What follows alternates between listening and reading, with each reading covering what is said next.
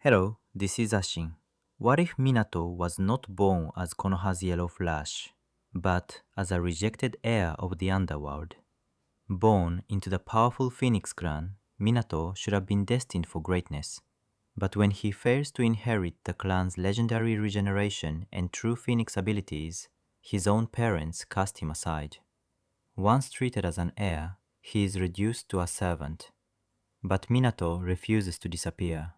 Through intelligence, discipline, and relentless training, he creates a power of his own, something even the noble devils cannot ignore. And when Zekram Bael discovers his potential, Minato's life changes forever. From a discarded child, to a dangerous apprentice, to the man who would one day stand above every noble in hell. Interesting? Well then, sit back, relax, and enjoy listening. Chapter 1.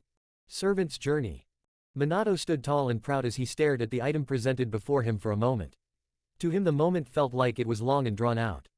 To those watching it was hardly noticed at all.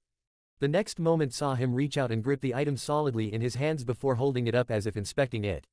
A crown, silver in color and simplistic in design by his own request. A thin ring with raised points every few inches.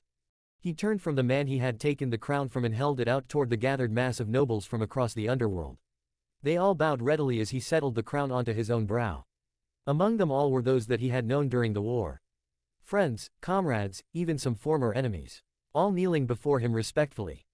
That of course excluded the man who had handed him the crown. As well as his new wife who stood to his right, and lastly his four closest friends and confidants just behind her. All the rest bowed down though. It was terrifying to see so many willingly place themselves at his whim. Among them two stuck out without trying. They shared his coloration, and his blood. His aunt and uncle, the newly appointed Lord and Lady Phoenix. They bowed even lower than the others, their foreheads nearly pressing against the floor. How strange to be here. The complete opposite of where I was, he thought as he stared at them.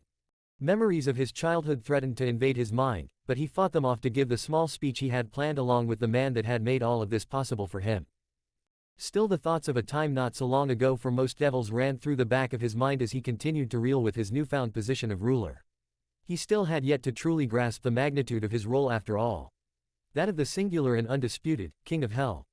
Nearly 2 decades ago and things were quite different. Minato was the one that knelt. He bowed and scraped despite the humiliation and abject pain he felt. His own parents towered over him with faint sneers of disgust marring their inhumanly perfect faces. A look reserved for the lowest dregs of their society, and now for their failure of a son. Not even a hint of regeneration. You lack my gifts, boy. Monsgrad Phoenix, head of the clan, spat as he glared down at him. Bad enough you control the flame and wind spells so poorly that you burn yourself, but this, the rumors that will start. His mother Yalara Phoenix shook her head, worried more for the remarks and veiled taunts her fellow noble ladies would have than the blistered and burnt hand that Minato cradled under his form as he bowed. You cannot remain the heir without the bloodline. Monsgard growled while turning away from Minato in thought. Worthless. Truly worthless. Why couldn't you have been stillborn? Less rumors that way. Less bad publicity with the other houses. The man continued to complain with Yalara seeming to nod along. Minato remained silent. He was a bright boy and despite what his parents were saying now, he was far more advanced than most of his fellow heirs. Unfortunately, his fellow heirs had their family powers and support to fall back on. Minato had neither. He had grown to not expect it either. He didn't expect their hatred though. If we kill him now, we can at least try for another heir of some capability. His mother suggested, gently taking her husband's hand in her own. Staring at the floor with wide eyes, Minato waited to see if the blow would come. He had seen his father extinguish the life of servants before with a flick of the wrist and a gout of flame so hot that it left permanent marks on any surface it touched. At the least it would be fast if he was killed like that. A near instantaneous disintegration. Brother, that's terrible. Another voice called, causing Minato to dare twisting his head just enough to see who spoke. His uncle Ograth Phoenix was kind to him, though distant. Still Minato felt nothing but thanks for the man as he and his wife stepped forward to his defense. Or at least a plea to spare his life. You claim little Minato is a failure, brother, but he might fail in our family abilities. He is the best in other ways and you know it. Don't let that anger blind the both of you. Ograth argued with his wife Hidana nodding in agreement from beside him. You speak out for him, little brother. Monsgard asked with an edge to his voice. Minato didn't flinch at that. This was the typical manner of the underworld these days after all. He'd heard some of the peasants say that the Great War had broken the hearts and minds of too many, that it had corrupted them all and made them cruel and merciless. He couldn't attest to that. The Great War had ended, or rather been on pause for the last century. If only because none of the factions involved could continue without risking their extermination at the hands of the others. For Minato, life in the underworld simply meant one was expected to be ruthless and cruel, even to family. Perhaps especially to family. It made you stronger according to most. No one else was alive to argue. Monsgard, his demonic energy is more potent than most adults in the clan, and he grasps most spells with ease. He only burned himself because the spell he was trying to impress you with was so large. He may not be right as heir, but surely he will make fine breeding stock for our clan's girls. Ograth suggested. Monsgard and Yalera shared a thoughtful look before Monsgard nodded to his brother. Minato would have blown a sigh of relief if he wasn't certain he would catch at least a beating if his father recalled his presence. Without the regeneration or mastery over flame and wind, he's next to useless with our name. Still, it would be a wasted investment of the last few years if we simply got rid of him. Get up, boy, Monsgard said as he turned to face Minato again. The child climbed to his feet shakily, getting an annoyed huff from his mother at the show of pain and difficulty as he did so. She stepped forward and tightly gripped his hand. Minato did his best to bite back the hiss of pain, but the tears welling in his eyes were clear enough to all in the room. Yalera healed the burn to an extent. Not completely. She wasn't about to waste that much energy on him, he knew that. The fact that he was receiving any healing from her at all surprised him a bit, and he could only imagine that it was some sort of deep-rooted maternal instinct that didn't extend beyond the most basic of aid. Or perhaps it was simply a whim or worry that people would say she was an abusive mother. Beyond the conversation today, neither of his parents had ever struck him or spoken of harming him at all. Even if they so coldly conversed about executing him now. You will serve well as a servant. You would have even made a fine heir if you'd been born with our abilities. She said, almost sadly, looking down at him as she spoke. Whatever odd feeling seemed to be hidden behind the stoic expression on her face faded away quickly, and she snapped once to summon a servant. A distant cousin of theirs based upon looks. One born to a middle-class parent or something. Move him into a servant room on the far wing of the estate. Put him to work out of sight for a few months while we look into options.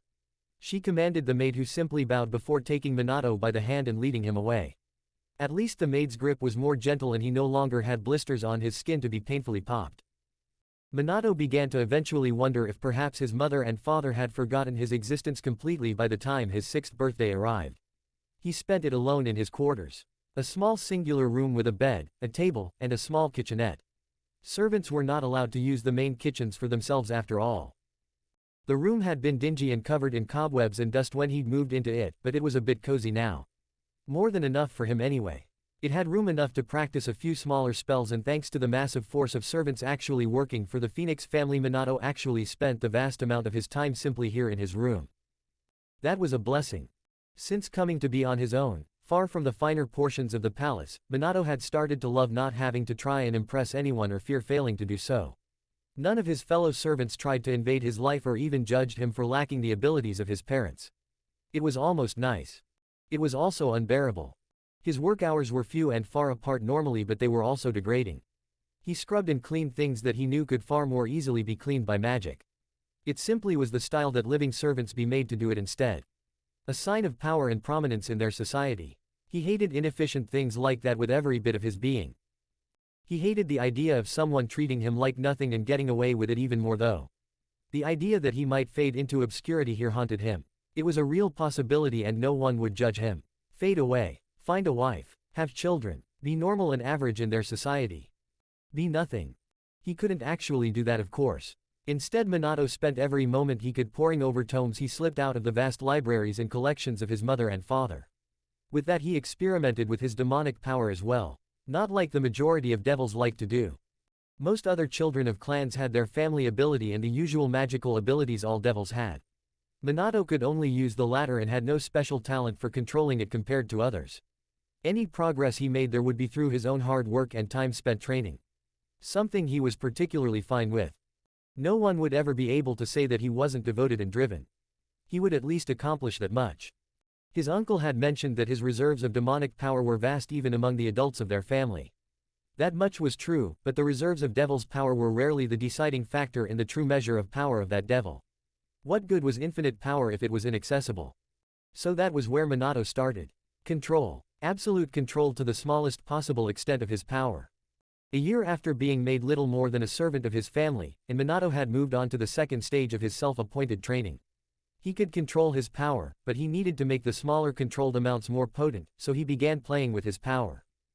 He narrowly avoided punishments after blasting apart a couple of tables as he worked on it. He hadn't avoided a caning from the head maid sadly. Not when he accidentally put a metal platter through the wall about a millimeter from the end of her nose one day. At least his fellow servants had been kind enough to cheer him up after the fact, encouraging him to aim a bit better in the future. He took their words to heart, just not in the way they likely expected him to. Finally, a year and a half after being sentenced to anonymity by his former parents, he made a breakthrough. It didn't look like much. Simply a condensed ball of pure demonic energy. Most devils would scoff at the sight of it. They could hurl pure demonic power easily after all. Just like he could. This was different though. A tiny amount of power forced in on itself over and over until it began to implode in a brilliant flash of light and heat. A slight alteration to the most basic offensive technique taught to young devils. Most children were taught to incorporate demonic power into their fighting with everything. A little energy added to a punch or slash of a sword or some added oomph in a spell, but again this was different to all of that. It wasn't really a spell or an enhancement to another attack. It was a feedback loop. Energy collapsing into a micro-explosion that fed more energy into subsequent explosions. Not that it was infinite. If he stopped feeding it minuscule amounts of his demonic power, the technique would rapidly burn itself out. However, if he launched it before it could, the detonation was easily several dozen magnitudes more than the basic use of demonic energy. And that was the tip of the proverbial iceberg. He could add his compacted demonic power to any attack just like the normal version. A punch, a kick, a ball of fire. Minato could make them all far more devastating than they appeared. It was just the start he promised himself. He didn't feel ready to show this to others yet. He needed more. He was still a devil despite everything. He wanted more, and keeping his cards close to his chest until the right moment would be how he could snatch up whatever that more he wanted was. He never would have guessed the opportunity to begin truly reaching for something better would come so soon. Nor that it would come disguised as a terrifying return to the side of his parents for a night. He hadn't missed the horrible social events of society during his time spent as a servant to his clan. Forced into a fine set of clothes that his mother had made for him and dragged along to attend, Minato stood with his parents in a massive ballroom crowded with hundreds of other devils. For some reason, Lord Zekram Bael had made the request of his fellow nobles to all attend a ball and feast at one of his estates, but the caveat was that they could only attend if they brought their legal heirs to the function. Despite his status as a servant being somewhat known, Minato was, legally speaking, still the heir to the Phoenix clan. At least until his mother eventually fell pregnant once more and his parents could try for their perfect heir. He just hoped he could have some impact on him or her when they did arrive, so that maybe they wouldn't be quite as awful to be around as his mother and father usually were. Even now the both of them had made it clear that they expected him to be with the Bael clan servants and making him useful in some way. Minato was actually almost thankful that they were sending him off to work with the servants rather than fraternizing with the other clan heirs. He wasn't comfortable in all the fine clothes anymore. Not to mention his etiquette had slipped slightly in the last year and a half. He just couldn't properly fit as a noble anymore if one were to ask him. He still felt more comfortable with other servants, and so just as his mother and father desired, he'd made his way over to help the maids and butlers. It took an annoying amount of time to find the place where the other servants were gathered, filling drinks and cleaning glasses. A well-oiled machine of lower and middle-class devils easily churned out the party favors and drinks that hundreds of high-class devils consumed in quick succession. Most of them were much older than Minato himself was. In fact, more of them were closer the age of Lord Bael than Minato himself if the young boy had to guess. That was the first thing that made both himself and one other stand out among the group. Unlike him, however, she seemed to almost be running the program. He eyed her a bit suspiciously first before approaching. Many among the pillar clans or the elite clans that were directly related to the four Satan families liked to give the servants a hard time whenever they became bored. He'd seen it at home, though thankfully despite their cold and callous demeanor, neither of his parents had much patience for interrupting the work of the servants. Maybe that was where Minato got his own love for efficiency. The girl was most definitely not harassing the servants though. Even though she clearly wasn't one herself, she only seemed to be helping them. Dressed in a fine dress with her long silver hair made up in a beautiful and elegant bun, the girl coordinated the servants like a woman twice her age could only dream to.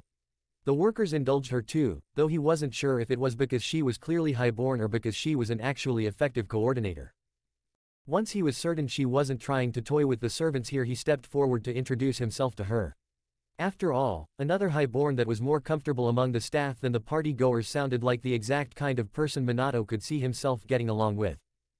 "Hello, why are you here instead of at the party?" he asked genially with a smile. The girl barely looked his way before gracefully reaching up to snatch a flute of some drink off of a tray and holding it out toward him. "This one is quite popular right now, my lord. It has a slight fruit flavor that most consider like sweet berries. However, I find it closer to melon myself," she said, all but politely telling him to please go away. Minato blinked as he reflexively took the glass from her before his mind caught up to his actions. He stared down at the glass before looking back up at her. She had still yet to look his way. Sorry, I wasn't looking for a drink," he said awkwardly. Perhaps something to eat then. I assure you that we can accommodate you, please return to the ballroom though. I will not be allowing anyone to toy with the staff tonight," she said before finally turning to look at him with scarlet eyes that fit perfectly with her silver hair and pale skin. "Toy with the no. I mean, I would never. I'm actually supposed to help them," he said with a blush on his face. "Help them?" she asked with a raised eyebrow. "Yes," he said before clearing his throat. "Let me introduce myself. Minato Phoenix, servant and temporary heir of the Phoenix clan." He set the glass down and offered his hand before blushing again and shifting to grasping the girl's hand and kissing the knuckle instead. "I see," she answered with widened eyes. "Temporary heir. My parents have decided the best place for me to serve my clan is in a literal servile role. However, by birth I remain heir until they produce a younger sibling for myself," he said with a fragile smile. She nodded at him while seeming to scan his face and general appearance much more closely now than before. "I've never heard of a clan doing such a thing." The laugh Minato gave to that comment sounded grating to both of them. He didn't quite have the social control of himself to hide the hurt regarding his status within his family perfectly. In fact, he largely expected that he never would, even if he got over the pain of being thrown aside eventually. Still, he was quick-witted enough to try and direct the conversation to a more appealing direction. "I've decided to try and be a pioneer," he said with a weak grin, though it strengthened when the girl giggled indulgently. It may have been a pity laugh, but it did make him feel better about his situation a marginal amount. "You know why I was sent to help the staff. Why are you doing it?" he asked her. She hummed before shrugging her shoulders. "I can do as I please within reason. It pleases me to help them with this event. I haven't heard of one this big since the memorial ball for the end of the Great War. They need all the help that they can get." Minato felt a genuine smile begin to build on his lips at her admission, only to lean forward a bit as she seemed to want to say something a bit quieter to him. "I also don't really enjoy spending time with the other elite clan heirs. They like abusing the lower class devils too much. It's disturbing." "Oh, I wouldn't either. You really seem like a decent person though. Better than most I've met among the high class anyway." The girl simply scoffed and told him not to look into it so much, though she had a very pleased look in her eye and faint blush to match his own as she did. "You want to help, so you can help me fill these glasses here." She took charge. "Of course, though, can you tell me your name first?" Minato asked. He had to stifle a laugh as the girl stammered and blushed at her own breach in social protocol. "Graphia Lucifuge. My apologies for being so rude," she answered almost robotically. "No need to apologize, Graphia. Let's get to work." The party went on for hours and Minato and Graphia worked diligently alongside the Bael clan servants for hours as well. Most of the staff had initially been a bit awkward in working alongside them, but by this point in the night they had come to regard the two children as wonderful helping hands. Even if their attire made them struggle a little bit, Graphia more than Minato, since her dress repeatedly got in the way of anything she was trying to do. As the hours rolled past, though, they began to grow tired and Minato had started to lose focus ever so slightly as he moved about collecting empty glasses and refilling drinks. His lack of focus of course led to the worst possible scenario as he bumped into someone with a full flute of champagne in hand, bathing whoever it was with the drink. His stomach felt as if it had filled with lead at the thought of embarrassing a noble like that. Thoughts of his father quite literally killing him came rushing to the forefront of his mind as he stared at the man before him. As his mind caught up to the moment and he processed who exactly it was he was standing before, the lead in his stomach doubled in weight and his heart felt as though it had become encased in ice. The man was older, a rarity almost to the point of non-existence in Devil Society. Minato easily knew who the old warrior was. Zekram Bael, the most powerful of the Pillar Clan heads and host of the party. The one Pillar Clan member with as much respect from the current Mao as the elite clans. A living legend. And Minato had just stained the man's shirt. You're not dressed like one of my servants. What's your name, boy?" Bael asked with little room for defiance in his tone.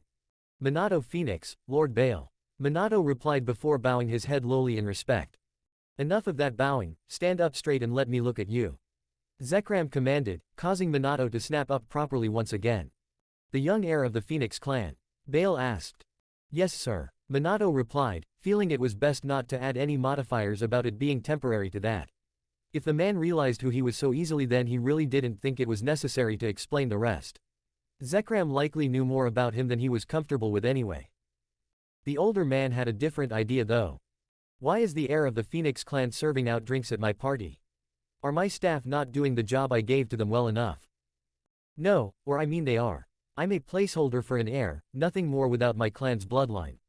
Minato hurriedly responded to make sure the nice staff he had worked with all night didn't get into some kind of trouble because of him. That doesn't explain why you are doing the job of a servant. Zekram said bluntly. With all due respect, Lord Bael. We both know that it does. Minato said simply. Bael smiled then, a real smile with no hidden malice like most devils had when they smirked at one another. Cheeky little boy, I look forward to seeing you again sometime. With that, Zekram Bael wandered off back into the party, completely uncaring for the stain on his shirt. Who would say anything about it to him among the pillar families anyway? Minato watched him walk off with a bit of desire though. The man was known to every devil in the underworld. Known for his old skills in the early days of the Great War as much as for his strategies later on and his leadership afterward in maintaining his lands. He wanted so badly to be like him. Hopefully they would indeed meet again soon. Chapter 2. Bought and paid for. Minato had thought that returning to his normal life as a servant to his clan after the Bael party would be a good thing. Perhaps that he would at least enjoy getting out of the stuffy clothing and away from the curious eyes of other nobles from across the underworld. Instead he had been disappointed. A tiny traitorous little part of his heart actually wished his parents would change their minds upon their return home. Maybe restore him to his old room and status. He did all he could to snuff that little ember of hope and desire down. It felt as if he spent all day silently telling himself to recall his place in this world. He was a servant. He would always be a servant. His mother and father had decided upon that and his lack of gifts had enforced it. For some reason he couldn't snuff his desires out though. Even as he made use of himself as a servant as he was commanded, he continued to work tirelessly in practicing with his magic. A minute little example of rebellion against the fate that had been dictated to him. That meant he returned to his private studies of magic and demonic power. He devoured all he could and practiced in every moment that he was free. Of course that had led to a couple of hidings from his superiors among the servants when he'd accidentally caused a mess or broken something. Learning that condensing his demonic power down to practically the level of atoms and directing it at something was an excellent way to destroy something outright. As well as nearly commit suicide.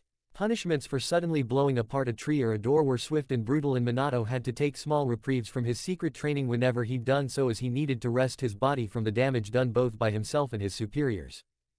Luckily the servants seemed to believe any infraction he committed would lead to punishments upon the entire staff. He couldn't deny the possibility. His father and mother loved to make examples whenever they were trying to get a point across. Forcing everyone to be responsible for the actions of one individual helped keep them all in line as they enforced the rules upon each other. He had to admit it was an effective system even if he felt it unjust. After all, the thought of his actions leading to punishments for some of the kind maids and servants that cared for him all this time sickened him. Despite all this, he couldn't bring himself to stop in his experimentation. Sadly, there was only so much he could do while both limited in his position within his clan and his need for secrecy.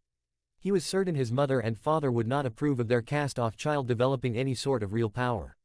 Too much of a risk to the future unmade heir of the vaunted Phoenix family. So here he was, once more frustrated by the concept that perhaps he was limited to only what was already made. His compression technique was something he'd never heard of others using, but while it could have interesting effects on spells when used together, he couldn't help but feel he was limited or forgetting something. It definitely did not help matters that he was more or less restricted from experimenting with combinations of anything but the most basic of magical spells. Frustration filled him as he looked around to make sure no one was around before summoning up his demonic power and compressing a tiny amount down as tightly as he could and converting it into a water spell. The little jet of water came out like an incredibly powerful pressure washer. He hoped that it would clean off the spot he'd been scrubbing it for over half an hour. It did, however. It left in its place a hole the size of a coin that not only burrowed deeply into the stone of the wall, but all the way through to the point that he could see outside onto the grounds beyond. Rapidly looking left and right he stood and fled from the area at a brisk walk, doing his absolute best to look as though he had done nothing wrong. That sort of thing would get him all manner of punishments from his fellow servants, and as terrible as it was, he hoped that perhaps it would simply be missed long enough for the others to forget he had been working to remove a spot on the wall there. As he fled though, he managed to plant himself into a much worse situation than essentially cleaning a literal hole in the wall. Turning a corner he collided face first with his mother, sending both himself and the woman sprawling onto the floor. Or at least he would have had she not been caught by his father and righted. Staring up in mild horror, Minato couldn't look away from the heated glares of the two of them. At least not until he noticed there was in fact a third person with them. A familiar man that stuck out among their clan quite easily. His coloring was far from the ubiquitous blonde hair and blue eyes of the phoenix. "Forgive my servant, Lord Bael. I assure you it will be punished appropriately," Monsgard said while turning his cold blue eyes onto his former son. Correct me if I am wrong, but isn't that your son? He is your heir, yes?" Bael asked as he stared down at Minato with a blank and carefully masked expression. "Unfortunately so," Monsgard replied with clear distaste and shame. He looked as though he had licked the most sour lemon in the world, as he admitted to it as well. "Unfortunately. Is that why he is dressed as a servant? He's some kind of undesirable for you, Monsgard?" Zekram asked. The phoenix head frowned even deeper. Admitting the issues around his current heir was not something that was easy for one as prideful as Monsgard Phoenix. Especially to one like Zekram Bael, who was held up as the highest among the Pillar family clans. The only one among their number treated with the respect that the Formao gave to the elite clans and their own descendants. Minato was born deficient. He knows his place but is still adjusting to it clearly, Monsgard said while shooting a look down at his son. "Get up off of the ground already, child." Yalera scolded her son. Minato scrambled to his feet and assumed a respectful and rigid posture as he stood aside against the wall of the hallway while still trying to disappear as much as possible. Of course that wasn't going to work, but deep inside it was suddenly all he could wish for. Deficient. He didn't inherit the gifts of your clan. What a shame. It does happen sometimes though. At least he seems to take his role seriously. That should be praised. It was him that I recall seeing at my party recently, helping my staff with their tasks, after all," Zekram said before reaching out toward Minato and laying a hand on his head. Minato fought back the flinch from the man's movement, but once his hand made contact with the top of his head, Minato felt the tiniest wave of demonic pressure swirl over and around him. His hair stood on end for an instant and then the feeling was gone. Just as Zekram withdrew his hand. He did not, however, withdraw his gaze. Unreadable violet eyes stared down at Minato, similar to how one might appraise a valuable object. It sent a shiver down his spine. "Monsgard, what do you plan for him in the long run?" Zekram asked the other lord, causing both Phoenix nobles to pause a moment as they processed the man's words. Thoughtful looks ran between the pair before Monsgard cleared his throat. "Well, while I have placed Minato here under the supervision of our staff to learn to be properly humble, it has become my intention to retain Minato as a member of my clan's main household. He will one day advise, protect, and support my future heir. Barring that, he will remain as my heir himself until a more fitting candidate is made apparent," Monsgard said, and Minato swore he almost caught a roll of Zekram's eyes from his father's words. "I see, so then he is quite valuable to you in the future of your clan?" Zekram asked. "Yes, after all, should our heir be a girl, Minato's expansive reserves of demonic power would prove to be a perfect match for her. Their children would be more likely to inherit both the gifts of our family and such large reserves," Yalera replied. Minato frowned as his parents both spoke of his importance to the clan and family. Plans for his future, a possible marriage to a younger sister that was not even conceived of yet, and sudden respect for his one apparent genetic gift. It was all a far cry from the near execution they planned on giving him at a whim. "So you could sense the massive reserves the boy will have one day. I would call you a fool if you hadn't. I've only seen reserves of that size in children his age among the Mao families themselves. It truly is a tragedy that he lacks your family gifts. Such power would have catapulted your family up the social ladder effortlessly. He's already like a prized stallion with what he possesses now," Zekram said as he turned away from Minato fully to face his parents. "We are quite proud of him despite the disappointments that his birth also presented," Yalera easily lied. "I'm sure. Now let us cut to the chase. I have plans this evening.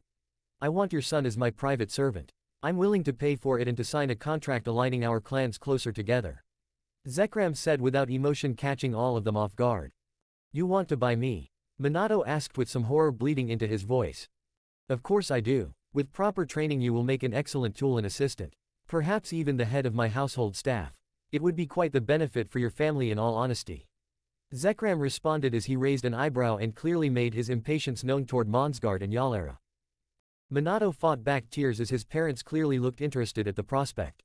After they had planned to kill him before, he had thought such a thing wouldn't hurt, but somehow he was wrong. Being treated like little more than property to be sold off made him sick to his stomach, but he didn't dare so much as twitch. If he interrupted the upcoming negotiations for his own purchase, then he doubted very much that he would be allowed to eat tonight, and that was if they didn't want to beat him senseless for insulting them in front of Lord Bael. "Let's retire to my study and discuss terms, shall we?" Monsgard asked. "Of course. Lead the way," Zekram replied. "Minato, go and wait in your quarters. We'll send someone to collect you once we've finalized our terms," Yalera said in the sweetest voice she'd used with him since he was 3 years old. "As you wish," he breathed out shakily. As he began to walk off, he froze for a moment as Zekram seemed to pause beside the tiny hole that Minato had made earlier. He'd forgotten about it until just now. The head of the Bael clan said nothing though, simply staring at the hole for a moment before turning to stare at Minato once again with those unreadable eyes of his. The young blonde didn't wait around any longer. He raced back to his quarters at the fastest pace he could while still remaining respectful. The discussion lasted around an hour. The price of his life was found and finalized in less time than it took his mother and father to enjoy a meal. "At least I can say I'm not worthless in their eyes anymore," he darkly commented to himself as he packed the sparse few belongings he had for himself. A notebook that he recorded his experiments with his demonic power in, a novel that his mother had once read to him when she still thought of him as a possible heir. A few articles of simple clothing. Nothing else. No other mementos or precious items he could call his own. Zekram himself wasn't there to collect him. Instead, it was a plain-looking devil wearing a butler's uniform with the Bael family crest stitched into the breast pocket. He imagined the man might have been one of the ones he had worked with the other night during the party. Sadly, Graphia had taken his attention too much and he couldn't recall if he had or not. It didn't matter though. The butler made it plainly obvious he was not there to converse with Minato, only to escort him to where he was to be staying. That of course was the first of the confusing turns of events for the child. He wasn't led to servants' quarters or a shack on the property. He wasn't even taken to some hidden corner as he had seen a few nobles assigned to their servants. Instead, he was brought to a sizable but plain room. A utilitarian bed, some bookshelves, a desk, and a few other decorations filled the space. This wasn't the room of a servant. It wasn't exactly the room of a lord either, but it was definitely far more than he had become used to. "Lord Bael will retrieve you himself in approximately 1 hour. Put away your belongings and familiarize yourself with your room. You will not have time afterwards from what the master has explained to me," the butler said crisply before closing the door and retreating down the hall. Minato nodded, even though the man was gone. He slowly put his clothing away in the chest at the foot of his bed before putting his other belongings on the desk. He wondered if he could get away with placing some of the security spells and wards he had managed to glean from his sneaking of Phoenix family books in the library back home. Home. He supposed that the Phoenix estate was no longer his home. His connection to his old clan was gone and for good. He existed merely as a tool in the service of Lord Bael now. That was as frightening as it was interesting once he began to think about his situation a bit more clinically. If he wanted to establish his own freedom and liberty from the hand dealt him at birth, Minato really doubted he could have done better than becoming the servant to Zekram Bael himself. Whatever the real reason for his interest in Minato, Zekram would no doubt desire for a powerful asset rather than a weak one. That would work in Minato's own benefit as well. He just had to be careful not to step on the toes of his new master, otherwise he might find the fuse for the man's temper even shorter than his own family's. If that was the case, he could easily experience the legendary power of destruction firsthand. Not something he was willing to learn about. At least not in that fashion. As his mind wandered and he pondered the exact plans and reasoning of his new owner, Minato quickly lost track of time. The minutes became an hour and almost on the dot a sharp knock yanked the boy from his thoughts and over toward the door to his room. Unsure as to what to say, simply saying, "Who is it?" felt foolish. Minato stood in place and stared at the door in trepidation. Thankfully he didn't stare long as the door swung open and Zekram himself stalked in with a swagger and confidence only those of immense power both personally and politically could hope to possess. "You didn't respond when I knocked, boy. From this point on you will call out if I come to your room like that. Understood?" he asked, not even bothering with a greeting. "Yes, Lord Bael," Minato quietly said. The man stared down at Minato for a moment before scoffing. He seemed displeased with something, though Minato couldn't say what it was. It did worry him a bit though. Buyer's remorse in this situation would lead directly to his very untimely demise. "Follow me, we have things to do and matters to discuss." Zekram commanded before pivoting and striding from the room. Minato had to jog to catch up to him. They walked in silence for some time. Minato was more or less fine with that. He was unbothered by silence for the most part, which surprisingly seemed to please the older man. It was a bit hard to tell, but already he was starting to get a feeling for the personality of his new master. Zekram Bael was a powerful man that knew precisely what he wanted and precisely how to get what he wanted. Furthermore, he was a bit eccentric, at least only in that while most devils made great shows of their capabilities or bragged openly on their achievements and status, Zekram had no need. He had no interest in such actions either. It was interesting to see how that could all be expressed by a man simply walking down the halls of his own home in absolute silence. Still, Minato felt he could read the man relatively well, at least in that regard. Like with all others who met Zekram Bael, Minato was at a loss as to what was happening in that head behind those cool violet eyes though. You take silence well and know how to be patient and attentive. Zekram suddenly said, nearly causing Minato to trip up after having grown used to the silence. You will need some more work on attention after all, it seems. The Bael said simply before opening a final door and leading Minato into a massive grove of trees. I have no doubt you are still confused as to why I would want to purchase you from your family. I have no actual interest in making you the head of my household staff. I have people who have served me since the start of the Great War, and you would never compare to their loyalty or dedication no matter how strong I make you in the coming years. That leaves us with no reason as to why I would have an interest in you at all though, doesn't it? Yes, Lord Bael, Minato replied quietly, following along as the man spoke. From now on you will call me simply sir, or master. Lord Bael gets quite tiresome on the ear after hearing it from everyone all day every day for centuries. Zekram said before stopping suddenly. Minato, can you guess why it is that I purchased you from your short-sighted parents? Zekram asked. The boy stared up at the man before slowly shaking his head. No, Lord no sir. I wouldn't expect you to. You're a child Minato, but one that is placed in a very unique place. Your clan disowns you, yet you have the potential to grow beyond anything that they were capable of to begin with. Do you know why that is? Zekram asked. Because of my reserves of demonic power. Minato asked. No. That will undoubtedly help you, but it has nothing to do with what will make you exactly what I have been looking for. It's something that isn't tangible or measurable at all. Something an incredibly small amount of our race can even pretend to comprehend. Something you have in spades and share with the handful of devils that I will openly admit that I admire more than any other. Zekram spoke with a tone that drew Minato in like no other had before. It was impassioned and earnest, far from the enigmatic and businesslike man that had interacted with his parents. You remind me of them a bit. Not as much as you might hope and not in any way that's initially obvious, but I can see it. You are so much like the first four. Our true founders. The first Mao. Zekram said with a small wistful smile on his face. What? Minato asked with a gasp. He almost felt as if the wind had been knocked out of him. No one had ever told him he was worth anything more than that of a loyal servant and tool for his clan after all. You really are. It has nothing to do with power or ability. It's all about intent. An intent that you practically radiate. A desire that is so potent that even your imbecile parents should have felt it. We are devils after all. Desires are our driving force. The thing that breathes energy and life into our souls. Your desires are palpable to me, Minato. I doubt you even truly understand them though. Which is fine. You're still very young. You'll come into your own under my tutelage. I promise that much to you at least. Zekram said before motioning for Minato to stand across from him in a small green clearing. Now, I am not going to bother with a lot of preamble beyond what I've already said. I can sense the amount of work you've already begun putting in. I won't punish you for exploring magic like your family might have, so I want to know all of what you can do and what exactly it is you did to make that little hole in the wall back at the Phoenix estate. No secrets, Zekram commanded. Minato stared up at the man across from him for some time. He felt as though he was in some kind of dream almost. He didn't want to wake up. It might have been childish or naive to trust the man from a simple speech, but truly what did he have to lose from giving his all to his master? The man was offering him a way to attain his desires, and at the moment he only felt one desire deep inside himself. He wanted power, strength, respect. He wanted the freedom that Zekram Bael flaunted so casually. He craved it with all of his being. So he told the man everything and began his journey as the apprentice to Zekram Bael himself. Chapter 3. The Power in Connections. Minato came to rapidly love his new life serving as an apprentice to Zekram Bael.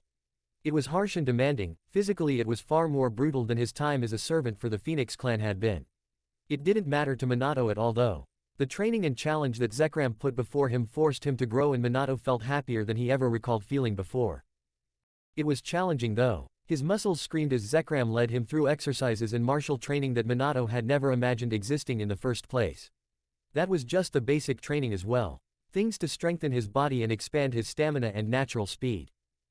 The Bael Lord seemed to have a bit of a soft spot beneath his hard exterior as well.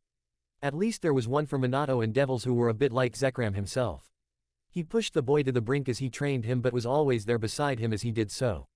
At times Minato even wondered if perhaps this was what a parent was supposed to feel like. Pushing the child to better themselves, but always there when they went too far and needed to recover. He wasn't quite confident enough to express such fondness for the old man. It didn't feel quite right anyway. Zekram didn't look at him with fondness or unconditional love like Minato dreamed of. It was a calculated care. Respect for his drive and potential. Nothing more and nothing less. That was of course fine with Minato. It was infinitely better than his parents and clan, so he devoted himself to everything that Zekram placed before him. The results spoke for themselves as well. Today they were practicing magic once again, and his master had pushed him to continue with his experiments in how he manipulated his demonic power. There was little support that the man could provide here beyond giving him an idea here and there for trying different ways of manipulation. That was enough though. Today the man had suggested something to Minato that the boy had never thought to try before now. You condense your power down to the tiniest point imaginable. So much so that it causes an implosion when pushed too far. I want you to try and get that condensed form of demonic power down to the point just before it implodes, then I want you to tear it apart again. I've never seen someone capable of manipulating their energy quite like you can, Minato, so this is untested ground. I expect you'll make incredible breakthroughs with it once you learn to master this ability of yours. Zekram told him, which filled the boy with confidence and determination to impress him to the best of his ability. Unfortunately that was much easier said than done. Currently he laid on his back covered in painful bruises and scrapes that caused his body to ache and surrounded by craters throughout the training ground that his master had given him to work in. The most annoying part was that he could feel how close he was. His master had been right. If he could gain proper control over the restriction and expansion of his power at such a fine point, he could do something amazing. He knew it. The problem was he was essentially trying to hold an imploding bomb inside his hand and control exactly how much energy it expelled and the manner in which it expanded. Not easy, especially for one so young. There was no trick or fast method to accomplish it either. He would just have to keep working until he got the proper feel for how to control it. Then the real work would begin. He almost dreaded it, but still the grin wouldn't disappear from his face. As he climbed to his feet to begin again, he turned as he felt the presence of his master enter the clearing. Minato, take a break, here, the man said before summoning a bottle of water with a magic circle. The blonde greedily gulped down the water, much to the amusement of his master. He shook his head as his young apprentice sputtered a bit after drinking a bit too quickly. You are easily the most determined person I've ever met. Perhaps it would help if you slowed down a little and tried to take on the problem a bit slower. Don't force it. It's your power, you have control, just guide it how you want it to go. He suggested. Minato released the bottle of water from his mouth before cocking his head to the side in a thoughtful expression. He seemed to be thinking about how to manage that. Unfortunately Zekram couldn't help in that particular instance. This stage of his training was truly untested waters. No one that Zekram had ever heard of could control their power on such a direct and minuscule level. The blonde beside him was truly a genius though. He'd been training him in far more than simply magic and physical aspects. Politics, society, history, mathematics. Everything a gentleman would need in the future once he was grown up. Minato absorbed it all like a sponge. They'd soon be moving on to tactics, and Zekram had the sinking suspicion that his little protege would continue to prove himself to be an excellent investment. How do I do that though? Heir, master, Minato asked before nervously adding the respectful term he reserved for Lord Bael. That is something you will have to figure out on your own, Minato. I intend to train you to the best of my ability, but there are some things that only you can do for yourself. Zekram admitted. Minato nodded seriously. Most children his age, 8 if Zekram wasn't mistaken, were more concerned with playing and things of that nature. Minato was different, thankfully. He was reliable and driven. That was all Zekram needed to mold him. His unique skill was a great boon. His reserves were a nice addition. But his mentality was something that couldn't be taught and would take him further than any amount of power could. Why don't you try again, but this time take your time. Do as I suggested and guide the reaction rather than forcing it. Zekram said as he held out his hand for the bottle of water. Minato nodded before handing the bottle over and stepping over to the middle of the training ground. He stared down at his hands for a time. Zekram didn't disturb him and instead watched the process his apprentice had created for himself. The boy stared at his hands and envisioned the action he wanted to create. It was something special to see the gears churning within his mind. Slowly the boy extended his hands. Faint light slipped around his fingers and coalesced into something of a mist of flickering energy. Zekram watched on as the tiniest pinprick seemed to gather the energy into a spot between Minato's hands. It sparkled and quivered as it built up in power with a faint hum of sound similar to that of a generator of some kind. For Minato, the energy in his hand constricted and twisted as he compacted it down into the tiniest point that he could manage. It built in strength and he struggled to keep his control as he packed it down tighter and tighter. It felt as though his muscles were being pushed incredibly hard, but in this case it was more his brain or perhaps his spirit. Whatever vessel was used when a devil interacted with their demonic power.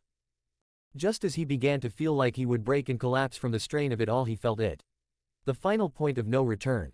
It was harder to force himself to stop condensing his power than he expected, but just narrowly he managed to do it. For a moment the tiny spot of pure demonic energy hovered in place. It practically bubbled with power, but Minato wasn't done with it. And guide the reaction, he whispered out with a breath as the power began to implode. Rather than try and keep it contained, he simply focused his attention on shaping and stabilizing the tear around the edge of the tiny detonation of power. All the while his master watched his progress with widened eyes as the little child accomplished something unprecedented. The detonation of demonic energy stabilized after a moment and Minato stared in shock at his creation. A small field roughly 3 inches across that acted more like a rip in space than any kind of explosion as he had created beforehand. What was more was it was stable as long as he kept his focus. He could even alter the shape and size of the field with ease. Marvelous, Minato. Zekram praised quietly, bringing a bright smile to the little blonde's face. It's like I was just missing how to do it somehow. Now that I know how to do it, it's like, Minato trailed off as he stared at the field. Like it is easy. Zekram chuckled softly. Yes, Minato replied, though he was clearly distracted by something. Zekram waited patiently for the boy's mind to wrap around whatever it was trying to process. He'd learned by now that his apprentice was more than capable of incredibly complex ideas as well as simplifying those ideas into terms that he could express to others. Master, could you show me your power of destruction? Minato asked, catching even Zekram a bit off guard. Certainly, though I am curious what you are thinking in that head of yours, boy. The man said before turning to a withered old tree and releasing a splash of his power onto it. As all things were when impacted by the power of destruction of the Bael clan, the dried bark of the tree was consumed rapidly in the red and black energy of its power and broken down in miniaturized explosions all across its form until nothing was left. He turned his eyes back to Minato, whose own blue orbs flickered back and forth between the now destroyed tree and his own shimmering field of energy. I don't understand. Master, how did you do that? How does your power of destruction really work? Minato asked, causing Zekram to tense up. Normally, even being asked such a question about his power would have him on edge and wary of the intentions of the one asking him. Minato wasn't trying to work out weaknesses to his ability though. He was about as far from an opponent as Zekram could get. Barring perhaps his own family. How does this apply to your ability there, Minato? He asked. Because I think I am misunderstanding something about how our powers work objectively. I don't really need to know how your power works, Master. Only what does it actually do to its target? Does it really completely destroy it? With nothing left at all? Minato asked as he turned his attention back to his own magic and began to alter the shape and size of the tiny field.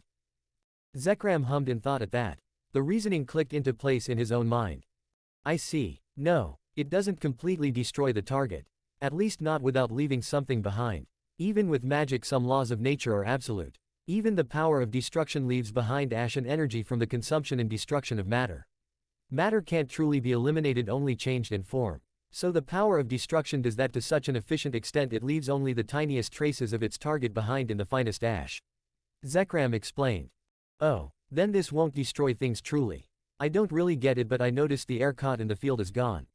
Somewhere, if it's not destroyed really. Minato said, causing Zekram to step closer to his power and examine it. You can't reduce air to ashes and dust. You can't really see what's going on with it using air as the target either. Use it on this stone here, Minato. The man said as he pointed out a target. Yes, master. The boy dutifully answered before stepping forward and channeling his new creation into a position and shape so it consumed the tiny pebble that his master had pointed out. Almost the rock was devoured by the field before suddenly rocketing out the other side at a much faster pace than it had been placed inside the field of energy. It cracked the boy in the forehead and sent him tumbling across the ground as his field of demonic energy fizzled and dispersed. I see. Now that is an interesting development. Zekram said, ignoring the boy sulking on the ground and rubbing the sore spot where the rock had smacked into his skull. You displaced the object from its place and the sudden change in position accelerated it. I think in time you'll be able to control not only where objects exit your energy but how they do and at what speed they do it at. The Bael postulated. That would be preferable to getting hit in the head like that every time. Minato bemoaned. Zekram chuckled before reaching down and picking the boy up onto his feet. Come along, this is an incredible breakthrough but you're exhausted and in pain right now. We need to focus on some bookwork anyway. I want you to go get cleaned up and meet me in the dining hall. We'll be going over the connections between various noble families while we take our evening meal. Zekram informed, getting only a nod from the boy. The older man nearly laughed at the sullen look in the child's eyes. He wanted to keep working on his new creation. Not that Zekram blamed him, but the practice and repeated explosions he had tried to control had exhausted him more than he realized. He would need to rest his body for a while. Thankfully they had plenty of material to go over that didn't require Minato to do anything more than think and speak. His apprentice would be well-rounded thanks to it, even if Zekram himself was also excited by the prospect of what they had discovered this afternoon. The following years went by quickly for both Minato and Zekram.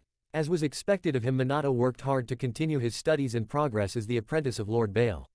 He grew tall and strong just as his mind grew sharper and his abilities expanded to things few devils would even imagine. Of course few knew anything about Lord Bael's very private apprentice. The enigmatic blonde was practically always hard at work, either studying or training in some way. That was what Lord Bael had desired for him from the start. Such peaceful time spent expanding his skills would one day come to an end after all, and neither Minato or Zekram wanted to waste the opportunity that had at the moment to push Minato's capabilities to new heights. Today however Zekram had called him in from his training ground a bit early. He'd had him clean up and meet him in his study for a discussion. Usually when these things happened it was because Zekram wanted to talk about his future or the many plans that Zekram had for their people. Those plans were extensive of course. Anything else would have been unacceptable for the living legend that was Zekram Bael. As one of the few remaining founders of a noble clan, he had seen their people from the very beginning and dreamed of the heights they could go. He'd made it clear to Minato that was part of why he had selected him as his apprentice. It was also why he had done such things as hold the party that they had first met at. After all, Zekram had little to no interest in interacting with the current generation of nobles of the Underworld. In his own words, they were nearly all worthless souls destined to fall to the wayside as their successors replaced them. He'd even quietly spoken of his contempt for the current Formao as well. His disgust for them was worse than what he held for the many weak and overly proud clan heads. He had personally known and looked up to the four original Mao after all. The way he spoke to Minato about the true Lucifer and his compatriots and the dreams that they had held for all of their people so long ago simply made Minato wish that he too had known them. The passion that they had passed on to Zekram was intoxicating, and he could sadly only imagine what they had been like in person. The ability to forge an entire domain for their people from nothing and the ambition to make war against the Creator himself as well as his legions of angels to bring about a greater existence for all of them. It made him feel like a historical footnote in comparison. Tonight it looked as though a similar discussion would be occurring. Minato, I trust that practice is going along well? Zekram asked. It is. I've begun displacing myself consistently now and altering the path of projectiles easily now. Minato reported. Excellent. You are 15 now, it's about time I start introducing you to the more strategic side of being a truly conscientious gentleman of hell. Zekram said as he motioned for the boy to take a seat. I look forward to your tutelage, master. Minato responded. Hey, your etiquette is always refreshing, my precious student. Zekram said warmly. Minato had not been the only one to change over the last few years. Lord Bael had also developed a warmer personality when in private with his student. They both brought the best out of one another and could share a game of chess with the same cheerful demeanor as when they sparred together. As you know, I have made it my personal mission to guide our people and society toward a point where they are truly at their greatest height. In doing so, I monitor the future generations rising up in the ranks of our people as well as try to offer guidance to those already in positions of power. This is of course how I came to possess you as a student. My greatest success thus far, I imagine. Zekram explained as he poured both himself and Minato a drink. You always flatter me, master. I simply wish to make you proud. Minato replied. Such a good student I have. Nevertheless, tonight I have a much more grim matter to discuss with you. The inevitable fact that is the oncoming civil war here in the Underworld. The day draws nearer and nearer no matter what I might do to prevent it. Zekram said, causing Minato to blink in surprise before he schooled his features and focused his attention on past events that had occurred recently. I don't understand, Master. I thought you said things were advancing spectacularly for our people. Why would we be moving toward war? He asked. Perhaps I misled you unintentionally, Minato. As unfortunate as the coming war is, it truly is a necessity. In fact, I am doing everything in my power to ensure that it happens. The Bael clan head said, causing Minato to freeze up in shock. You are encouraging it, he muttered. I'm planning it. Our current system is corrupt and wasteful. It also goes against the core value of our people. We desire and respect ambition and power. How then can we truly follow those willing to share power with one another? More than that, as much as we devils respect and laud power, we do not inherently approve of the abuse of it. Our current leaders are lazy, often sadistic, and in my own opinion more idiotic than the lowliest of our peasantry among the lower class devils. I refuse to let such things continue. I won't let the society our great founders gave their lives for be ruined by their pathetic grandchildren. Zekram explained, causing Minato to lean back into his seat as he processed his master's words. The Paris asked in silence as Zekram gave him time to mull over his words. He smiled when the boy finally responded. A new system with a single king. That's what you've been hinting at in all the sessions when you taught me politics and social studies. You intend to reorganize our entire society with a singular individual as ruler. It is the system our two rivals among the angels and fallen angels use, is it not? If it works for them, why then would it not work even better for us? You would crown yourself the king of hell then. The amount of work you would need to do to begin the process would take years. Decades at least, centuries would be better. Minato pointed out. Then it is in our benefit that I started my planning some time ago. 2 centuries before you yourself were even born. I am no bold fool, Minato. Rather, I am a bold old man who knows his fellow devils and their desires better than any other being in existence. Zekram said as he sipped at his drink. Minato nodded slowly before a small grin spread on his lips. He'd heard of the abuses that the current Mao and the elite clans subjected others to. He didn't share his master's disdain for the lowest among their society's people. The lower class to Minato were just as good as the high class, even if they lacked the power of their supposed betters. That was a position he kept securely confined within his own mind though. He had grown close to Lord Bael, but the older man was a conservative individual in many matters including class position and responsibility. What is it you require of me, master? Minato asked the man, getting a chuckle from the Bael. Nothing more than the same you have always provided, Minato. Your very best. Tomorrow 4 young devils of influential clans among the pillar families will be coming to visit to stay the summer with us. They, like yourself, are unique in their births. They possess characteristics that make them ideal for my planned future for our people, and their parents are all close allies of mine that I have worked hard to cultivate for the last 200 years. You'll train together, but you will show them all that your place as my own apprentice has set you apart from them. You will show them just what it is that makes you so special. We'll move on from there. Zekram explained. I see. You want me to beat up your guests in a spar then? Minato coolly replied. Don't humiliate them, but remind them that there is more to strength and power than simple use of devastating bloodlines. After all, it isn't their bloodlines that I desire them for. It's everything else that they are. As you wish. I'll give them something to remember me. Minato stood as he spoke and Zekram nodded. Good. I'll be watching, so no holding back. I wouldn't dream of it. He laughed as he left. Sears was glad that his mother was hardly anything like Lord Bael was. She was loving and kind to him while the old man was critical and hard to read. He supposed those were attributes that most devil nobles were supposed to embody, but being a grimoire, Sears was very happy that his mother seemed to have adopted the traits of his clan rather than kept those of her original family. You really think the old man's apprentice is going to be that interesting? Sarafal asked from beside him. He's a strict man and didn't seem like one to boast. Plus you've all heard the stories about him fighting in the Great War. If his apprentice is anything like him, then I'm sure he'll be interesting. Ijuka replied. Why not introduce us himself though? Why send us out here to track the guy down? Isn't that a bit annoying? Falbium suggested. It's because my master believes that the best introductions are done by yourself. It's kind of silly, but he says that being introduced by another person interrupts the first impression someone has of another. A new voice that the 4 devils didn't immediately recognize said as a blonde boy around their age seemed to simply appear from behind a tree. I didn't even sense your demonic power. Ijuka said, a bit distraught.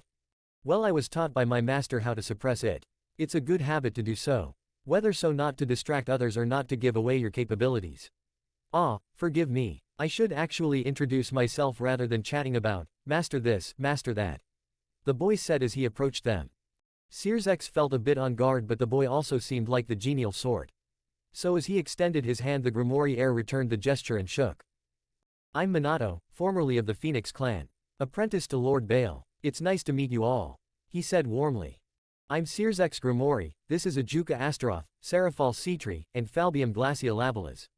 I supposed we're all staying with you at the Bael estate for the summer. Some agreement between our parents and Lord Bael. Searsex replied. You know how it is. Politics. Minato replied with an odd glimmer in his eyes. So, Minato, what was the point of us meeting you out here? Falbium asked. He was clearly unhappy with having to trek out into the woods on the Bael family grounds. Oh, Master didn't tell you. Odd. Well, maybe he meant for me to ambush you or something. A bit late for that though. Either way, we are supposed to spar. An introduction both to our abilities and personalities or something. He chirped. Just like that? Serafal asked. Yeah, just go with it, you will all get used to how things work around here in no time, and Master will make sure you all end up stronger for it too. For now though, let's get started. Minato grinned viciously before dropping through the ground itself and disappearing. The 4 clan heirs blinked in shock at the sudden disappearance of the other boy. He was there and then he wasn't. Ajuka, Searsex muttered. No magic circle, but he definitely transported himself. The question is where? Ajuka replied as the 4 of them began to shift into a guarded position and slowly summoned up their demonic power.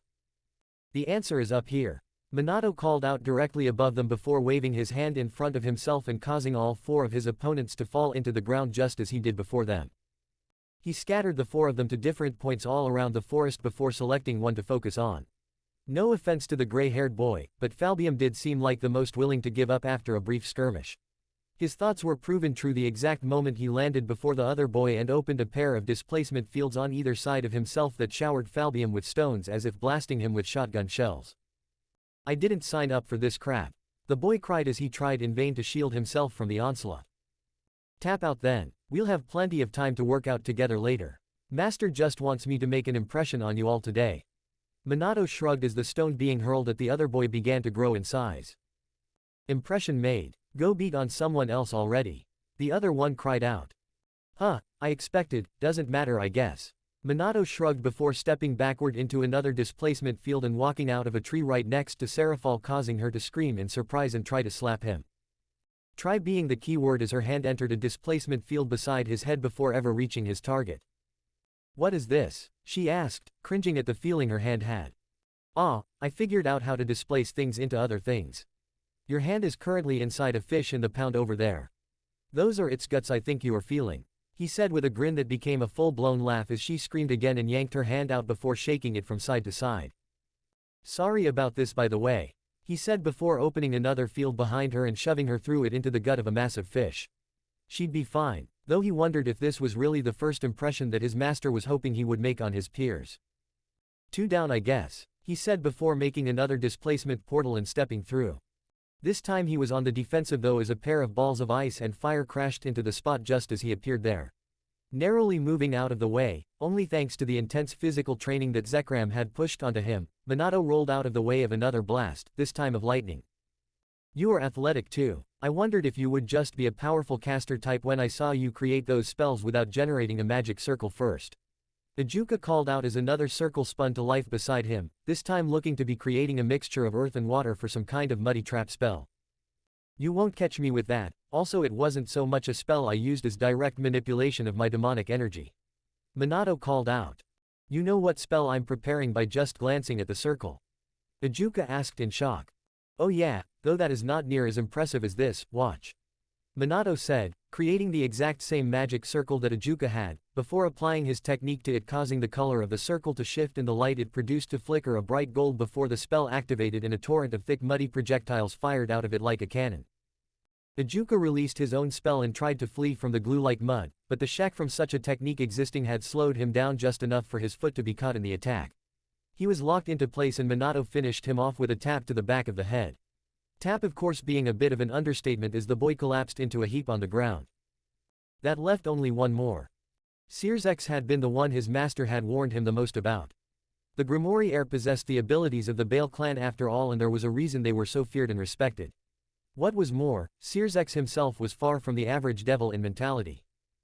Zekram didn't approve of much of the redhead's mindset.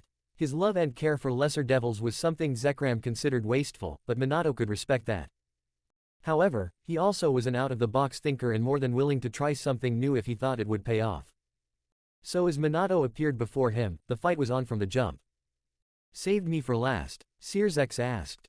"The others seemed interesting, but you're something a bit more intriguing to me." Minato answered simply.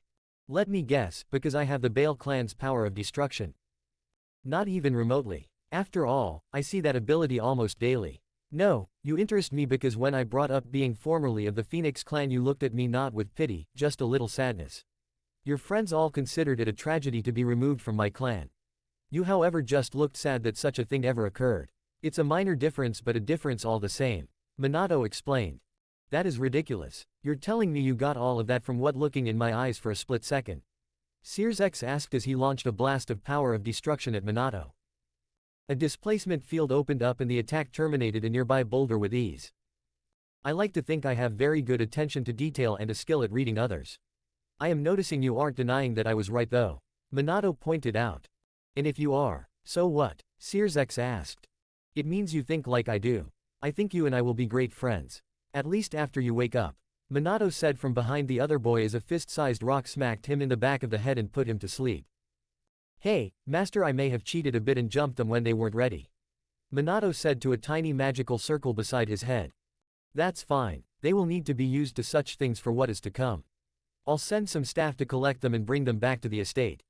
Get yourself cleaned up. I plan on having a more civil introduction at supper." Zekram's voice returned to him over the magical circle. "Understood. Oh, the sea tree girl might need a while to get cleaned up. I sort of put her inside a giant fish in your lake." Minato chuckled. Zekram only sighed before ending the communication. Chapter 4. Summits and Spies. In the 5 years since he had been introduced to his friends, Minato had grown exponentially, just as they had. The 5 of them were relatively well known among the pillar families and even his own mother and father had occasionally made a fuss until he appeared at a social gathering at their side. Zekram had insisted that such things were necessary for the greater plan after all. The pillar clans were the key. They formed the backbone of their society, or at least had since the end of the Great War. No one would admit the shift in power since the loss of the 4 founders and so many of their closest brethren among the elite of their society. Day by day, Minato was exposed to more and more of the reality of their world, and before long it was abundantly clear that Lord Bael's predictions and plans were all precisely right. Those currently in power abused what positions they held to such an extent that it was detrimental not only to those that served them, but their positions themselves. It was like a rot decaying the civilization Lucifer and his 3 fellow founders had created. Where once Zekram had expressed his disgust in regard to such things, now Minato felt it too. However, his reaction was even more pronounced. The abuses running from the 4 false Satans all the way down to the lowest devil peasants burned at his heart. He took it personally, and it had taken just as much work to learn how to hide his reaction towards such things as it had to properly interact and manipulate those in their society. It was growing worse too. Already divisions between the pillar families and those of the handful of chosen clans by the current Mao were becoming apparent. It wasn't a clean split, of course. Some clans enjoyed a level of fondness from their higher-ups that few others received. Among them, of course, was the Bael clan. Minato could easily imagine that if his master had been any other man, then perhaps there would not truly be a threat of a future war hovering just beyond the horizon. If the Mao had any other man in Zekram Bael's position, their heaping of praise and support would have likely garnered them all the loyalty they needed. Thankfully for their race as a whole, Zekram Bael was a true devotee of Lucifer. The first Lucifer. He detested what he considered the shameful behavior and mentality of the lost founder's descendants. That, and what Minato was sure, was a large helping of ambition to crown himself the solitary king of all of hell. He was the only one the man had admitted as much to. Minato was in a unique position. He was Zekram's only confidant. Something the young man was not willing to risk for any machinations of his own, yet. He was ambitious, but he didn't have the mad desire that his teacher did. In fact, he almost preferred it this way. He would happily see Zekram Bael sat upon a throne overlooking the underworld. To that end, he was now accompanying his master for a meal, as had become frequent. At 20, Minato had very few hands-on training sessions with Zekram any longer, and his tutelage had transitioned more to a method of having political and philosophical discussions and debates over a meal or while drinking some wine. At the older man's urging, he had begun to host the same with his friends as well. It took quite a lot of time to get over that somewhat rocky start that they'd had, but once Searsex, Serafal, Ajuka, and Falbium had gotten to know him, they had all gotten along perfectly. Searsex and he were especially close. Their mentalities were simply too similar for them not to be, though Minato suspected that Searsex was a bit too merciful for a devil. It was a nice change of pace from the majority of their brethren though. They would normally categorize Minato into the same box of being too merciful as well. What did you think of what happened to the Zepar clan's second daughter the other night? Zekram asked Minato as patted his mouth clean with a crisply folded napkin. It was horrible, Minato simply replied, getting a stern look from his teacher. That response was not enough. He knew it, but he had taken to probing the patience of his master from time to time lately. Zekram had silently approved of such a thing. After all, in their society even the two of them might find themselves at odds at times. It works out in our benefit. The Zepar clan are known for their steadfast loyalty, but Lord Zepar is also known to cherish his 3 children deeply. I think her name was Monasi or something like that. A member of the Sargatanas house tried to take her into a back room. It wasn't a member of the main family and he was trying to force himself onto her. She fought back and managed to scar his face. There's going to be a duel in a few days between Lord Zepar and the Sargatanas heir over the whole thing. Monasi will be taken as a servant by the clan as recompense. Minato explained. Not anymore, Zekram said gravely.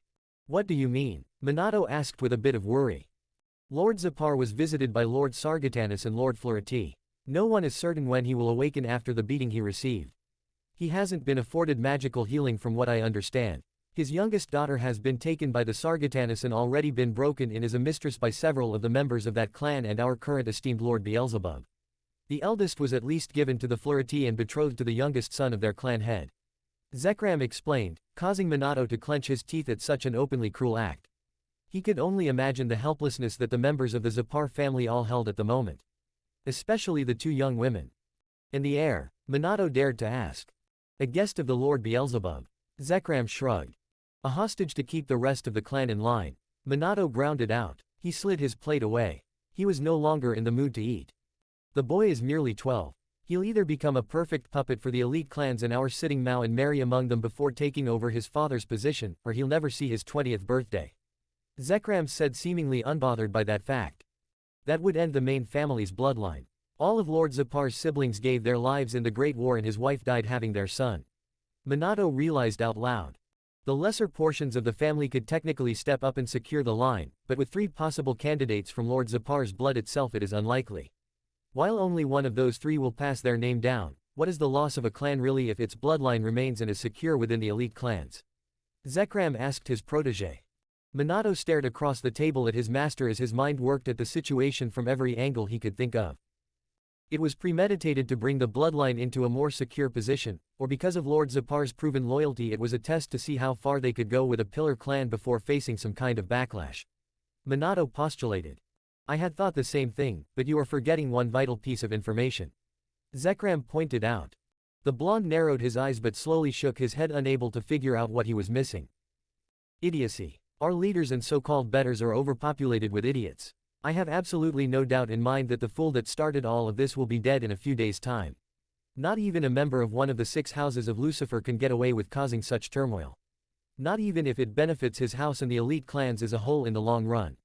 Rather, the idiot expected his position and status to give him free access to the beautiful young daughter of a noble family, and when he was harmed he made enough noise that his fellow sadists and idiots nearly rendered a valuable demonic bloodline extinct.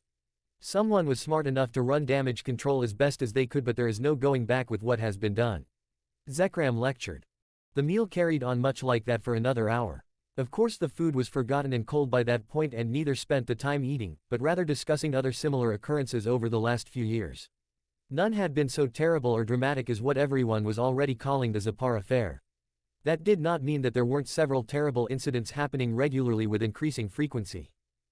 I wish to also inform you that you will be joining your friends Searsex, Ajuka, and Falbium to be measured for suits and formal wear for an upcoming summit called by Lord Lucifer. Zekram explained to him as he stood up from the table. Minato followed suit, though he hummed in thought as well. A summit hasn't been held since the current Mao's parents all abdicated following the finalization of the ceasefire with the Angel and Fallen Angel factions. Precisely, thus you and your compatriots will all look your best. Thankfully, as obnoxious as all of you children can be, I feel confident in leaving you to at least clothe yourselves. Zekram sniped, getting only a chuckle from his student. "I'll be there," he said before departing for the night. He was currently working on something new and needed some time tonight to work on the theoretical side of it all. The summit was a large affair. It had to be, as it was an event that brought representatives from every clan, not just the elite and pillar families but even the lesser nobles among the extra demons. It was a massive conclave by any measure, and most were left to stand, though Minato did so more out of a sense of pride at being the one at his master's side, as he sat just below the Mao and elite clans in the hierarchy of the underworld.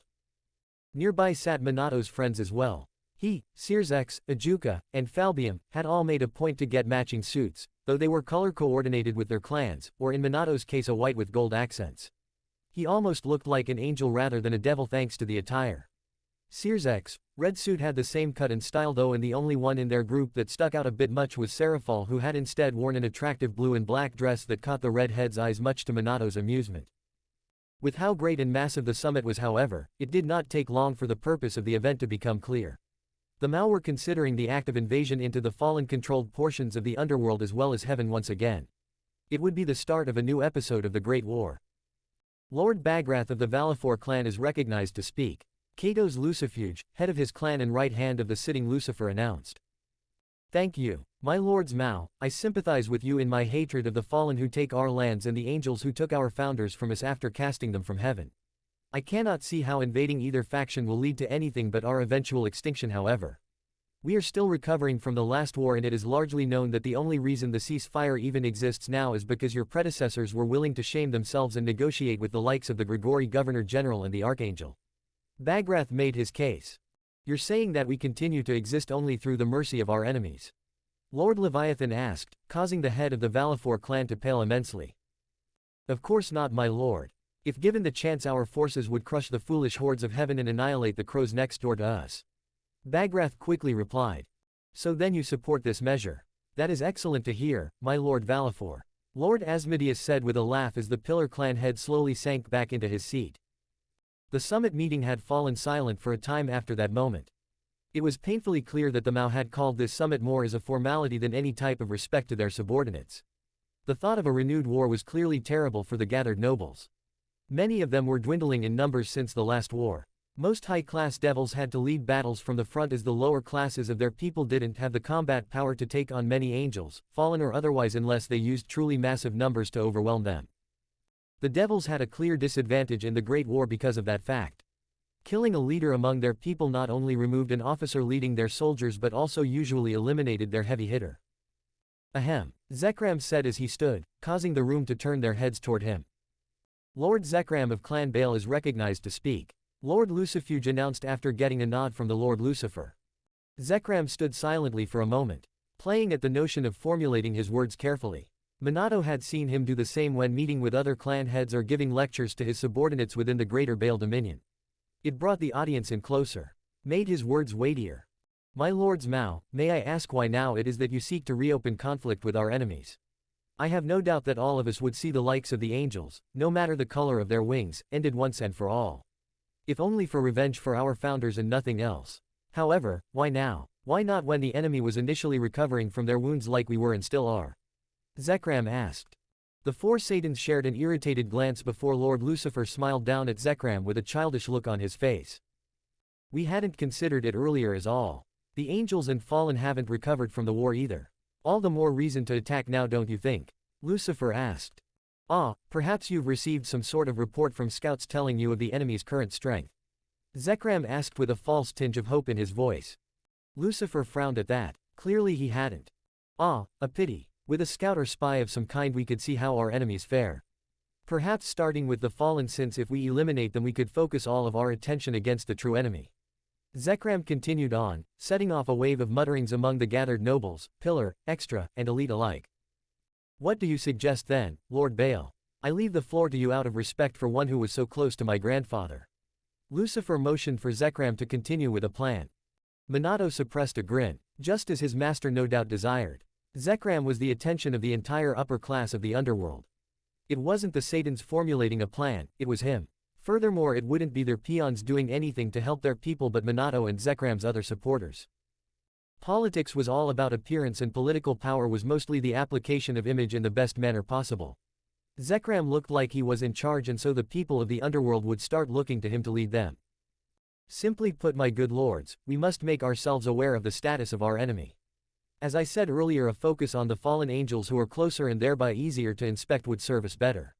A singular agent capable of slipping within their borders and slipping out again with the knowledge of what is hidden across the border is in order, I believe. Zekram explained. Ah, and so you have someone already in mind then, Lord Bael?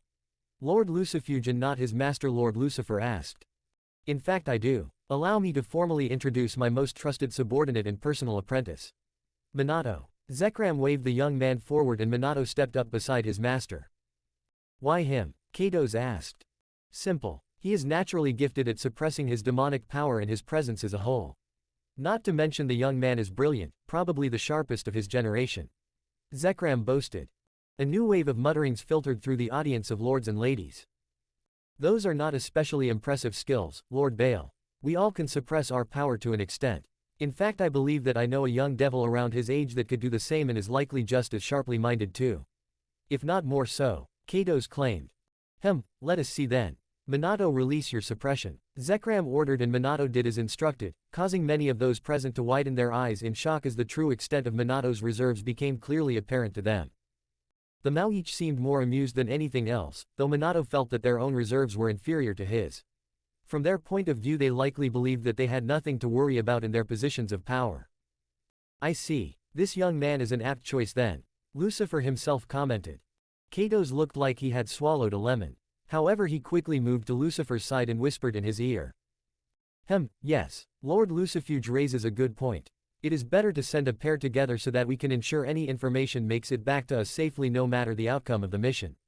In that regard, he has volunteered his own daughter, Graphia, to accompany your apprentice Lord Bael.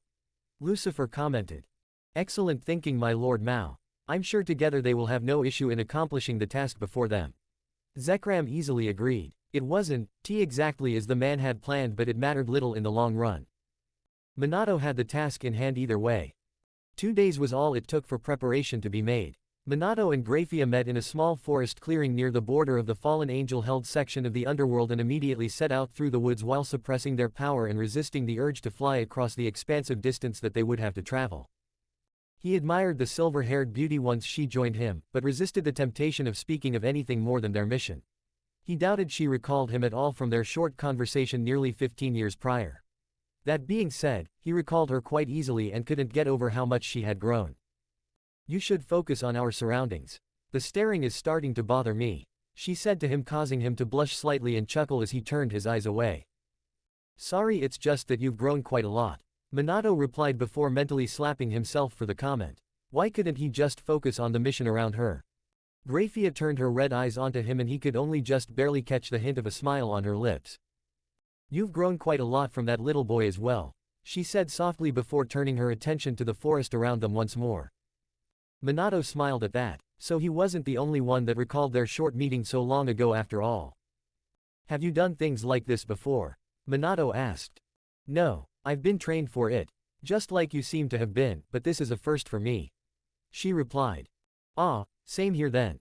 So any ideas what we are supposed to be really looking for then? Besides soldiers and stockpiles of equipment and supplies, of course. Minato asked, though in all honesty he had very exact information from his master. Zekram had informed him of one of the larger forts near the border that the Fallen used. They had all but abandoned it after the Great War due to their population issues. Many of such places had likewise been abandoned by the devils for the same reasons. He doubted there would be a change, but they could have proof that the Fallen were not gearing up for an attack then. Minato worried that would only embolden the Mao more so though. You are the one that is supposed to be leading us, however my father told me about an old fortress nearby that the fallen angels garrison. If they are building up their force, it will be one of the first to receive new troops. Graphia said. Ah, my master mentioned the same thing. Minato chuckled, causing the woman to look at him again. Then let's not waste any more time. There are some ridgelines nearby that could prove perfect for spying on them. Graphia took the lead and Minato followed after her as they plucked their way through the dense forest. Up on the ridge they both paused and slipped up to the edge of the rocky edge while staying low so as not to silhouette themselves for the soldiers at the fort to spot. Laying on the ground and crawling to the edge they could get a great vantage over the fort though. Inside around 40 fallen milled about. The fort was surprisingly well maintained, and the black-winged angels were all obviously more professional than Minato had expected to see, but being as the fort was of relatively high strategic importance due to its position in the center of a valley near the border between Devil and Fallen territory, it probably should have been less of them than I expected, he commented. I agree. Even strapped for manpower in the legions as we are, the border forts are all fully manned. Graphia explained. Minato nodded. While the military of the Underworld had suffered catastrophic losses during the Great War, the borders remained secured. While most devils were no longer a part of the army, the career soldiers were barely able to fully staff the defenses of the Underworld held by the devils. Thankfully, if conflict did arise, most devils had some level of combat training and ability in a fight. It wasn't near to the level of high-class devils, of course, but it was far better than nothing. Minato knew they would need it with his master's manipulations and plans steadily going into effect. We can't tell much about their readiness beyond troop numbers from up here. Graphia commented. True, but we need to remember that we have to stay hidden. If we move down to that hill there, we should be able to get a better view as well as wait. Minato began to plan out a path for them to gain better sight on the enemy, but paused as he noticed something on a cliff further up the valley. What is it? Graphia asked him while following his line of sight with her own eyes. That cave had over a dozen guards around it. What could be so important about a hole in the side of a mountain? He asked more of himself than her. Something worth investigating. The question is, how do we get close without revealing ourselves? The woods thin out considerably in that direction. Graphia pointed out. They shouldn't, the river is, they don't actually look again, what do you see? Minato encouraged her to look closer at the thinning forest. Graphia stared for a moment, trying to focus her eyes on the incredibly distant spot. Slowly understanding dawned in her mind. It isn't naturally thinner there. They've logged nearly that entire half of the valley floor. She realized. What could they possibly need all of that timber for? She wondered before turning her eyes back to the cave mouth. For support beams in a tunnel network. Minato said simply. They built a new fort. One that takes up an entire mountain of space. It's naturally shielded from most of our attacks that way too. As long as they figured out how to ventilate it properly, they turned the mountain into a nearly unassailable fortress. Graphia continued on. Exactly. We need to get closer to try and get an idea of the full extent of the construction, but if that much of the forest has been cleared, Minato let the thought hang there, getting a nod from his partner. Having to be especially cautious due to the teams of lumberjacks felling even more trees to be taken up the cliff to the cave's entryway, Minato and Graphia were forced to take an especially long route circling around the valley floor. With nightfall, they scaled the mountain itself while trying to remain hidden among the shadows to the best of their ability. The closer they came to their objective, though, the more difficult it was to stay hidden. There's easily hundreds of them here. That's the fourth team of 20 workers that I've seen return since we started climbing, and I haven't seen anyone come back out since the sun set. Minato pointed out. Any closer and we risk giving ourselves away. Graphia suggested. Is this enough to report back with? Minato asked a bit cautiously. I would think so, she said before her eyes widened, causing Minato to yank his head back around to see what she did. His eyes locked with the green of a fallen angel who had stepped away from his returning work party to relieve himself on the very stump Minato was hiding behind. The blonde didn't hesitate after his eyes met the other man's. His years training under a veteran like Zekram had made his reaction instinctual, and with a flicker of demonic energy he had severed the other man's head with his displacement field. We have to go, now. Graphia hissed as several heads among the fallen angels pivoted to stare at their hiding spot. Some had felt the sudden use of magic, others had simply heard the body of their comrade collapse and his blood splatter across the ground. Minato and Graphia both took to the air. They could fly far faster than run, but it didn't matter much. While they were no doubt stronger than even the entire worker party behind them was combined. In an instant the valley came to life. Shouts and warnings about devils in the air echoed throughout the region, and more fallen angels than Minato was willing to try and count began pouring out of the mouth of the mountain. A moment later and the sky was lit up with hundreds of spells trying to hit them, with everything from spears of ice and stone to balls of fire and torrents of acid. Don't fly in a straight line, keep their aim broken. Minato shouted. I know that already. Graphia shouted back, but even using evasive maneuvers could account for pure bad luck. A lance made of steaming acid splattered across her side, causing her to scream and drop sharply toward the ground as she folded in on herself from the sudden intense pain. Graphia! Minato hollered before opening up his displacement for her to fall through. He dove down and shot through it as well, followed by the heat of a ball of fire that raced after him. Luckily he managed to slam the field shut before the fire itself could pass through and hit both of them. Unluckily, Minato had miscalculated the placement of his field slightly, or rather the speed at which he had flown through it, and found himself bowling over his mission partner and slamming head first into the dirt of the valley floor. Graphia whimpered and did her best to bite back a scream from the added pain her acid burns were given from his sudden impact. Sorry, Minato begged before moving over to try and help her up. I can walk, just, don't touch it, she cried out while instinctively shielding her injuries. Even concealed by the way she was holding her body, Minato could tell that they were grievous wounds. We have to keep moving. I can only transport us to places I have been to or can see. Even then I'm still a bit limited by distances. We're nearer the border but not back in Allied territory yet, Minato said. I can't go far like this, she admitted sourly. I can carry you, Minato began. It would disturb my injuries. I need a place to hide and heal, Graphia said. Minato was silent as he scanned their surroundings. There was nothing but forest as far as he could see. There is an abandoned outpost nearby. That way, Graphia said as she struggled to her feet. How do you know? Minato asked. The reason we picked this area for the mission was because it was previously the holding of the Lucifuge clan. My father had the outpost constructed personally when he was our age, she explained before stumbling toward the direction she had pointed. Minato moved up beside her. I can't carry you with those burns, but you can lean on me still. It will help a bit, he offered. She nodded before leaning heavily into his side. Their progress was even slower than when they were scaling the mountain earlier. However, before long they made it to the outpost Graphia had mentioned. It was nothing much to look at. Clearly, having seen battle during the Great War, the construct was mostly a ruin. It would do for now though. They moved into the building and settled into what had once been the quarters for the outpost's garrison. Minato eased Graphia down into one of the old cots before stepping back to try and get a better look at her injuries. Those are going to permanently scar you if we don't get you healed up quickly, he said. Know any healing spells? She asked hopefully. Probably the same ones that you do, he pointed out. I worried that would be your answer, she said. Minato just began taking off his shirt rather than answer. He had to help Graphia remove hers as well. He sighed as she covered herself with her arm and looked away from him. You are beautiful, Graphia, but I'm not going to attempt taking advantage of you, Minato said. Hey, most of my fellow elite clansmen wouldn't hesitate. I'm at your mercy, Minato, and some among the clans would consider it your right as payment for healing me, she replied harshly. I'm not those men. It isn't only the men who would take advantage either. She laughed sardonically before forcing herself to calm down as she felt him press his body in close to her own. One of the most basic yet effective healing measures used in the Underworld required skin-to-skin contact to be properly effective. Neither Minato nor Graphia were very focused on healing in their studies, but nearly every devil-born was taught this method. Unfortunately, it often led to other issues between those that used it, as devils sought recompense for even the smallest kindness. Normally, in the morning, Graphia found herself staring at her mission partner in interest. Just as he had promised, he hadn't taken any liberties with her at all. She'd noticed his interest in her form, so she knew it had nothing to do with him not finding her attractive. Rather, he was a man of his word, and honorable, traits increasingly rare among their people. She woke him up after she had dressed herself.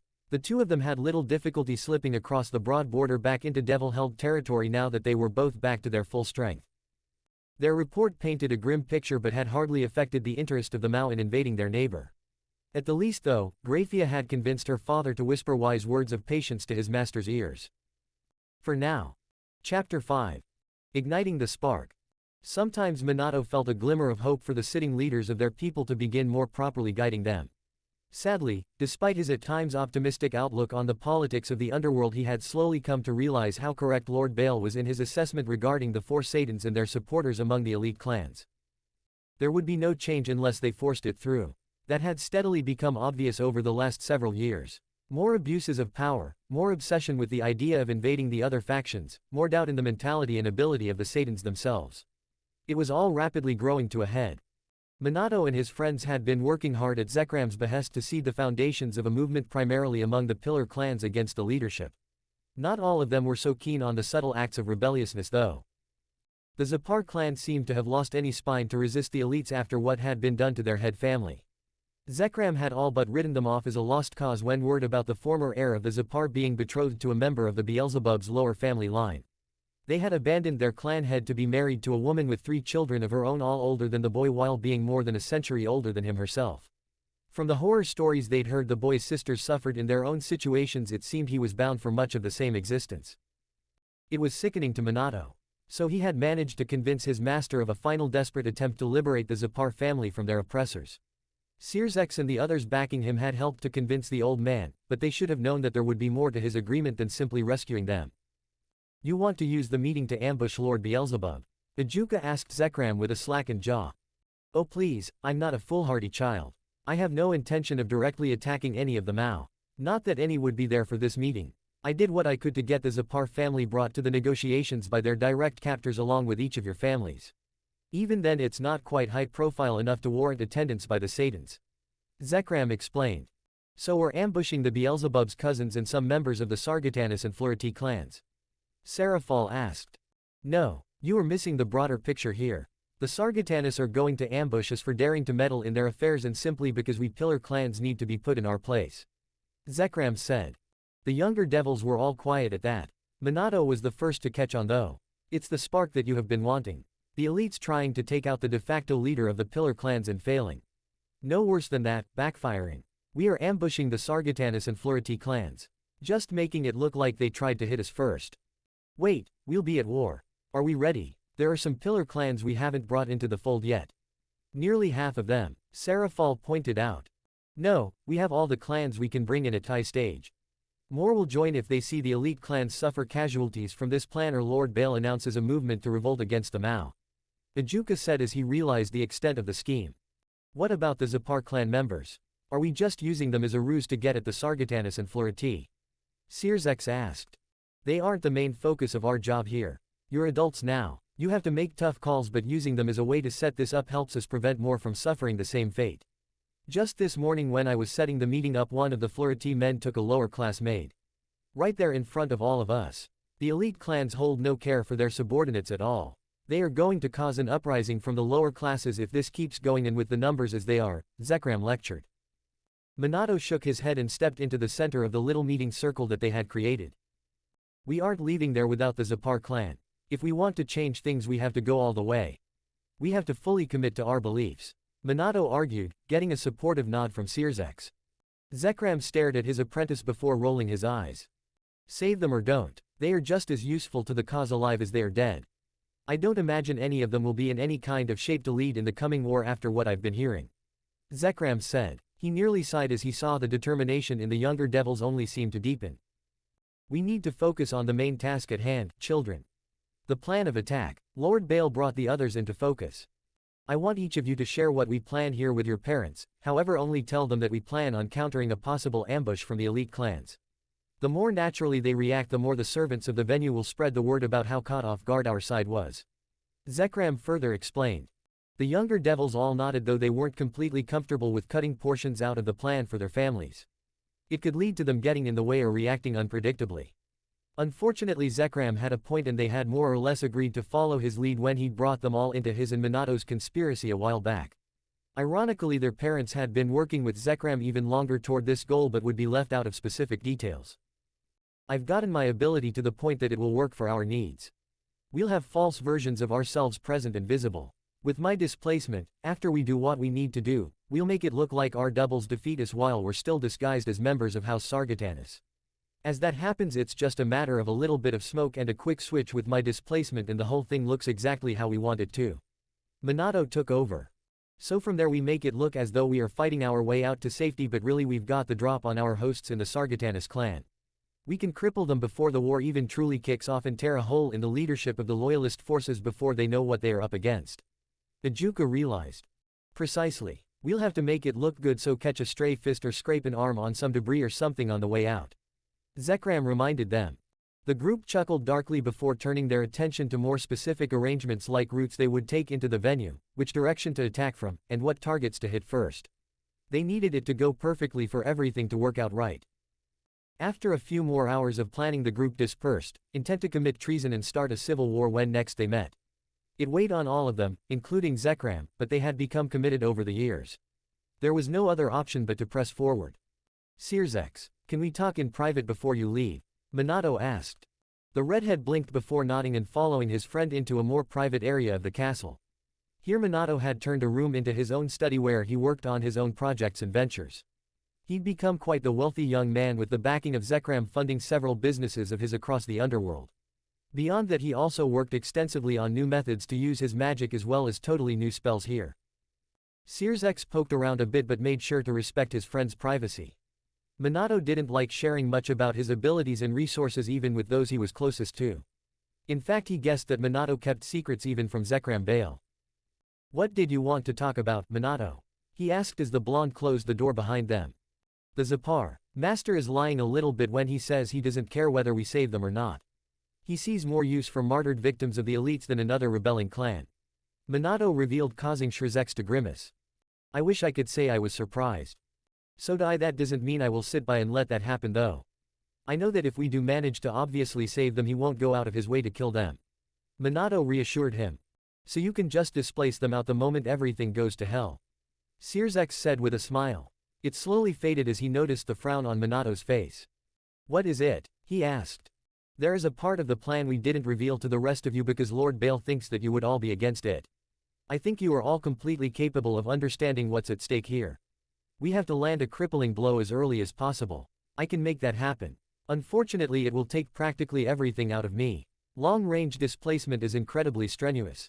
Combining that with the displaced doppelganger technique I created, I'll be pushing myself to the absolute limit, to the point that I can't be present at the actual venue or I'll be a liability more than an asset," Minato explained. "How many strikes are you making at once?" Sears asked in mild worry. "It doesn't matter," Minato tried.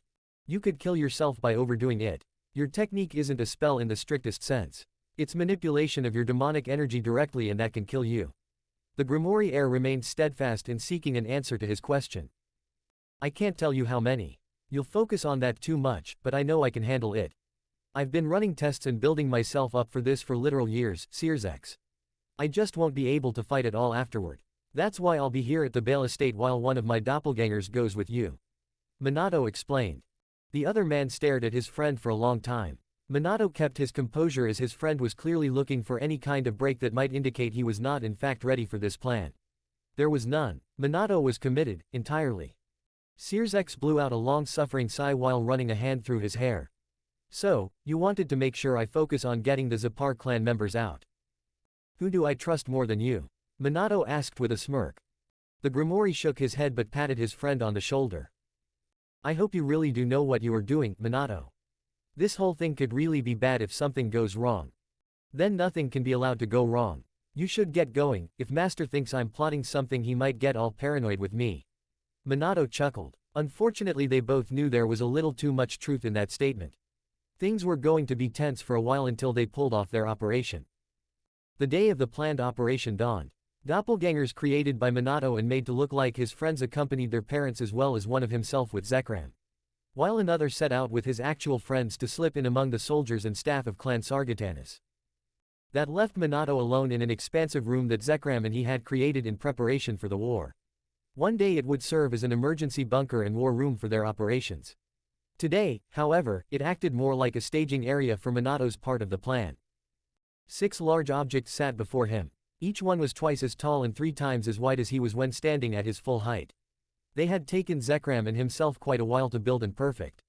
By combining some of the large defensive charges used as mines along the border with the Fallen Angel territories with a suspended spell that would release an implosion created from Minato's displacement and a blast of Zekram's power of destruction, they had made explosives that could level even the massive estates of an elite clan. The normal yield for the mines before their alterations was made to wipe out squadrons of fallen angels or at least cripple one of considerable power and force them to retreat. With the enhancements he and Zekram had made, they projected the new bombs to have at least 10 times the yield, though with his displacement and Zekram's unique abilities added into the blast, Minato felt that was a conservative estimate. He set about performing a final checklist to make sure everything was in order. Then, one by one he began arming the devices. They were rigged so that once he displaced them, the field he had generated inside that kept the reaction suspended would collapse in roughly 5 seconds. Long enough for him to close his portal, yet short enough to make sure no one could possibly escape from the immediate blast. Next he began preparing himself for the hard part. Transporting such large objects so far away was going to be bad enough, especially after having to make so many doppelgangers as well. The real issue would be forcing his way past any wards and defenses of the sites he was to plant the explosives. For that, Zekram had given him a stimulant to help if he started losing strength. He really hoped he wouldn't need to use it though. The injection would knock him out for a few days after using it and he didn't want to hear Searzek's complaining. Not after he had assured him it would be fine. Just as he finished readying himself for his part of the operation, he felt his friends and his own doppelganger switch with their respective clones. It wouldn't be long at all now. Hopefully just a bit longer than planned, as Searzek ensured the Zapar clan members were saved. As they say, speak of the devil.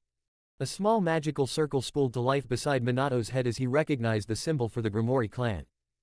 We're pulling out of the venue now, Searzek reported, though his voice was clearly somewhat strained. Good, everything go well on your end? Minato asked. The ensuing pause made it feel as though ice chips were settling into his chest. The main plan went perfectly. Handled a good amount of the Sargatanas and Floriti clans as well as some lesser members of House Beelzebub. The Sargatanas are also down a clan head, and that bastard that started things with the Zapar is a pile of dust. Searzek replied. Good, what about our plan? Minato asked worriedly. Not so well. They were in really bad shape, Minato. I've never seen anyone treated like that. We had to put the Zapar boy down. He was like a rabid attack dog. The girls are alive, but I'm taking them to the Grimoire estate to see if my mother can help them. Serafal's parents are going as well, Searzek explained. Minato sighed at that information.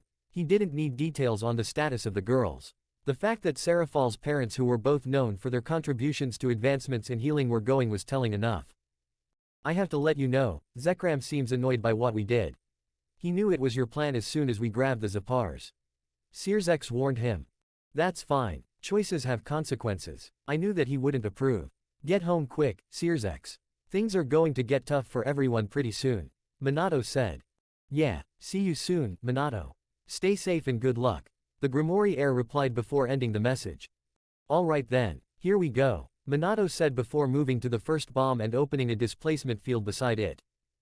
He had spent the last 2 years running errands to and from the homelands of each of the 6 houses of Lucifer. While they weren't the only elite clans in the underworld and far from the only supporters of the 4 Satans, the 6 houses made up a hefty portion of what could now be considered the Loyalists' more powerful forces. Professional soldiers, veteran warriors, and powerful capabilities, all to go with a large sum of wealth and stockpiles of resources. Minato needed to either see or have been to a place to create a displacement field there. He'd spent 2 years trying to get the perfect spots across the 6 houses' lands and estates for this very day. The first bomb slid through the field and was suddenly inside the Sargatanas estate. It seemed only fitting that they be the first, since they were the focus of today's attack. The Floriti clan were the second, just as they had been during the ambush today as well. He frowned as he forced his way through the wards of the elite clans. Their homes really did boast some of the greatest security in the underworld, but nothing was specifically designed to keep his technique out. It could disrupt it and make it difficult on him, even more tiring than he expected, but it couldn't stop him. By the time he began creating the field for the third bomb, he was pretty sure the first would have detonated. He pushed on, not slowing down as he deployed the third, fourth, and fifth bombs in relatively quick succession. It was only on the sixth and final bomb that he paused. The field opened up, with far more difficulty than the others. Partially due to his being tired and partially because the defenses here were something far more extensive. He should have expected it. Of the 6 houses of Lucifer, the Lucifuge clan was the only one he could find himself respecting at all. Not only did they not participate in the reprobate behavior most elite clans did, but they were almost religious in their discipline and dedication to their role in their society. The Lucifuge had been, and if they had anything to say about it, always would be the right hands of the House of Lucifer itself. They were dedicated and committed, and Minato also had come to recognize that he held some sort of flame for the heiress of the clan. Grafia and he had managed to stay in contact occasionally since their mission together. She had made it clear that she survived only due to his intervention, though neither gave any details. It had helped Minato's status among their people immensely. More than that, it had led to their occasional meeting and conversations. They weren't close, but he did consider her a friend. Now as he stared through his displacement field, not only at Grafia's home, but members of her family and far enough away that she wouldn't see him, Grafia herself, he couldn't drop the last bomb. Not on her. Closing the field, he swayed slightly as the effects of overusing his power impacted him. He was going to need a couple days at least, if not a week, to truly recover from this much. The problem was he still had another bomb to use. There was another target that would be a good fit. Less likely to take life as it was unlikely to be filled at the moment with any high-profile figures, but destroying the site itself would be a symbolic victory. Unfortunately, as he began forcing his way into the structure he had in mind, he quickly realized that it was more heavily defended than even the Lucifuge main estate. He wouldn't let it stop him though. Pressing the injector into place, he pushed down on the plunger and felt the effects of the drug on his system almost immediately. He could almost imagine that it was what his family felt like when they used their immortality. Like he was on fire from the inside out. It did its job though, and he pushed open a displacement field right in the center of the summit building used by the four Satans when they announced new legislation or other important things to the nobility of the underworld. The bomb fell on top of a couple of desks and chairs, crushing them beneath its weight before Minato slammed the field shut to make sure he wasn't caught by the bomb blast. With that done, he promptly collapsed to the ground and fell asleep. The oncoming frowns and annoying lectures from both his friends and Zekram already popping up in his thoughts. Chapter 6. Managing the War Machine. The war was not what Minato had imagined. Actual combat on the scale of a full-fledged war was truly impossible for someone to properly wrap their head around until they lived within it. More so, whenever Minato had thought on the conflict that his master had envisioned for their people, it had never truly seemed real. Over the last year, that conflict was proving to be a bloody affair. As they had planned, the rebels, largely being led by Lord Bael, greatly outnumbered the loyalist forces of the four Satan families. Unfortunately, the military of the Satans was a far more highly trained and unified force than the various forces of the nobles. The rebel forces were tied loosely together through mostly verbal agreements or promises of future alliances. There had been several battles over the last year, all of them victories for the loyalists. That being said, none of them had been decisive. That was the only decent bit of news that Minato had gotten from the various reports passed to him and his fellow commanders. It was about to change though. Lord Bael had called himself as well as Searsex to meet a week back to plan a new campaign to turn the tide. As it was, while the loyalists hadn't achieved any real strategic victory and they were still recovering from the surprise attack that Minato had launched against their most powerful forces, morale among the rebels was low. No one could be expected to remain faithful to a cause that was continuously on the back foot and forced to retreat in every battle. At least the casualties for their forces had been relatively low. Relatively being the key word. Once more, compared to the loyalists, their losses were many times greater. So the plan was to finally pull out a victory. Not a senseless one like the loyalists had been enjoying either. "It must be a bit weird coming back here for you, are you alright?" Searsex asked him as they both stood overlooking the army setting camp for the night. "I'm fine. I would have to come back to Phoenix-held lands at some point, I suppose." Minato admitted.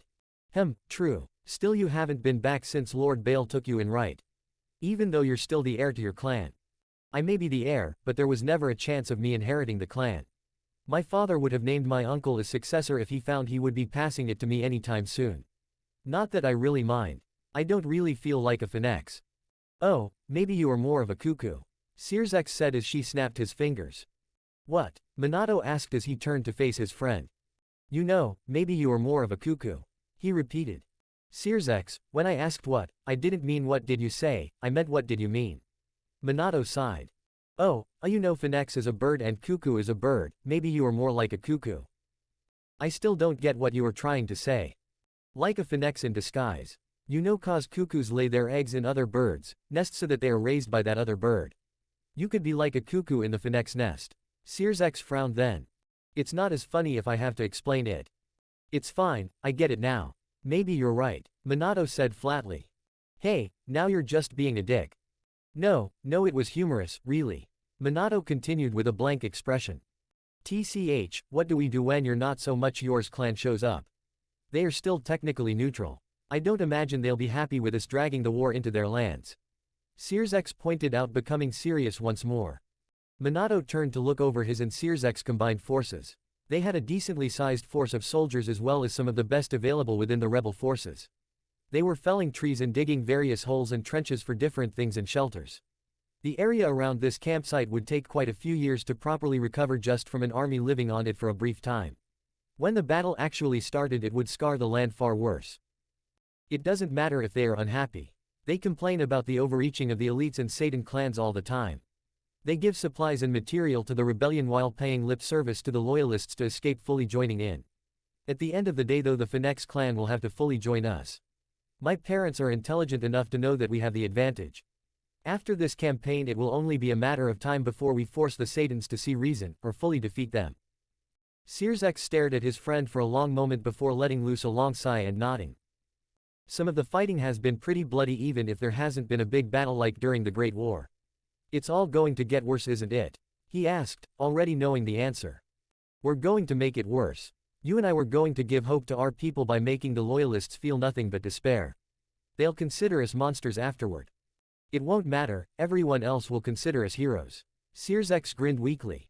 Maybe, Minato said sadly, thinking of a specific person on the other side of the war. They would surely see him as a monster since he was their enemy. Oh man, earlier than I thought. Sears said while bumping Minato's shoulder to jog him out of his thoughts. The blonde looked up to where Sears was motioning toward with his chin. Several sentries were escorting a pair of blondes as they flew toward Minato and Sears. He knew them both well. His mother and father, and they looked very agitated. Want to have some mean-spirited fun? Minato asked. Sears grinned. Minato could be a bit petty when he wanted to be. The Grimoire heir couldn't think of anyone Minato would be pettier toward than his own mother and father. He had expected them to bluster at him the moment he was within range to hear their voices. Failing that, he had expected to at least find himself on the business end of a dressing down or rant accusing him of being worthless. Minato had not expected the cold yet almost respectful way his mother and father chose to greet him. The sullen and furious expressions on their faces didn't seem to alter the tone of their words in the slightest. An impressive show of self-control, honestly. Lord Bael placed you in command of this force, then? His father asked with a snappish though still somehow respectful tone. Quite, honorable. Though surprising to us both. His mother added in. The fact that they had blatantly ignored the presence of Sears was interesting. He'd made a bit of a name for himself so far out of their group of lieutenants serving Lord Bael in the rebellion. After all, he'd held back several attacking loyalist forces so that rebel armies could flee with lesser casualties. Minato was only known for his retaliation against the elite clans so far. That and a handful of small skirmishes which had never lasted long enough for him to truly show off his capabilities. All a part of the plan, of course. Even now, with their plan seeming to be a bit frayed, things were working as envisioned. Just slower than Minato had envisioned. So no greeting at all then? His father said sourly, bringing Minato's mind back to the present. He cleared his throat at that. Forgive me, my mind has been centered on the upcoming conflict. What can I do for you both? Best to keep things genial. His mother frowned, her eyes almost seeming sad before she turned her head to face his father. The older blonde male was far less emotional than even the slight twitch around the eyes that she displayed. While I quietly support your goal in this war, the matter remains that you have paid my clan no homage for stationing this force here. You invite battle onto my doorstep without so much as a greeting. I have half of a mind to duel you over such a slight. The man said with a scowl. Minato blinked before his own eyes hardened.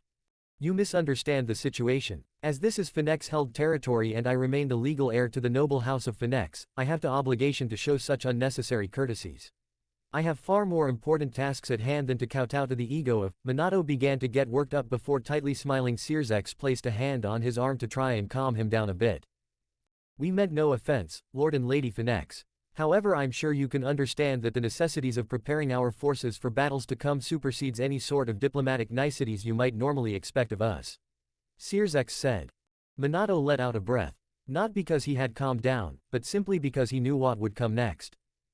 So you brought your forces here fully knowing that a battle would ensue on my family's lands in due time. You pre-selected my lands for your battle. I hope you realize I will expect full compensation for any damages and losses sustained to the House of Phoenix and its subordinates following this. Minato's father had turned fully to face Sears as he spoke now, taking him as the one in control if he was calming down Minato in such a way. Unfortunately, no. If you should hope for some sort of compensation, perhaps you should beg at the feet of the four Satans for it, or if you are inclined to truly show your faith in the rebellion, form up your legions like many other families have done and go strip your compensation from the domains of loyalists like the other real rebels have too. Minato said, causing his father's mouth to click closed as he turned his eyes back toward Minato with contempt.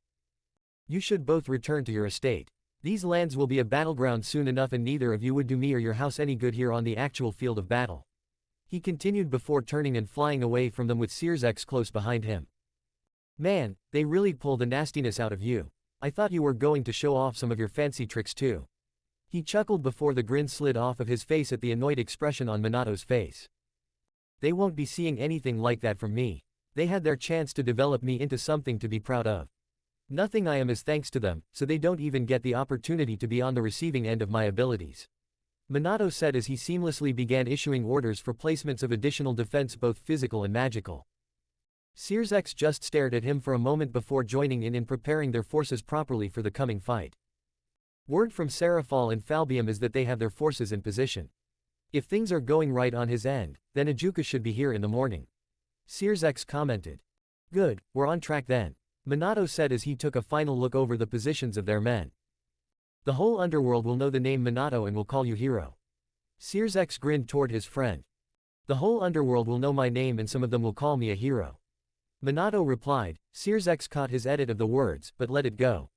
He wanted to be in a good mood before committing to the upcoming fight. It would be the first true battle that the rebels had hit the loyalists square in the face.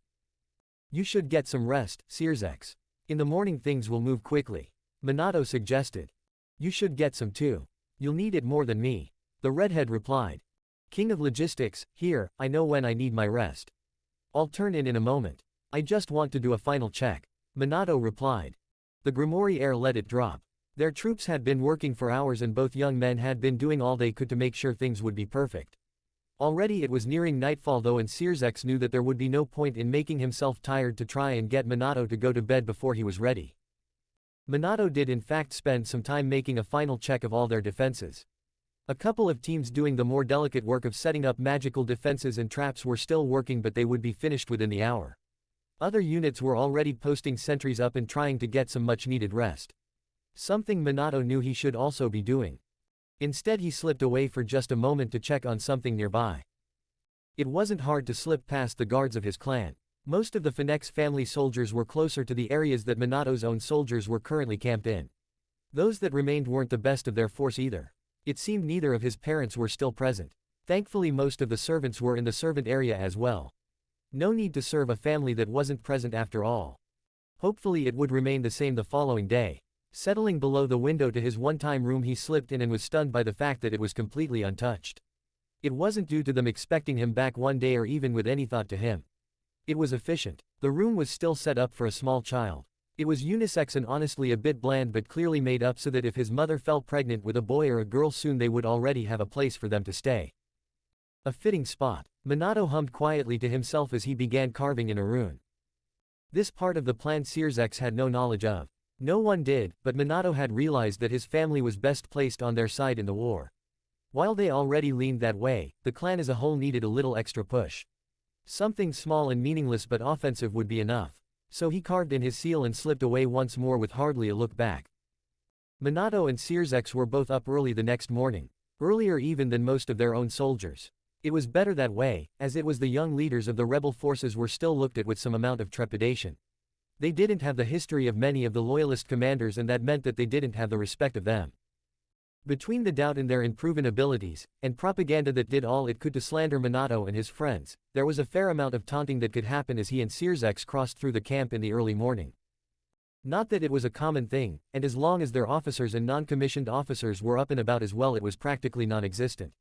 Word spreading of some mouthy soldier smarting off and having to be punished would hamper morale though so it was best to avoid the situation.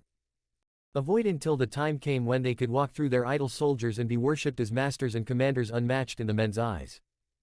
By noon, we'll have the men eat before Ajuka's forces arrive. They need to have the energy to fight for long periods of time if this plan is going to work right. Minato said.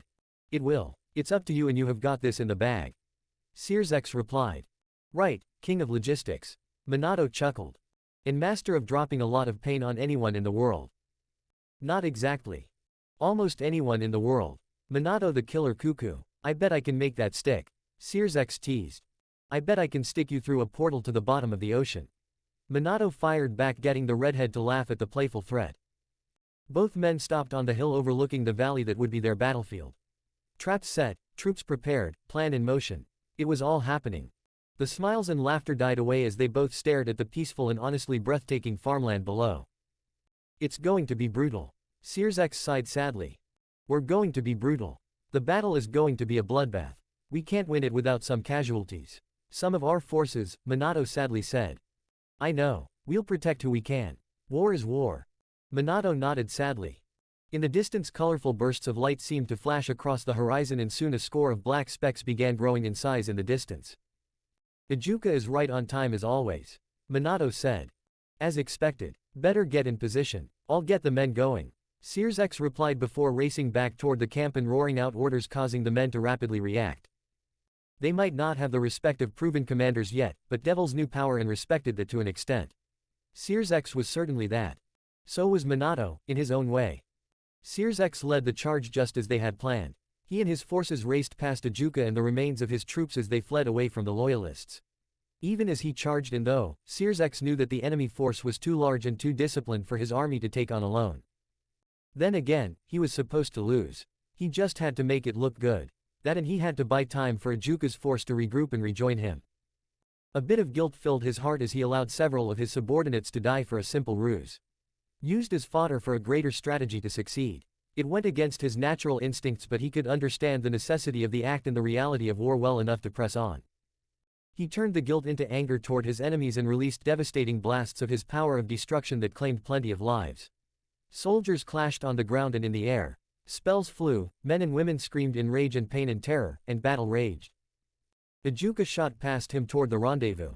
His troops had been cut down more than they had expected, but it was still within acceptable parameters. Oh, how he hated such thoughts. Still, there was nothing to do for it. Sears X pushed himself and his troops deep into the formation of the Loyalist army. It would be seen as foolish by his enemies. The act of a boy unfit for command at such a young age. They would end the pursuit of Ajuka and instead encircle the more valuable target with hopes to wipe both Sears X and his troops out entirely. Thoughts of strategy were pushed from his mind as the first of the true threats charged him. An older devil, some cousin to the current Leviathan. He'd met the man once, he'd been a snob. The devil was fast, but Sears X was far faster, and his powers practically meant death for any who found themselves at his mercy. With a flick of his wrist, black and red energy coalesced before slamming into the soldier's chest and sending him stumbling back before letting loose a single cry of pain. After that he died and dissolved into ash. Many would have seen such an attack on their commander and fled. Others would have panicked in other ways or frozen on the spot. This portion of the Loyalist army was its backbone, though. Not the most powerful or skilled at their disposal, but by far the most disciplined and well-trained. The official army of the Underworld. There wasn't even a trace of hesitation. A dozen devils charged at him as soon as the body of their comrade fell. Swords, spears, spells, they attacked with all they had. One man even attempted to grapple Sears X from behind so that their brothers in arms could properly land a blow against him. One by one they fell to ashes, though. The man holding Sears X learned that the redhead was more than just the power of destruction as well. He tore his arms free with ease before slamming a fist, not into but through the soldier's jaw, tearing it from his face. That didn't end the battle, of course. A single fight among thousands was of little consequence, even if Sears X could easily have slaughtered a swath of the enemy. If he did that, though, the enemy may withdraw. They needed them right where they were. Unfortunately, as he knew would happen, the longer that they remained in this fight, the more his force would be encircled and gradually decimated.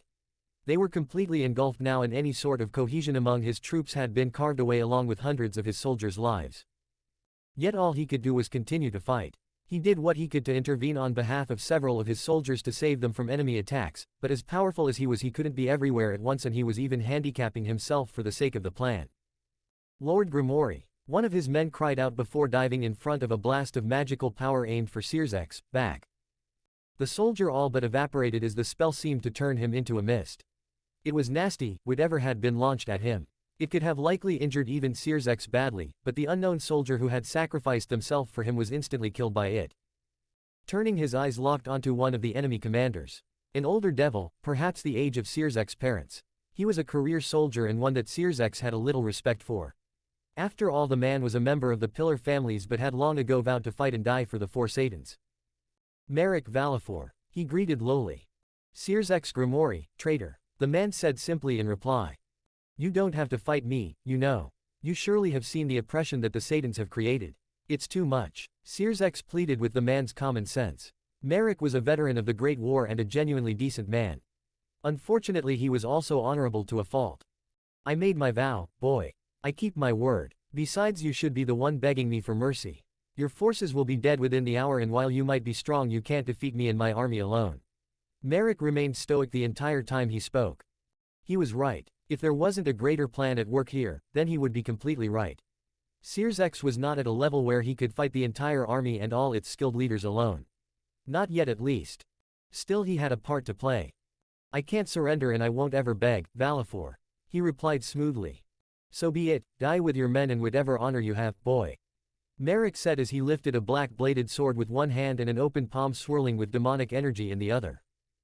Searsex, for the first time in the battle, drew a blade as well. It was a simple sword, but with a brush of his hand the blade became something more. A conduit for his power. A sure-kill weapon that would eat away at its target. Or so he thought, as he and Merrick closed the distance between themselves and their blades clashed into one another. Searsex was stunned to find that his blade did not simply carve through the blackness of Merrick's. Your power is truly awe-inspiring, son, but this blade I won in battle with an angel.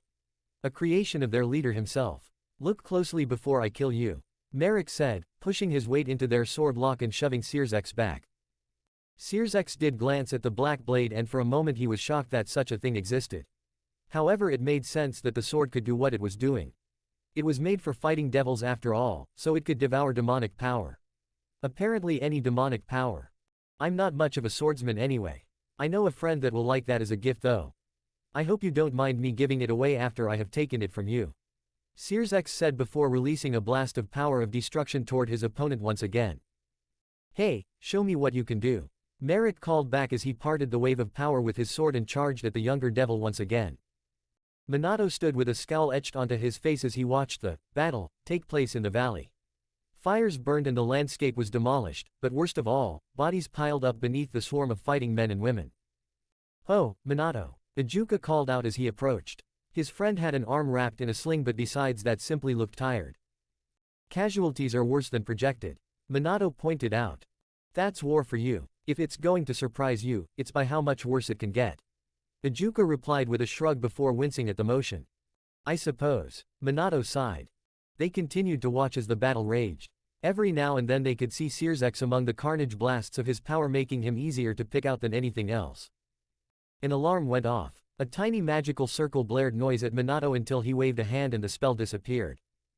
Let's go, he said, simply leading the way back down to the camp hidden behind the ridge. Here several thousand more troops stood ready to join their comrades in battle.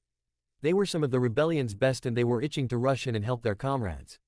Not before Minato gave them their directives though. Soldiers, hear me, he roared out with magic amplifying his voice so all of them could hear him. You've been held back for one purpose, so that we can lure the core of our enemy's army into a killbox. He explained, causing the soldiers to glance at one another and begin grinning. They had been made to trust in the decisions of their unproven commanders, but now they were getting a peek at what those commanders had planned.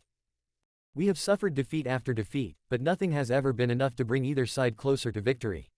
He continued, ignoring that his actions on the first day of the war had somewhat crippled their enemy and made the war possible in the first place. When you pass this ridge you will find the enemy army, and you will kill them. There will be no prisoners. If the enemy flees you will shoot him in the back with a spell and kill him like the coward he is. Today we break the best hope that the Satans have of crushing our rebellion. Today, you will change the tide of this war, he called out, getting a ripple of cheering from the gather force. Now get to work, he shouted. The soldiers streamed past him, bloodthirst and confidence surrounding them like an aura. They roared and took flight, sweeping into the enemy army and taking many by surprise. They were still at a disadvantage for now though. Time for part 3, Ijuka said. Time for part 3. Minato nodded before dropping to a knee and pressing his hands onto the ground. A massive magical array appeared on the ground before him while two massive magical circles swirled to life on the opposite side of where the battle was taking place. The energy drain that he was suffering from such a spell was intense, but Minato bore it with stoic calm. In this act victory was assured after all. Seraphal stood waiting with her army. The soldiers had begun eyeing her with annoyance over the last few minutes. They were trained well enough to keep their mouths closed, but she could feel their disbelief at the strategy she and her friends had concocted. She couldn't wait for them to swallow that lemon of humility when Minato would finally open up the portal for them. Normal magical circles wouldn't be usable in the battlefield. Armies had figured out how to create a field around themselves that restricted teleportation of that kind for some time. Minato's power was different, of course. His displacement broke all the rules and they were going to take advantage of that fact for as long as they could. She was a bit worried about this operation though. Displacing several bombs through barriers had taken a huge toll on Minato at the onset of the war. Displacing two entire armies would be impossible. Well, normally. Thankfully Ijuka and Minato were both crazy geniuses. When you put them together they frightened her a little bit. She didn't know the particulars, but with Ijuka and Minato working together they could open a portal for about a minute and a half. Just long enough for Serafal and her troops to charge through on one side and Falbium and his on the other, surrounding the Loyalist army. As the portal began to appear and the soldiers behind her gasped at the plan truly coming together, Serafal let out a battle cry and hurled herself through it directly into the battle-turned one-sided slaughter. It took 2 hours after the portals had opened. Most of that had been chasing down enemy soldiers trying to flee. In the end only a handful managed to actually escape. Only because Minato became tired and couldn't displace himself after any more of them without collapsing. All told though, Minato, Searsex, all of their friends had definitely gained the respect of their subordinates now. They'd also broken the back of the Loyalist forces. Minato stood at the same point he and Searsex had been during their preparations and looked over the battle with nothing but sadness. They were closer to victory now, but it mattered little when all of those dead belonged to the Underworld. Brother killing brother. At least no one from the Lucifuge or any of the other elite families had been present. He still dreaded facing a friend in battle. The landscape was ruined below, farmland and picturesque landscapes transformed to nightmares covered in blood and ash. The price of victory, Searsex said as he stepped up beside his friend. It's a heavy price. Yeah, here, Searsex agreed before handing Minato a black-bladed sword. A trophy. A tool. You'll use it better than me. I'm a caster, I prefer it that way. Minato looked at the sword before nodding back to his friend in thanks. He wondered where he got such a weapon from though.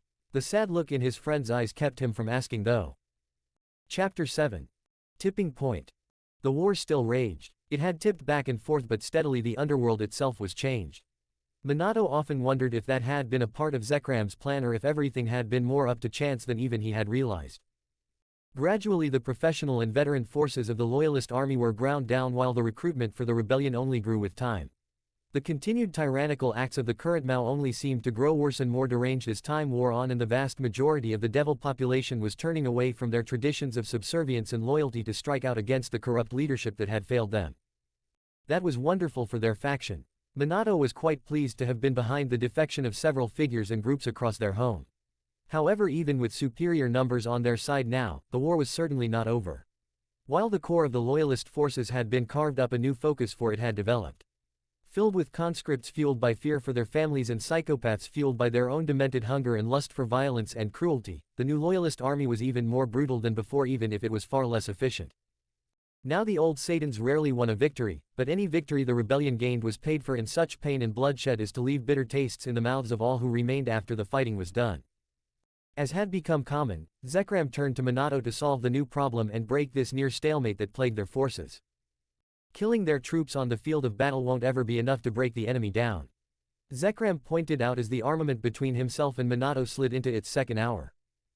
Destroying cities wholesale will drive recruits back into the arms of the Loyalists. As it is, we're making progress. Minato pushed back. He didn't want to imagine the plan that Zekram had put forth, let alone complete it. How many more will die before that progress is enough to see the end of the war? Already fields rot for lack of farmers to harvest them. Businesses are shuttered because all the workers are carrying blades and slaughtering one another across the underworld. Zekram argued. Don't appeal to my compassion. I know you don't care about the low-class devils dying in droves. They are hardly even people to you. Minato spat back. But they are people, and our people. Devils are on both sides, and if we want an underworld to still exist after this war, we have to end it sooner rather than later. That means doing things that we don't like. Myself and my friends seem to be the ones doing things we don't like. You just stare at maps and reports. Minato sniped back, though he felt disgusted with himself for it. He was venting his anger at the war onto Zekram, and the older devil was letting him in his own way. You're right. The war hangs on the back of you and your friends. Zekram said with a sigh. What do you wish to try instead? Minato paused at that. He was asking what he would give as a strategy. Any petulant anger still swirling toward Zekram rapidly fled his system as he turned his mind toward something to give them more of an advantage and push things even more into their favor. Lately reports have been saying that Loyalists have been using Karnath as a supply depot for most of their forces. If we can hit that and destroy the supplies or seize them without massacring the populace, then maybe we won't just take that from the enemy, we'll show even more people why it is we're in the right. Hoping to weaken the enemy and strengthen us. Still, how exactly do you plan to hit one of the enemy's most prized locations? Not alone. A given. Well, if Searsex and the others have their forces lead an attack against the enemy main lines, I can deploy with a smaller force around the enemy and assault Karnath. We can secure or destroy as much of the supplies and equipment as possible before retreating before the main force of the enemy can even react. Minato pointed at places on the maps before them. Zekram hummed in thought as he stared at the maps. It was doable, narrowly. But Minato and his troops would have a very slim window before the enemy would realize what was happening. Once they did, the majority of their forces couldn't help him and his own troops if things came to the worst situation. "You're confident in this plan?" Zekram asked. "Well, I'll need to tweak specifics like who does what and goes where, but yes. It will help our cause the most," Minato replied confidently. "Then gather your friends and brief them on the operation. We'll call it Operation Housefly. Because I want your presence to feel about on par with a housefly before you finish. I can't lose you, Minato. You're my right hand, and the future of our people." Zekram stared at him with more emotion in his eyes than the younger man had ever seen before. It brought a smile to his lips. "It's hard to get rid of me, master," Minato said with a grin before heading off to gather his comrades up and explain the plan to them. The plan had gone perfectly. At least it had until Minato realized they had simply pulled some truly bad luck. The loyalist forces were all stationed where Minato and his comrades had expected except for an entire division of the loyalists' most elite forces which had just cycled back into Karnath to resupply themselves. 4 times the size of Minato's small force of raiders and all battle-hardened veterans and some of the only true professional soldiers left in the enemy army. The battle turned into a rout for Minato's troops in moments as they were assaulted by numbers they couldn't handle attacking from every direction. Unfortunately, despite the division of veterans not being at the front to combat the other forces of Minato's friends, their numbers were still too great and defenses too well prepared to fall easily to the attack. Just as Zekram had warned, Minato and his troops were on their own. It didn't take long before Minato began resorting to his desperate last measure. Displacing each of his soldiers individually back to their base of operations was incredibly taxing. The act of creating massive portals for a few moments had been bad even with the help of a Juka. However, creating hundreds of tiny displacements scattered throughout the burning city of Karnath was exhausting in a fashion that Minato had never imagined beforehand. He rescued all of his forces that he could, though leaving himself for last. Unfortunately, he wasn't simply transporting numbers of soldiers from one place to another, he was also fighting a battle with numbers that would make him a legend if he could pull out a victory. Spinning around the slash of a young devil soldier's sword, Minato brought the black blade that Searsex had given him down on the hapless trooper, bifurcating him. Given no rest, Minato was already moving to avoid a blast of black demonic power from a pair of casters flying somewhere above him. As he did so, his mind finally locked onto another one of his soldiers and in a blink they were returned to safety behind the front line. His mind went searching for the next, trying to pick out the traces of energy among his forces still fighting for survival in the city streets. Just as he had locked onto another, they were cut down by a blast of some spell with a feeling of cold. He had no time to mourn the fallen soldier as he again was forced to dance around a salvo of spells that blasted apart the stonework of the ancient city streets at his feet.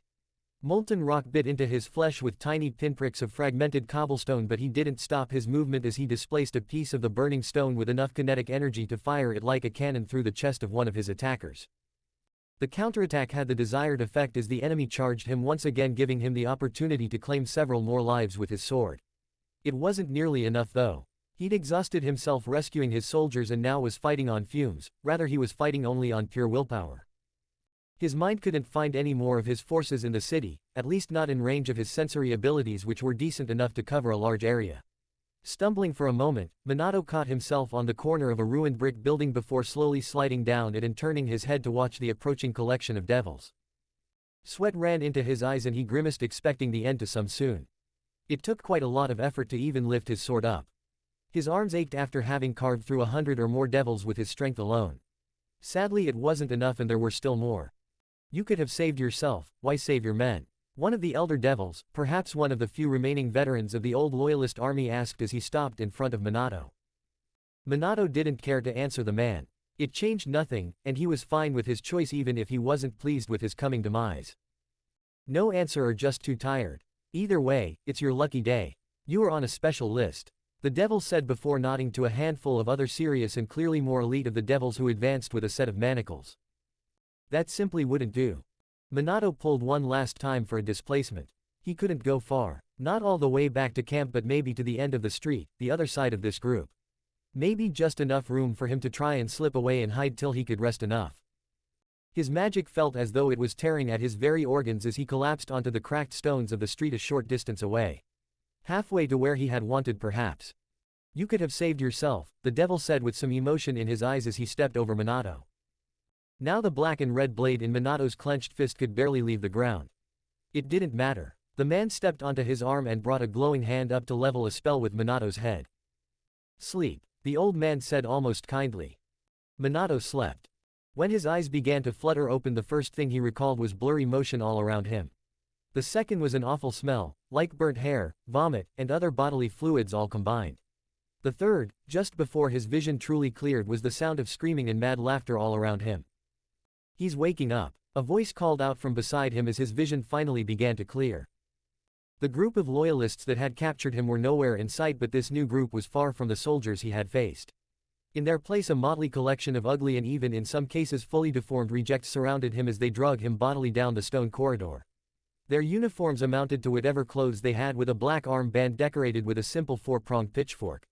A formerly unofficial mark of loyalist sympathizers. Clearly now it had a bit more of a real place as a symbol. Minato didn't get much more of a chance to take in their appearances before a thick green glob of phlegm splattered into his eyes. He struggled to free his hands to wipe away the filth, but the chains the men were all dragging him by kept his hands far from his burning eyes. He grimaced and fought to keep a steady expression as the men all giggled like children at the drool act.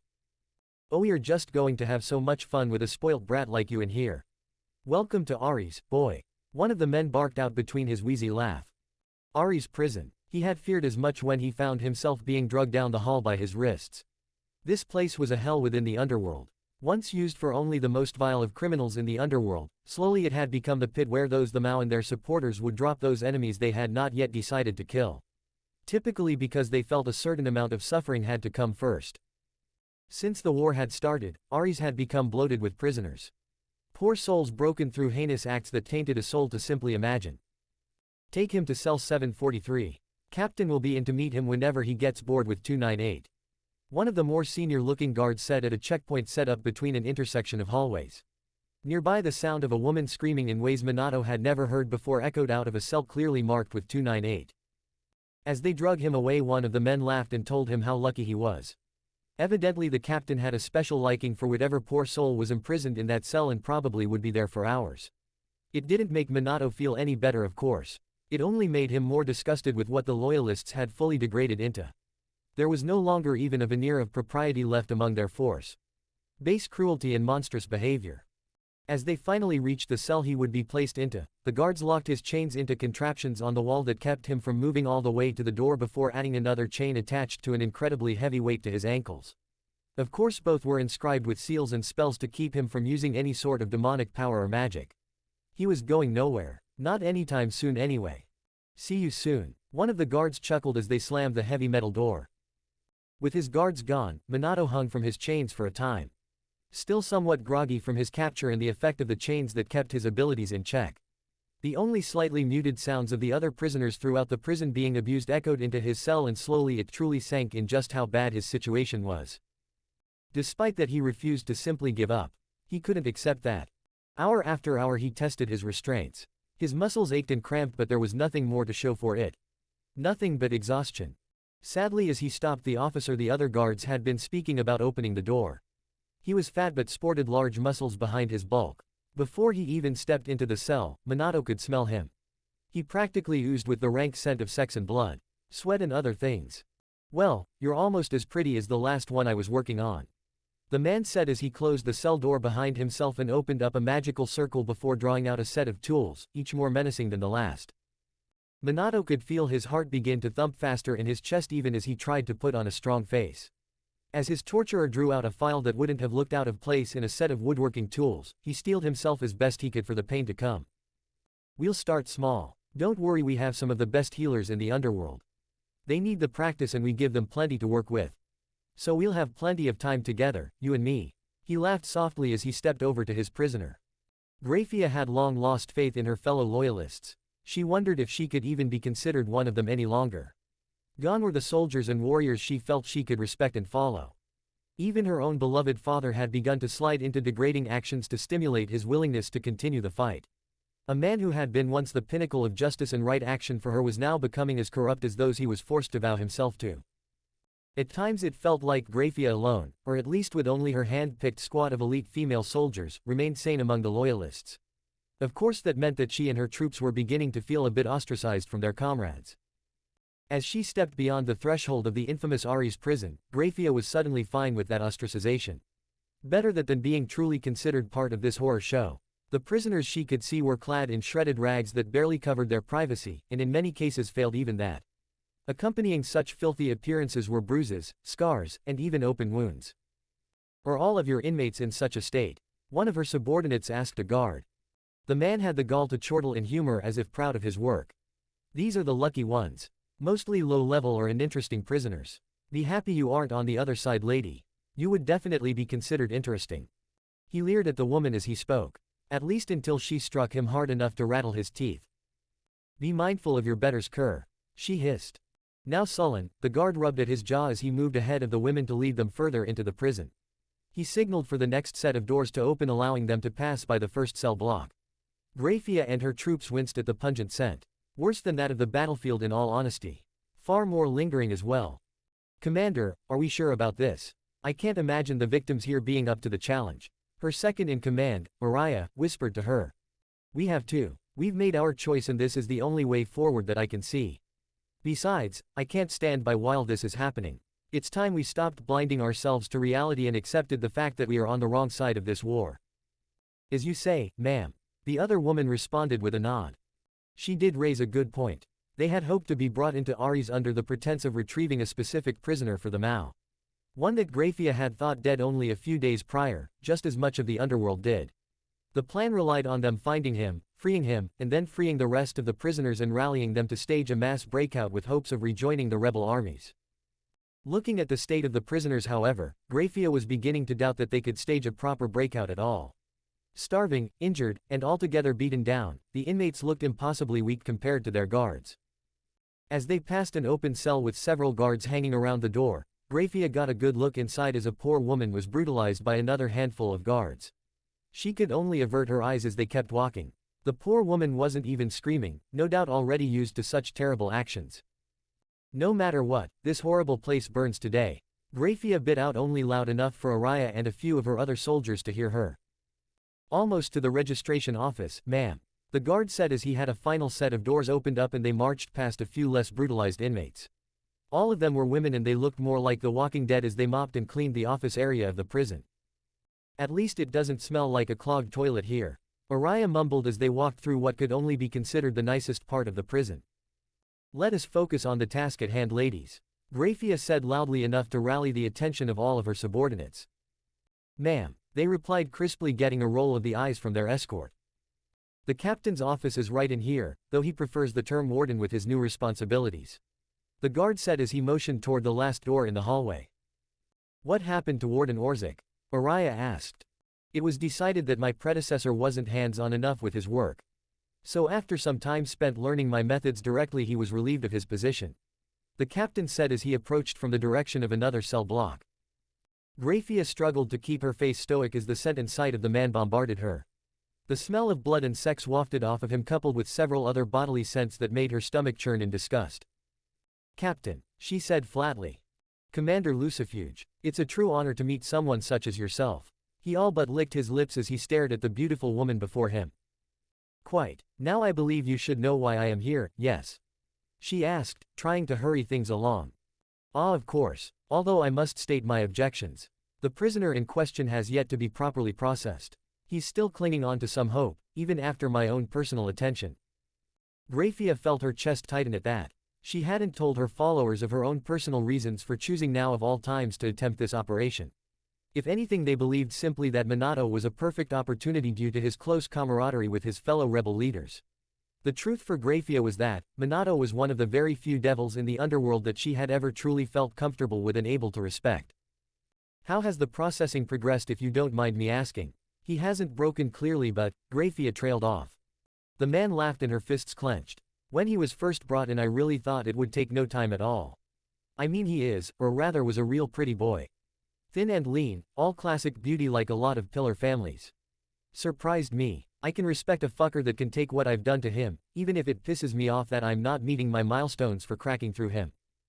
Why even keep trying to break him then? It's been some time since he was brought in. What could he possibly have for us in information?" Araya asked.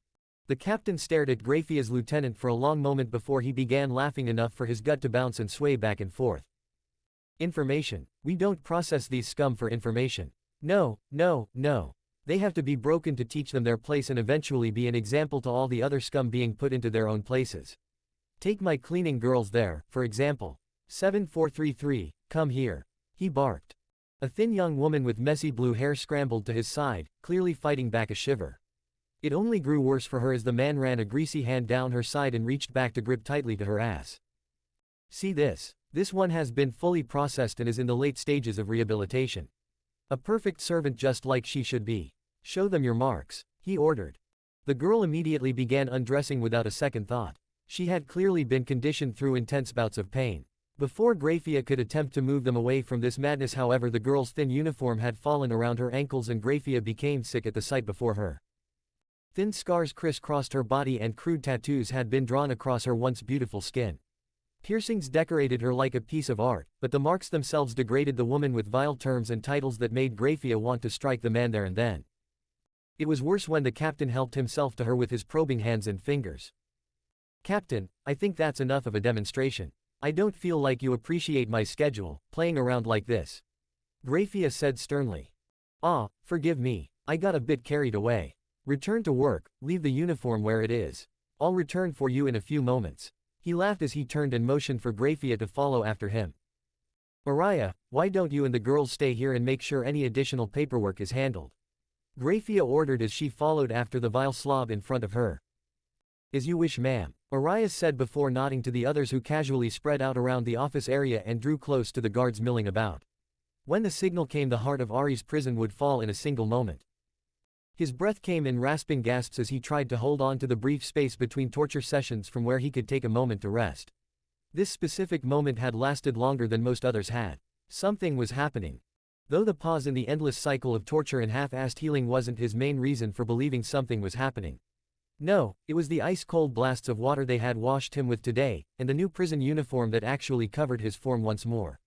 Rather than make him happy at being clean and dressed in more warm clothes, he could only dread what was coming next. As the door banged loudly and was shoved open by the captain, Minato tried to brace himself for whatever was to come. Rather than any kind of pain or some soul-crushing sight, Graphia Lucifuge stood before him in the flesh. Minato remained on his knees, arms extended over his head by chains as he stared at her. His mind tore itself in thoughts about why she would be there before landing solidly on only one thought. She was to be his new torturer. After all, she was the enemy still, and despite a few positive interactions throughout their lives, they were duty-bound to face one another. It was almost ironic. He had spared her because he couldn't bring himself to deliver a bomb to her home. Now she would pull him apart. That hung in his head until Graphia smoothly turned and beheaded the captain with a blade of ice. The silver-haired woman didn't even look at her victim as he dropped to the floor with blood rushing from where his neck once sat. Instead, she was staring at Minato as he knelt before her. You look terrible, she said. Minato couldn't help but laugh at that. Her words struck him as odd, even if her voice was filled with worry and concern. I apologize, I didn't realize I was going to be entertaining such a fine guest. He joked. The woman shook her head in apparent exasperation as she retrieved the keys from the dead captain and began unlocking the cuffs keeping Minato suspended. As soon as she did, though, she had to catch him before he collapsed to the floor. Minato, she asked as she tried to help him to his feet. I'm sorry. Just give me a moment, he said with a shaky breath. I have you. We're getting out of here. We're going to free the whole prison and kill the guards. Then we'll reunite with the rebel armies, she told him as he slowly regained his balance. Death is too good for these bastards, but it will have to do. You're defecting, he asked her as he realized the gravity of what all of this situation meant. Yes, she said simply. I'm so glad. I hated the idea of facing you in battle, he admitted.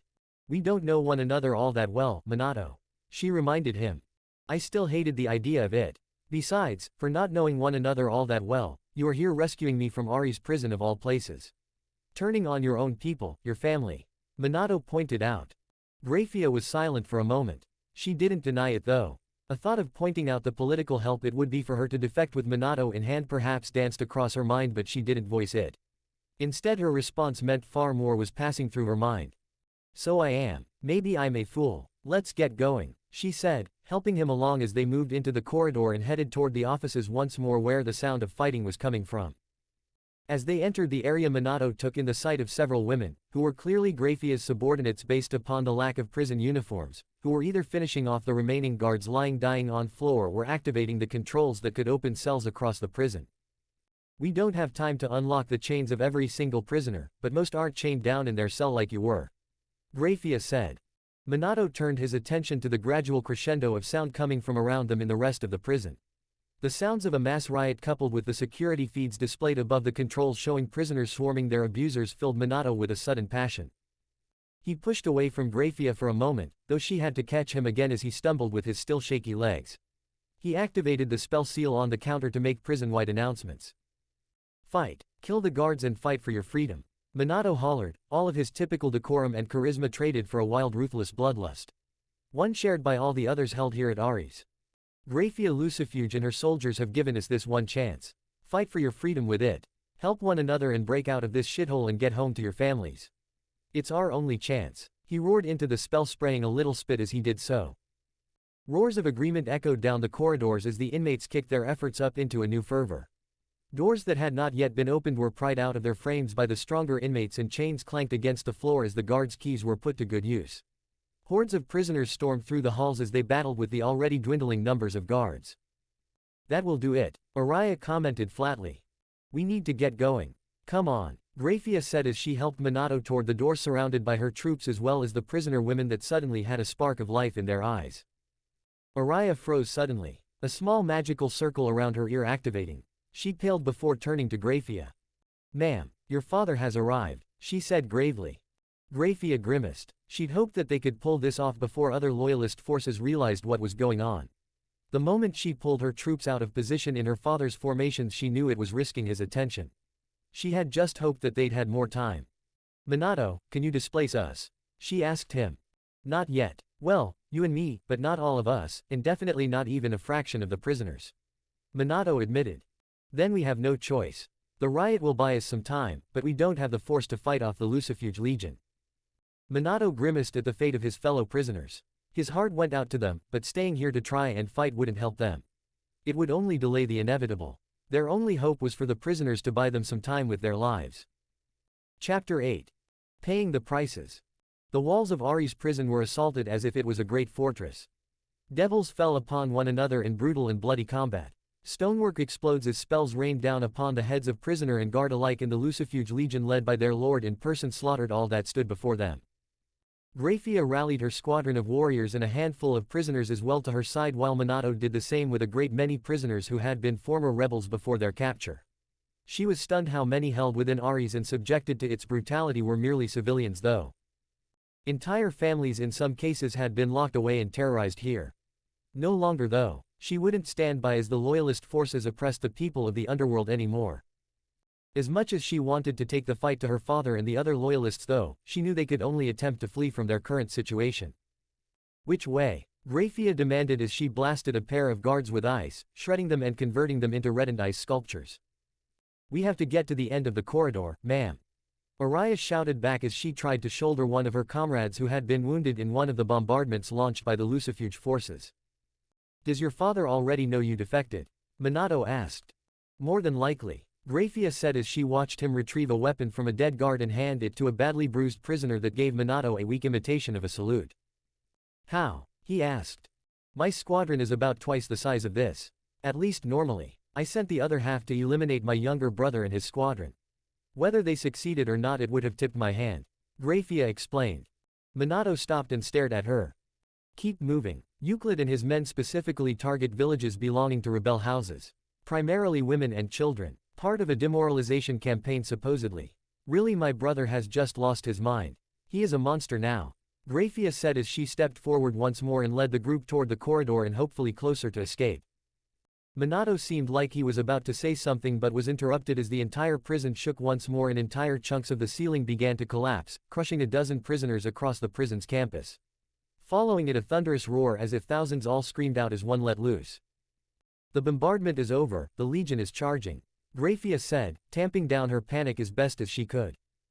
There is an access door to the stairs at the end of the corridor. If we can get there, we should be able to make it to the sub-levels before the Legion can break through the prison. Araya called out.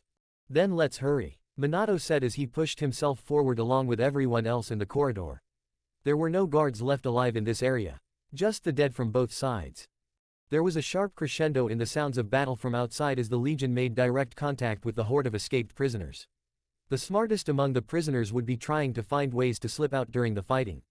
Most wouldn't be lucky enough to even get an opportunity though, and that stung at Minato's heart. He couldn't do anything for them though. The few that were here with him and Graphia's team had a chance though.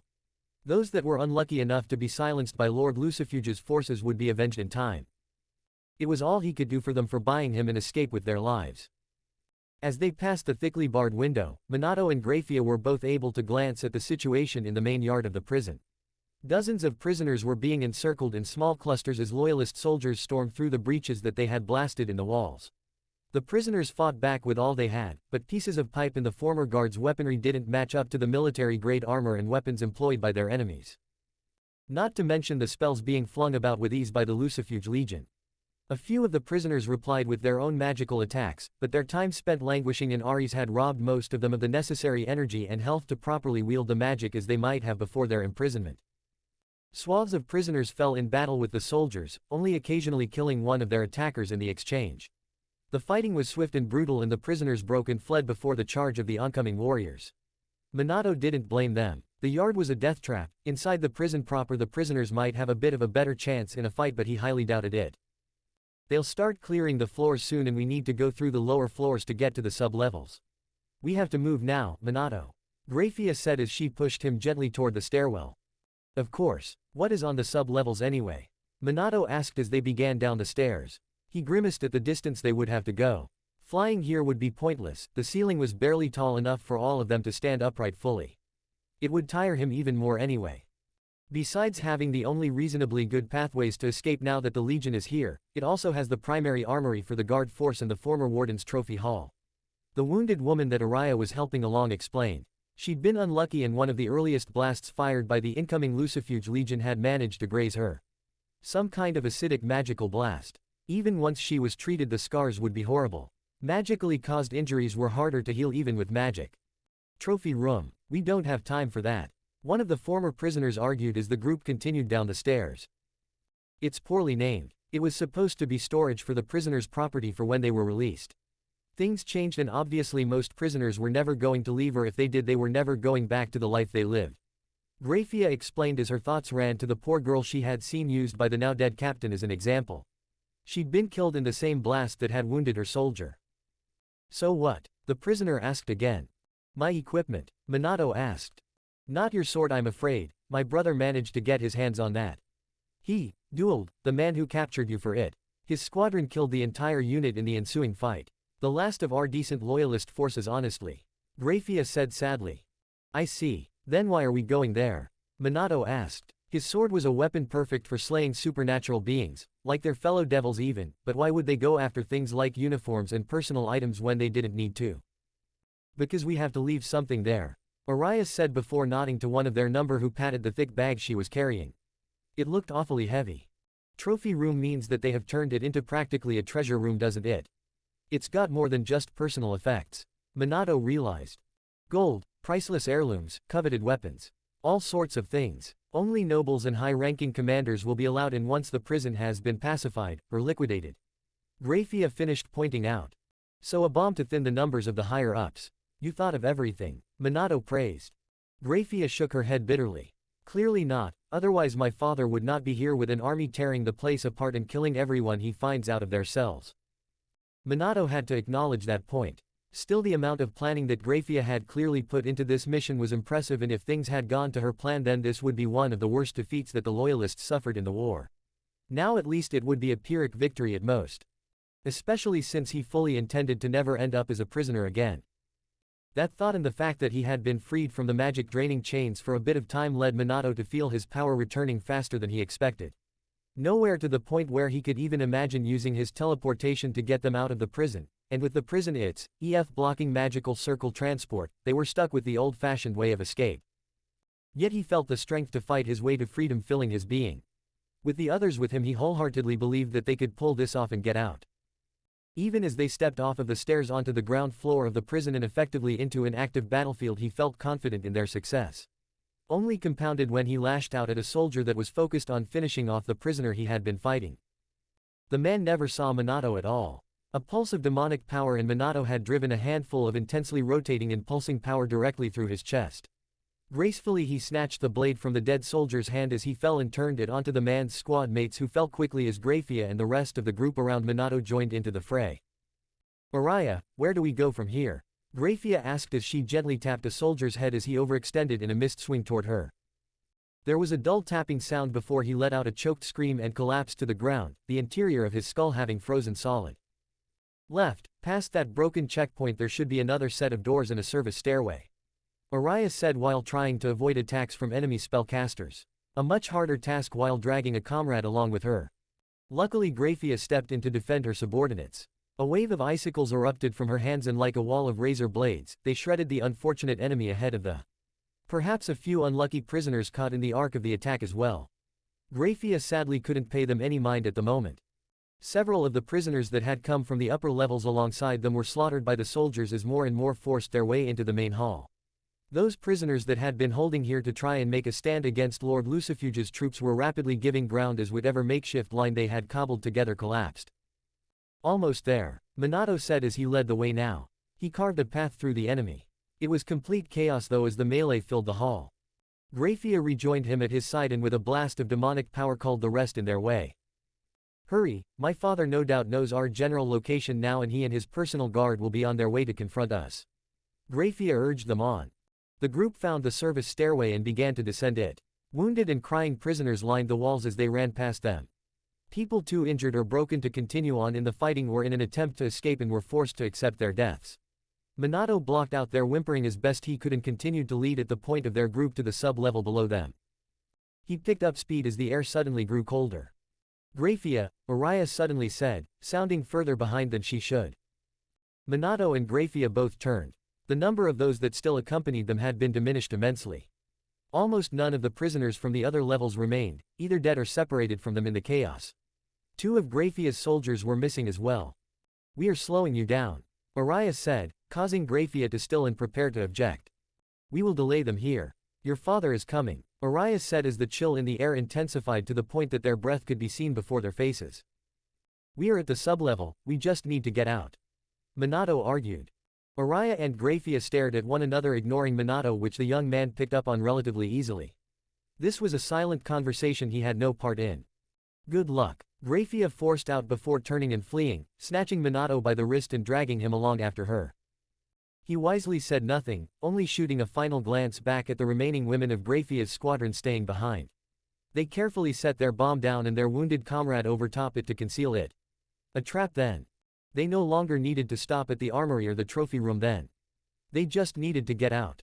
"You know the rest of the way?" he asked. "Yes," Grafia said quietly. Minato said nothing to the tears running down her cheeks as he kept pace with her. By the time Minato and Grafia heard, or rather felt the bomb go off, they had made it to the locked door of the sub-level. The handful of prisoners huddling down in this space watched them carefully as Minato stepped forward and pressed the swirling ball of demonic power in his hand against the frame of the door, causing it to bulge out away from his technique before splitting and cracking. Grafia stepped past him and lashed out to boot the door the rest of the way open, sending the metal crashing across the hall on the other side. She then turned to the others around them. "If you want to escape and live, your only chance is the sealed tunnels down this hallway. We can open them up for you, but you will not follow us." "Understood," she said in a strict tone to the prisoners. "You open the way for us and you'll never see any of us again," one of the more bold prisoners said, the rest nodding rapidly in agreement.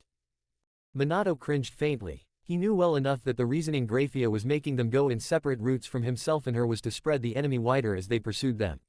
It was logical but also meant they were likely all doomed to die. Still, it was their only chance. Grafia took the lead, passing by 2 heavily reinforced doors that Minato assumed were the armory and trophy room respectively. They passed another door that looked to be some sort of recreation room. It had been converted into a foul-looking dungeon of sorts.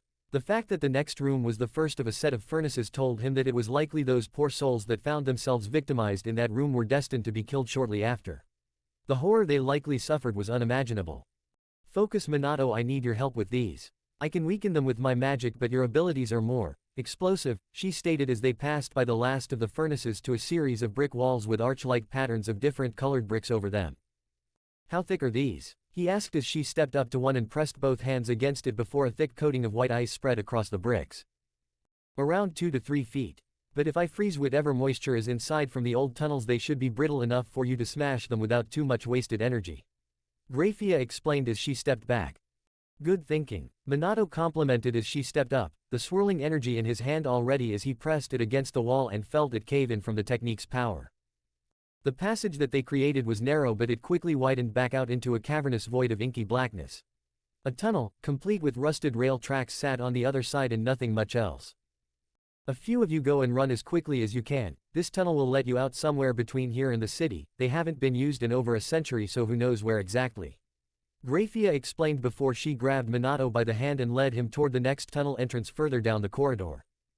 Why are there even rail tunnel entrances here? Minato asked. It was once a castle owned by one of the Mao and used for a pleasure palace. They had trains bring in all sorts of things from food to pleasure slaves. Most of the rails were dismantled to reuse the material for newer projects after they got tired of Ari's. Grafia explained as the pair of them repeated their actions earlier. Then they made it a prison. At least they don't waste material. Minato grumbled. Just people's lives. Minato grumbled as they raced away from the newly opened tunnel toward the third and final entranceway. The pair of devils broke through the brick barrier like before and slipped into the tunnel before rushing down the length of the dark tunnel. Were it not for their devil physiology, they would not be able to see at all in the darkness. Even then, the tunnel was so dark that it became disorienting as they ran. With a slight curve and incline, they soon lost any sight of the light behind them, though they kept running and running.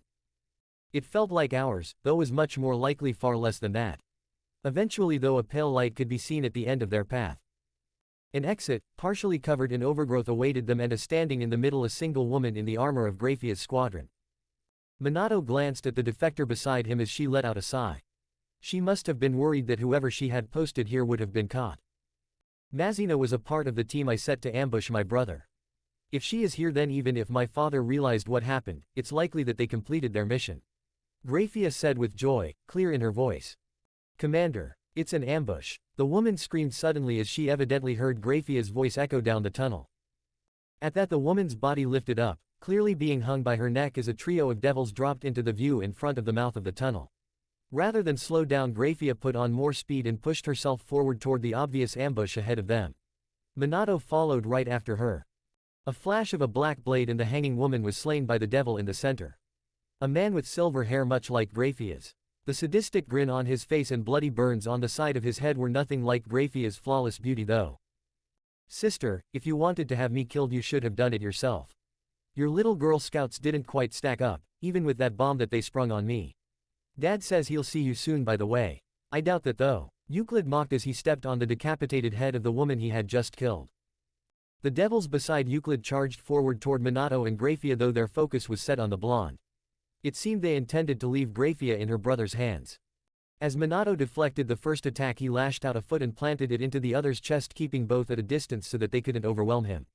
He surprised both of them by thrusting his left hand behind him and displacing his attack into the back of the larger of his two assailants. He could only frown as the attack was weakened by his use of displacement. He was still not recovered enough to use both at full power. The man tanked the attack. It hurt him and pitched him forward into the ground, but did little actual damage to him. The man's partner only hesitated for a brief moment as well before advancing on Minato once again. Meanwhile, Grafia had engaged her brother. She had always been more of a caster type in battle, but she could hold her own with the blade. At least against most opponents. Leveling her hands out with her palms down, Grafia created a pair of razor-sharp swords with a mere thought forged entirely of magical ice. She didn't give her brother a chance to prepare himself as she threw herself forward to try and kill him. Euclid stepped back and smoothly avoided the freezing blades of his sister as they sliced the air inches from his nose. His lips parted as he let loose with a laugh. Are you sure this is how you want to fight me, sister? Don't you think it's a bit reckless to come at me in my own element? Euclid asked, taunting as he continued to simply dodge and avoid the strikes from Grafia. I have always been the better out of the two of us in a fight, Euclid.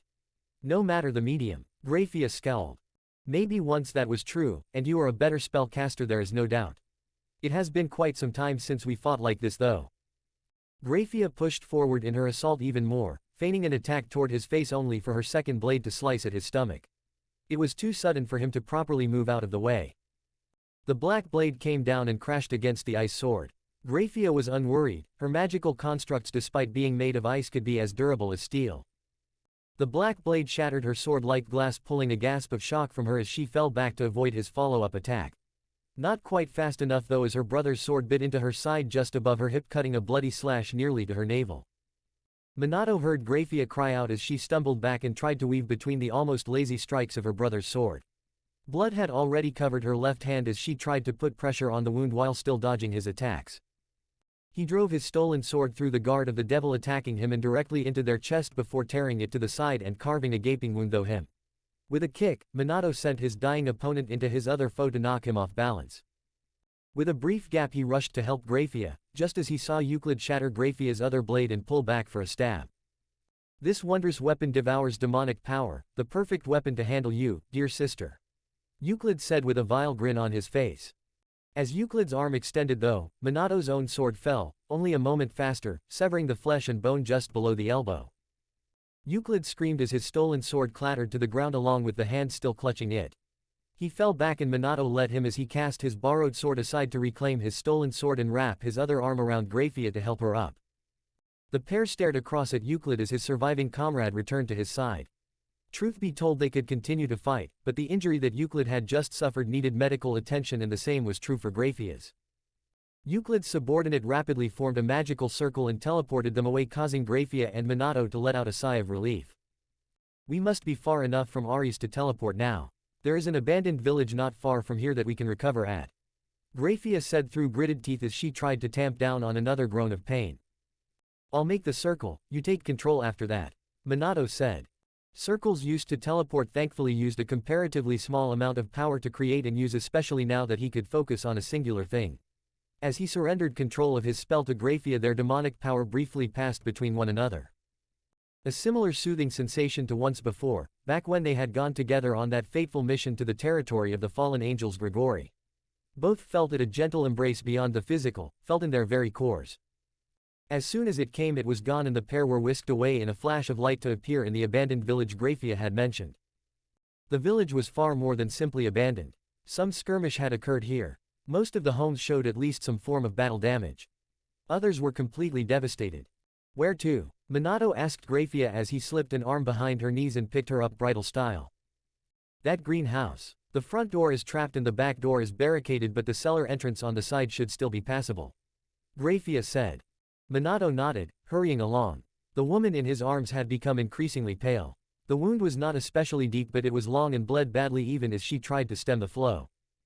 They would need to heal using magic, otherwise she was truly in serious trouble. Peeking down at the injury as he moved, Minato forced back a grimace so as not to worry her even more. She had pressed both hands tightly against the cut, but blood oozed between her fingers and drenched both of their shirts scarlet red. The cellar doors were open and waiting for him when he found the greenhouse she had mentioned. Despite Graphia saying it should be safe, he was still cautious as he entered. Plenty of other things had gone unexpectedly today. She was right though. Nothing but an old set of stairs leading down into a cellar mostly filled with canned vegetables grown in a garden nearby. Rows of tools used by farmers as well as a few random pieces of furniture covered in tarps. Toward the back another staircase ascended up into the house proper. Close the doors and slide the bar across. It will at least be loud if someone comes for us that way, Graphia advised. It took some awkward shifting, but he managed it even while carrying the woman in his arms. The grunts and soft moans of pain she let out told him it wasn't flawless though. They moved up the stairs into the ground floor of the house. A dozen cots filled the former living room of the home. Every bit of space had been planned to be used for Graphia's squadron and himself during the escape. Resting point before defecting, he asked. She agreed with a grunt. You had to have a medical station prepared too, he guessed. She just seemed the type to be prepared if the worst happened. Kitchen, she forced out while clenching her teeth shut. Right. Minato moved to the kitchen. The table had been cleared off and medical supplies sat ready on the counter beside it. Perfect for treating the wound, enough that he could try to heal her magically. As she was though, they needed to get the bleeding stopped before they could focus on healing, which meant she would have one hell of a scar. Not as bad as her brother though. Between her squadron's ambush and Minato taking his arm, Euclid had lost every bit of the beauty that his sister still possessed, even exhausted and slowly bleeding out.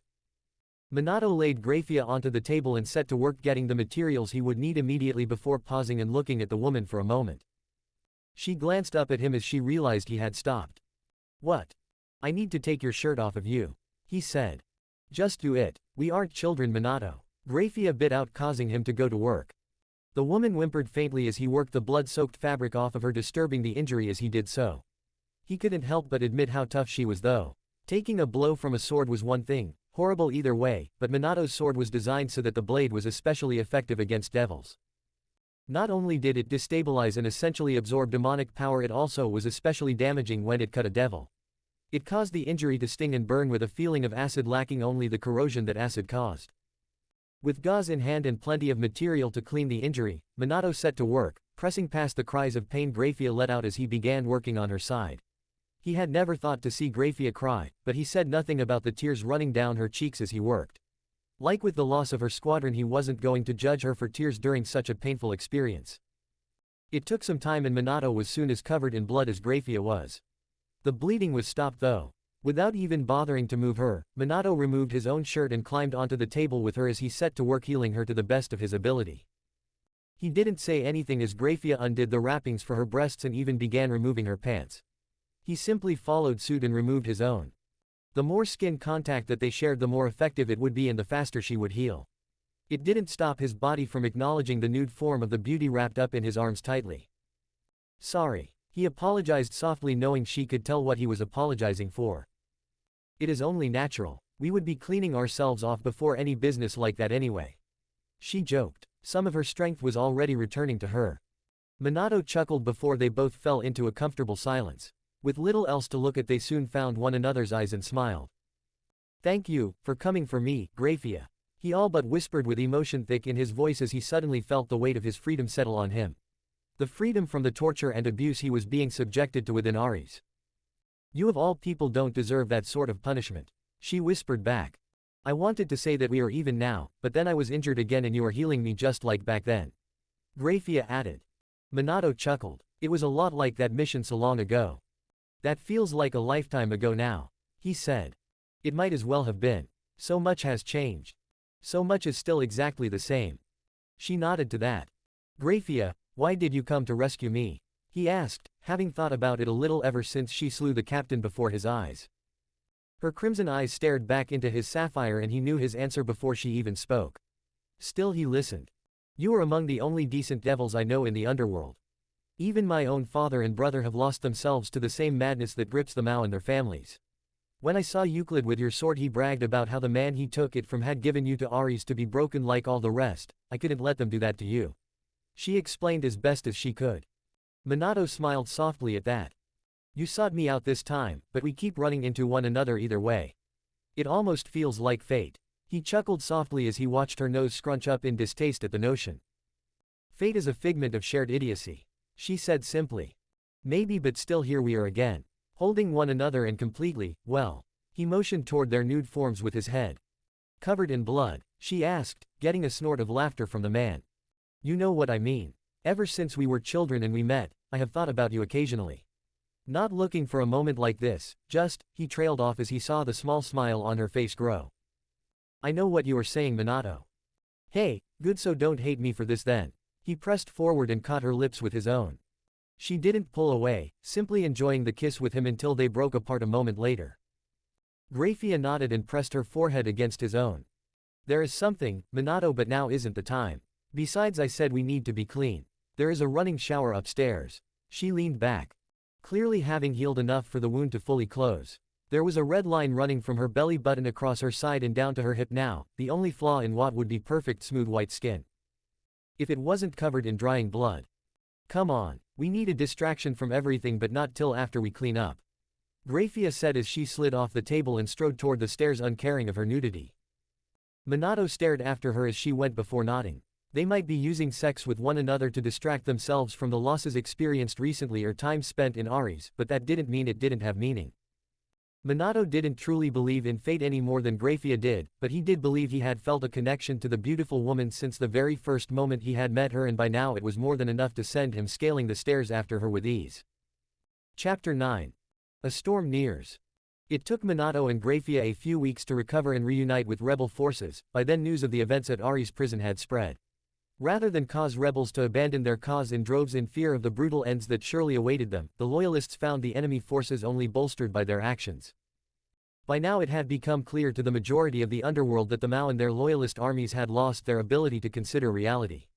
More pillar families threw their lots in with the rebel army and still yet more were slaughtered before getting the chance. Several of the top enforcers of the Mao declared a general culling of the pillar families and their supporters, and blood flowed freely as men, women, and even children were massacred. By the time Minato and Grafia had reunited with Minato's friends and mentor, several ancient pillar families had been completely exterminated. Others were presently under siege, and despite the new swell of recruits to the cause, the rebel forces were still licking their wounds from a series of bad engagements. At the least, when Minato arrived there had been an upswing in morale. Everyone had come to fear the worst after all, and suddenly his return shifted from a bit of chance and good fortune in the shape of Grafia, to practically a sign of victory to come. The rank and file literally cheered for him as he and Grafia strode through their most recent encampment alongside Searzek, Serafal, and Zekram. It was nice to be so warmly welcomed back, but not all was good.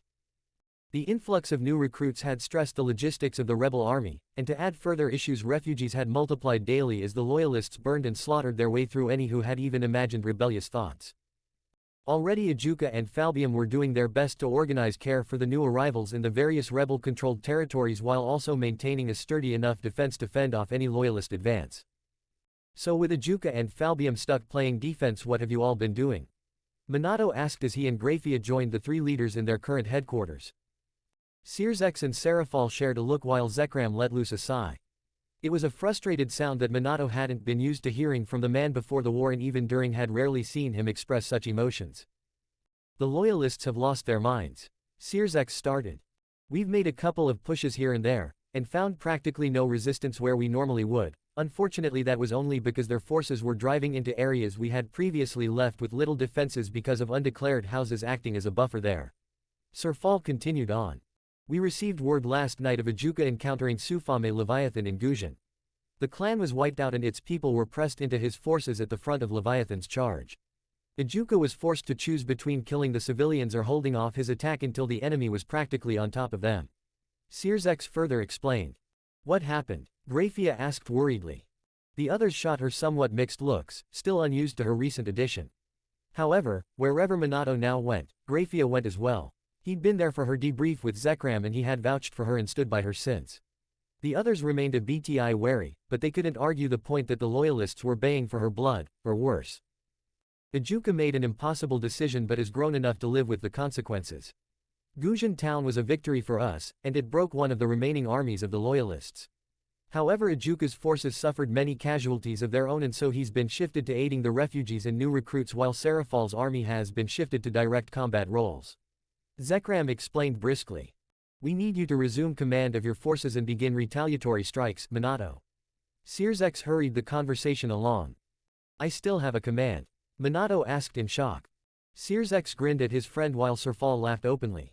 Only Zekram kept his neutral expression, though at least he was willing to explain. Your actions to save as many of your troops as you could at the expense of yourself has made your force among the most loyal at our disposal.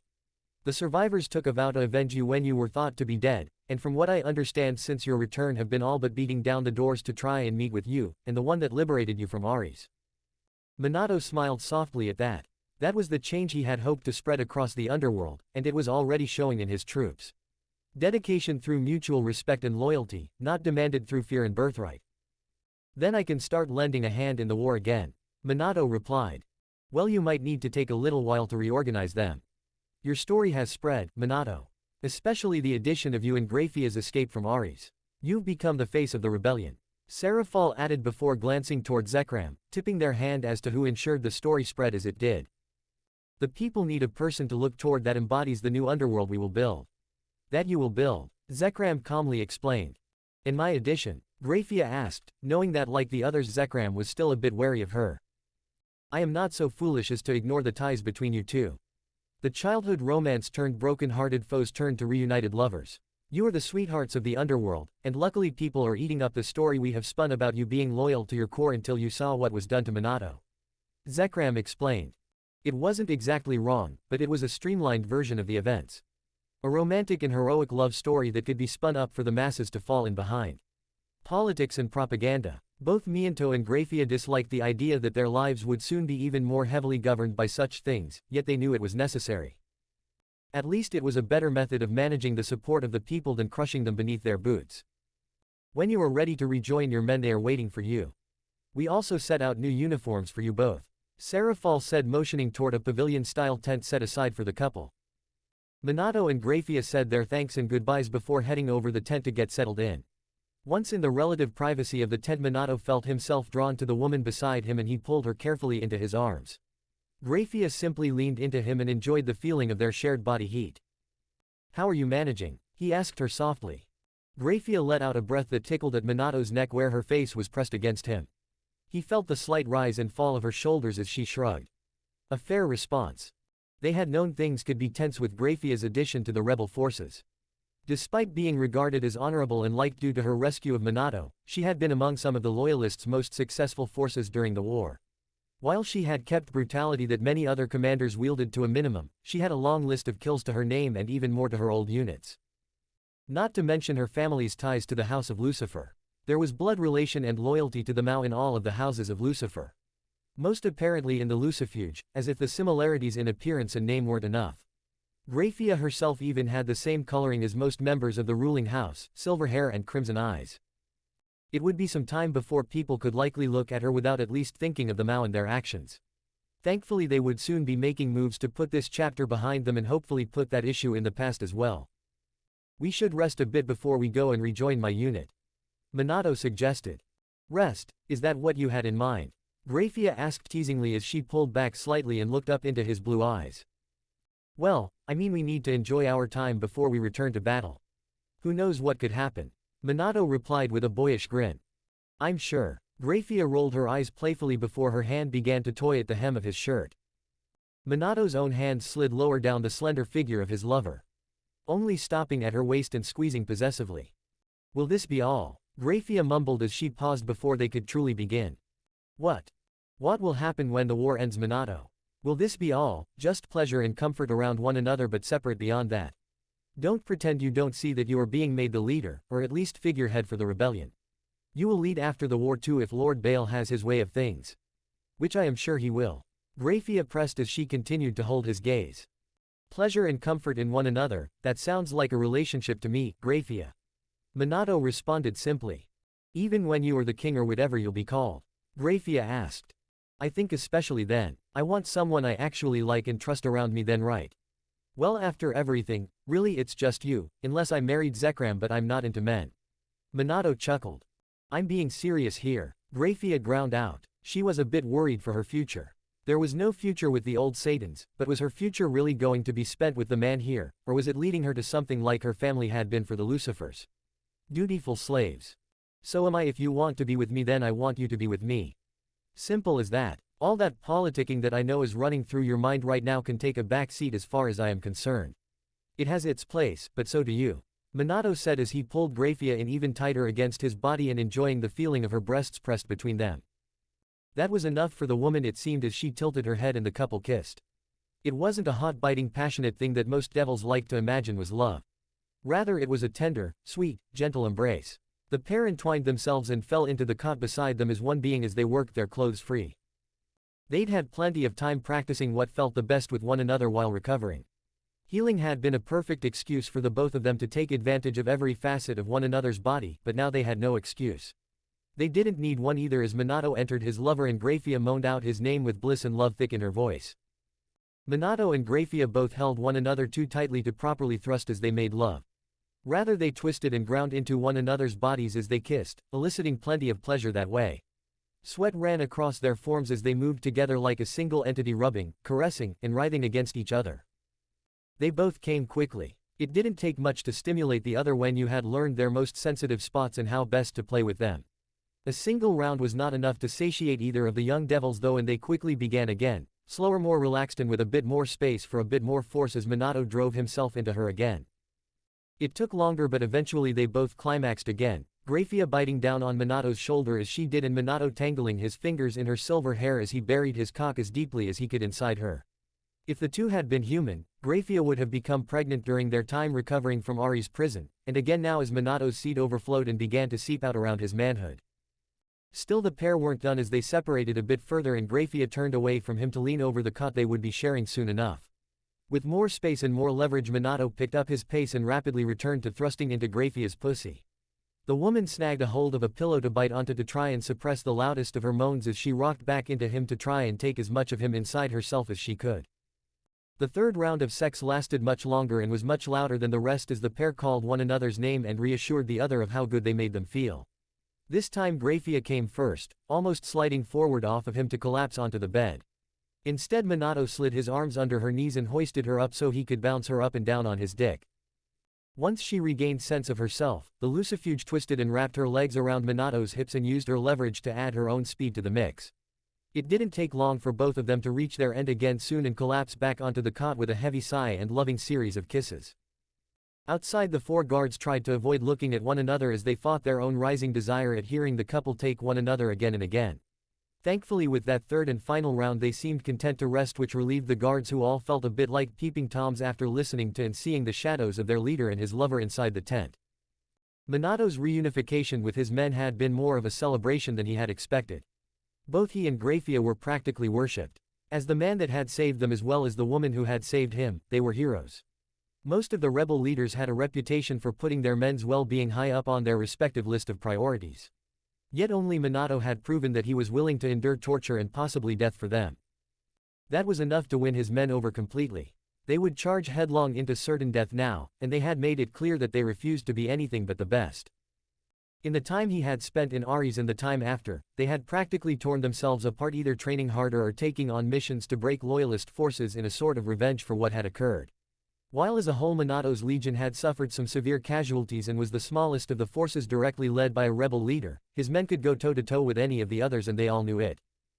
Which was good. Very good. Minato needed that sort of force behind him for the upcoming battles ahead of them. A final campaign. After discussing more with Zekram, Searzex, and Serafal, Minato called his officers together to be briefed on their next course of action roughly 3 weeks after his return. The space in front of his and Grafia's tent had been turned into a meeting area with a pair of tables and a board showing a series of maps and intelligence reports. The 20 or so captains of his army waited patiently for the meeting to begin as he and Grafia took their positions at the head of the group. "Everyone, good morning," Minato said softly, getting a murmured response of good morning from the gathered soldiers before him. "As you know, the war has turned in our favor, but we are stretched thin trying to negate the damage the loyalist forces are doing to our home. It seems the Mao have realized that their days in power are nearing an end and wish to drag the people of the Underworld down with them rather than negotiate terms." Minato began letting his men simmer for a moment as they all recalled the actions of the loyalist forces as of late. Direct engagements with the loyalists have fallen to an all-time low, however casualty rates, especially among civilians, have grown dramatically. Several regions have been subjected to purges that seem almost random if not for the fact that they are targeting population centers and trying to herd survivors toward our battle lines. The enemy is purposefully bogging us down in the injured and sick while they make moves on easy targets among the neutral regions. Minato continued. "They aren't just driving people into our troops, so we have to take care of them either, are they, sir?" one captain asked. "No, they're not. We recently identified that many stores of weapons and wartime supplies held by neutral families have fallen into loyalist hands and are being redistributed as needed to bolster their forces.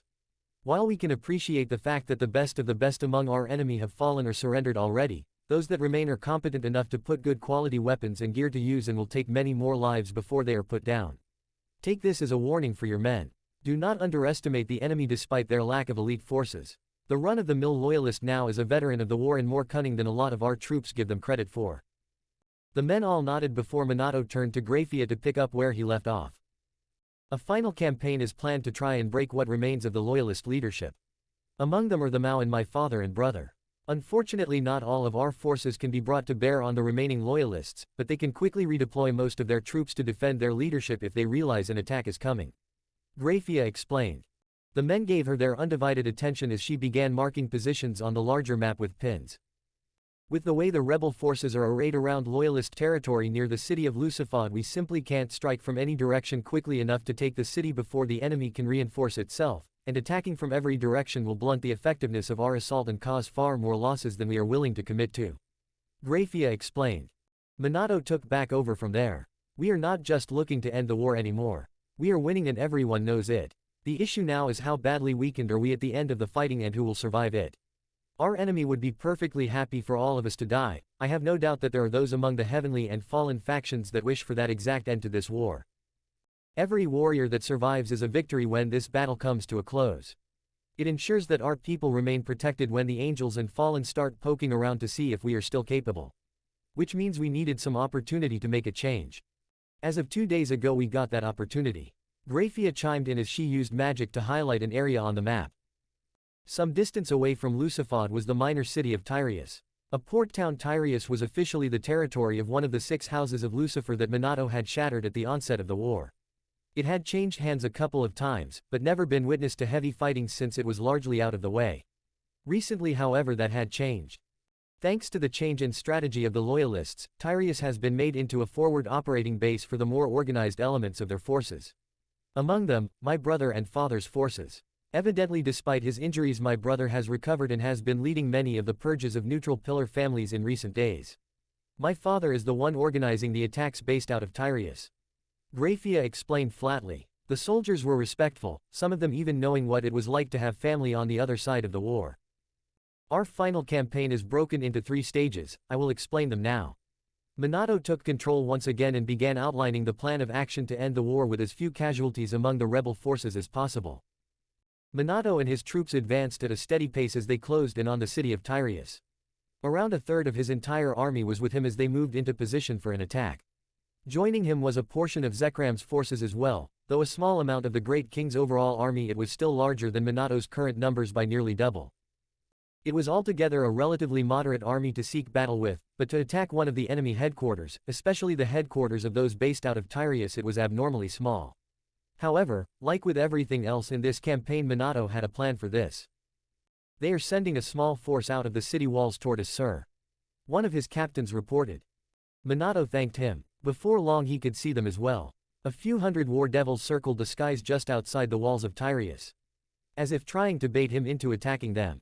They probably were. Get him and his men close to the walls and then surround and annihilate them with the larger army currently residing within Tyrius. Unfortunately for them, they didn't know that Minato was back with his men yet. He'd had a pretty sizable target on his back since escaping Ares, but had been too far gone for the Loyalists to make an attempt on him. That chance to take his life was about to show itself to everyone in Tyrius though. It's time to get started. Signal our other forces that I'm beginning my attack. Minato said before displacing himself directly amidst the enemy formation and lashing out with his sword.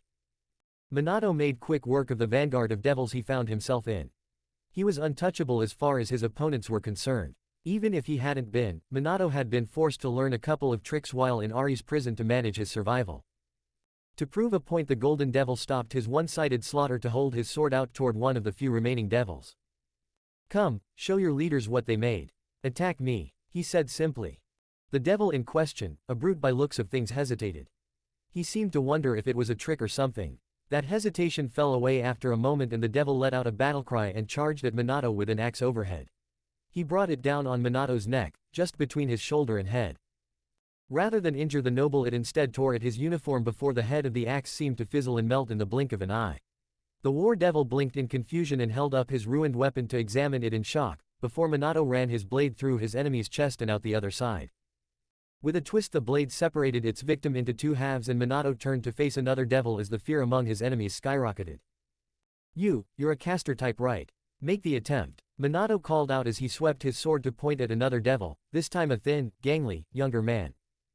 The devil in question swallowed deeply and shot a look at the walls, no doubt hoping for the rest of the army within to come rushing to his rescue. There was no motion from the walls of Tyrius and the devil turned his attention back toward Minato and tried to restore his own composure. Either attack or I'll kill you. Minato called out again with a bit of heat in his voice.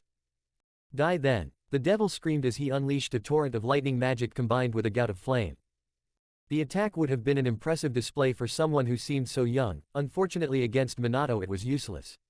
Again some of Minato's uniform was singed and then suddenly the attack seemed to reflect back and engulf the man who had cast it. He didn't have the opportunity to scream as he was reduced to ash. With his display of power over, Minato used his displacement to rapidly finish the rest of the enemy around him with weaker blasts of demonic energy.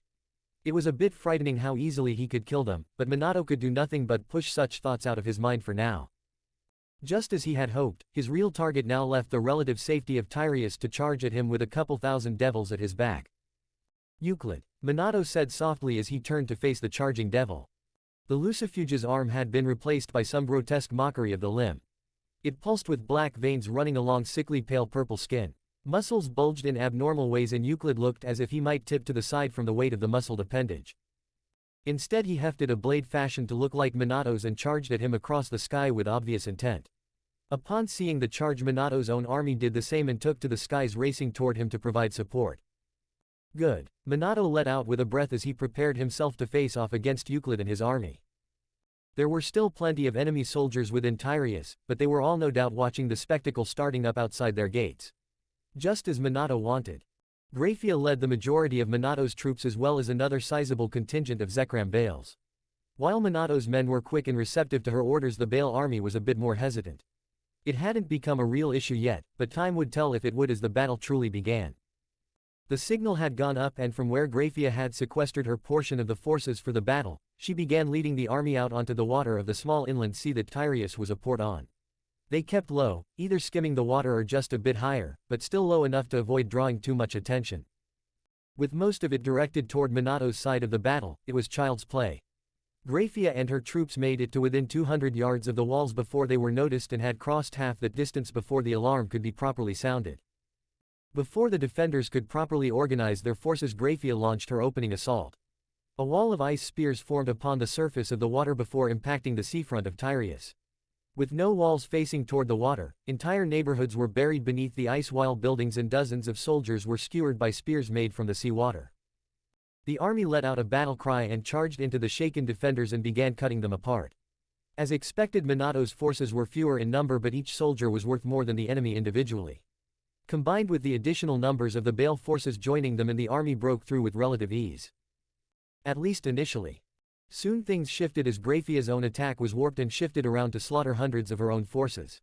Her father made his counterattack then, intent to bring his rebellious daughter to heal himself. "You've offered yourself up to die, Graphia," the man said with a tired tone. He seemed disappointed and exhausted by everything. "Surrender, please," she asked with more emotion in her voice than most ever got to hear. "That's impossible. After all, this all was a trap to lure in you and your filthy lover," Lord Lucifuge said gravely. "You're too confident," she said before lashing out with her magic and beginning a fight with her own father that would no doubt see one of them dead. It was a necessary element of the plan though. After all, everything was still going according to plan. Devil fought devil and blood covered the ground as battle raged within and without the city of Tyrus. Near the walls, Minato and Euclid battled one another. The Lucifuge had been changed. Whatever had grafted that artificial arm onto his body had made many other changes as well. Euclid was barely a coherent man any longer. Not that it stopped him from being a dangerous opponent or stopped him from mouthing off toward Minato again and again. "That was a neat little trick you pulled a bit ago. That whole bit where you reflect the attack on you, but really you don't do you. You're almost a one-trick pony. Still impressive, it's going to be so much more worth it killing you now." Euclid cackled. He was far more unhinged than last time Minato had faced him. "So you could figure out how it works. It won't matter for you," Minato said coldly. "Hey, see, you are more arrogant than you like to appear," Euclid said before suddenly Minato was behind him and driving his sword through his belly up to the hilt.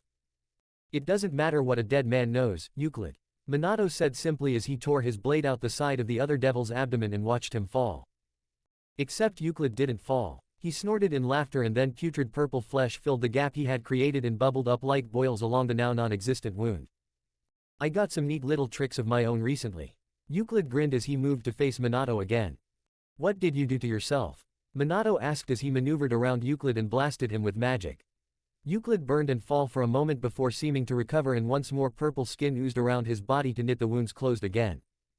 "I just got some work done. It won't matter for you, or my sister," Euclid said.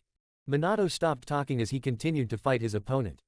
"See, we knew you couldn't resist hitting Tyrus and trying to take out the remnants of our house. I mean, it was just too good of an opportunity. So here we all are." Euclid cackled again as he waved a hand as if showing off the rapidly approaching army. The force had banners showing 3 of the 4 Mao among them. All collected together for a single battle in the little city of Tyrus. "So you brought almost all of them. Better than I expected, honestly," Minato said with a grin causing Euclid's smile to falter. As if on cue, a chain of explosions and blasts of titanic spears of ice erupted along the battle lines of the Mao's army. From the hills nearby, the bulk of the rebel forces descended upon them, led by Searzex, Serafal, Falbium, and Ajuka. While many of their troops were needed elsewhere at the moment, the leaders themselves and as many of their armies as they could spare had all come. As had Zekram Bael and his entire force as it joined the fray. "We planned on you trying to trap us, thinking you had caught us. The war ends today, Euclid," Minato said before he took up a stance and prepared to really get started with the battle. Chapter 10. King of Kings. Spears of ice shattered and blood filled the air as frozen water, as solid as stone tore flesh and powderized bone. Serafal Citri and her troops were hammering into the flank of the loyalist counterattack with all the force of an avalanche rushing down a mountain slope. That was very literal for the front ranks of loyalist troops. The Citri heiress paused for a moment to truly take in the sight of the battle as it continued to unfold. The plan that they had created to trap the remaining leaders of the loyalist forces and their armies here had largely gone off without a hitch. The only glaring issue that Serafal could see was that some of the enemy that was meant to be here simply weren't. As bombardments of spells slammed into the city of Tyreus and ripped portions of the city apart, Serafal's forces began to intermix with the army led by the Mao. She couldn't see exactly what was happening in Tyreus proper, but if things were going to plan, then Minato would be handling Euclid Lucifuge and turning the fortress city into a death trap for the best of the enemy's remaining troops.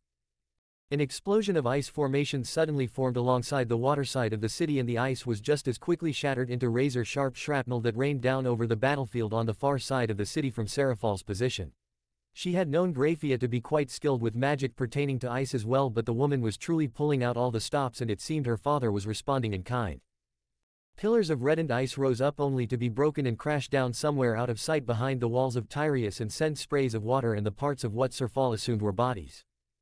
"Sarah, focus." Searzex barked nearby as his troops joined in with her own, and he swept a hand before him to create a cascade of destructive blasts that sheared a pathway for their troops to advance into the enemy lines. "Right, sorry," she said, before casting a final glance back toward the city and worrying briefly for Minato. His force was the one most secluded away from allies and was the smallest as well, against a largely entrenched enemy force. "We need to keep up the pressure. The Mao that came to the field are our problem. Risvam isn't here, but all the rest showed up just as we planned." Searzex called out as he took to the skies and began advancing with his men. "You don't need to tell me." Serafal rolled her eyes as she flicked her wrist and summoned a massive magical circle within which a freezing mist began to emit before the moisture in the air hardened into thousands of spears of ice were launched into the enemy ranks. They needed to clear out as many of the fodder for their own men as possible while they had a chance. Once the Satans had engaged them directly, there would no longer be the opportunity to support the army like this in their battle. Serafal and the other leaders of the rebellion weren't so bold as to assume that their opponents weren't some of the deadliest of their species in the underworld. With the sitting Leviathan having decided to advance in the direction of Serafal directly, that time grew shorter still, and so she began creating the magic circles she would need in her duel with the foe that was no doubt leading this portion of the enemy counter-assault. Suafam Leviathan practically loomed before Serafal, and the roiling currents of water flowing in the air around her reminded the younger she-devil of the immense power of the royal houses of the underworld. "I'd hope the Astaroth whelp would be here with you all so I could finish what I started with him. Still personally removing one of you insolent vermin at all is a gift, truly." Suafam called out as she neared Serafal while smiling madly. The woman's forces had been badly damaged in the battle with Ajuka recently, but the woman herself had come out on top with Ajuka forced to withdraw to spare civilian lives. Serafal couldn't help but wonder if the woman would even be present here had her friend not been preoccupied with saving as many lives of their people as possible. Thankfully such would not be an issue here. This was nothing but a fight to the end, and Serafal felt confident her power was potent enough to surpass the legendary Sea Serpent of Hell. She said nothing as she opened up with her own attacks, starting the duel against the tan-skinned woman before her. Graphia abandoned any notion of grace and elegance as she spit a globule of blood onto the ice at her feet. It mixed with the red crystals of hundreds of dead or dying devils that had been caught in her father's apocalyptic battle. What few souls remained living nearby shivered and shook with both the cold and terror as devils so far beyond their own capabilities faced off in battle. Most had wisely fled away from the ensuing clash between titans, but many others had not been swift enough, and both loyalist and rebel alike bled into the waters and ice that Graphia and her father had made into their battlefield. "Is this all what you had hoped for when you betrayed your duty and your kin for the man that murdered your cousins?" Lord Lucifuge asked coldly as he settled onto a chunk of ice floating ahead of her. "I betrayed nothing. The Mao betrayed us, but you just refused to see it." Graphia replied just as frigidly as her father. As disappointing an answer as I expected from the whore I once called daughter, he said before charging forward and forming a lance of ice in the same move. Graphia shifted her weight to the side and swept a hand up to grip the shaft of the weapon. The moment her hand made physical contact, she began a short but harsh battle of wills with the older devil. A battle she narrowly won before the lance burst into a misshapen mix of blades jutting out in every direction. Both she and her father were forced to release the weapon or be skewered by the jagged ice that had suddenly formed. Neither escaped fully unscathed as Graphia felt the cold bite of a shallow cut beneath her eye open up while seeing several deeper cuts run up the length of her father's arm. The man frowned and lifted a hand up to summon forth his next attack, but Graphia was faster and a circle formed beneath him, forcing him to leap away just in time for a blast of demonic energy to unleash where he had stood. Once more her father frowned at the sight, the use of her magic first in ways he hadn't expected and then in its purest form without the change to an elemental attack had him off guard. Simply put, it wasn't his way, and he hadn't thought that it was hers. His pride and joy as a child and student was far from the young woman he recalled, though in the war he had dragged her into on the wrong side had changed her in more ways than one. The rest of the loyalist forces will fight to the death, father, but if you surrender then your troops will follow your example. Graphia tried to reason with the man, however even as she did, she was creating spears of ice to burst forth from the surface of the water and nearly catching him multiple times. Lord Lucifuge said nothing. It seemed as though his tolerance for conversation in their duel had come to an end and he had chosen to proceed down the doomed path. That was exactly what it was too.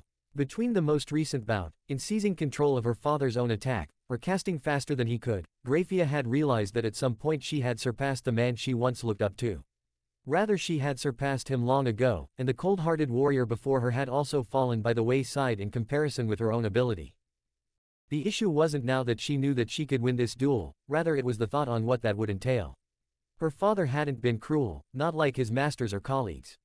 He had been ruthless when necessary and a strict and demanding teacher, but he had cared for and loved Graphia and her brother immensely. It was as if the old man she had known had simply given way to this at some point. Another crime to lay at the feet of the soon-to-be-destroyed Mao. One she would ensure they paid for along with all the rest. "I wish you would at least speak to me in our final meeting," Graphia said sadly. "I have said enough. I won't bother telling you goodbye, a traitor deserves nothing but contempt," he replied sharply. The heated glare shot her way was the most emotional he had been in the fight.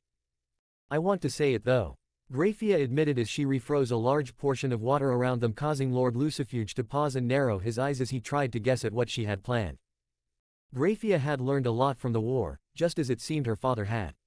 It had changed her as much as it had him, and while she considered herself largely for the better of it, having abandoned the sense of loyalty that her family held so dear to the Lucifers in favor of loyalty to the Underworld itself, she knew not all she had become was good. Just like her father, a ruthlessness had been born in her that was cold and efficient.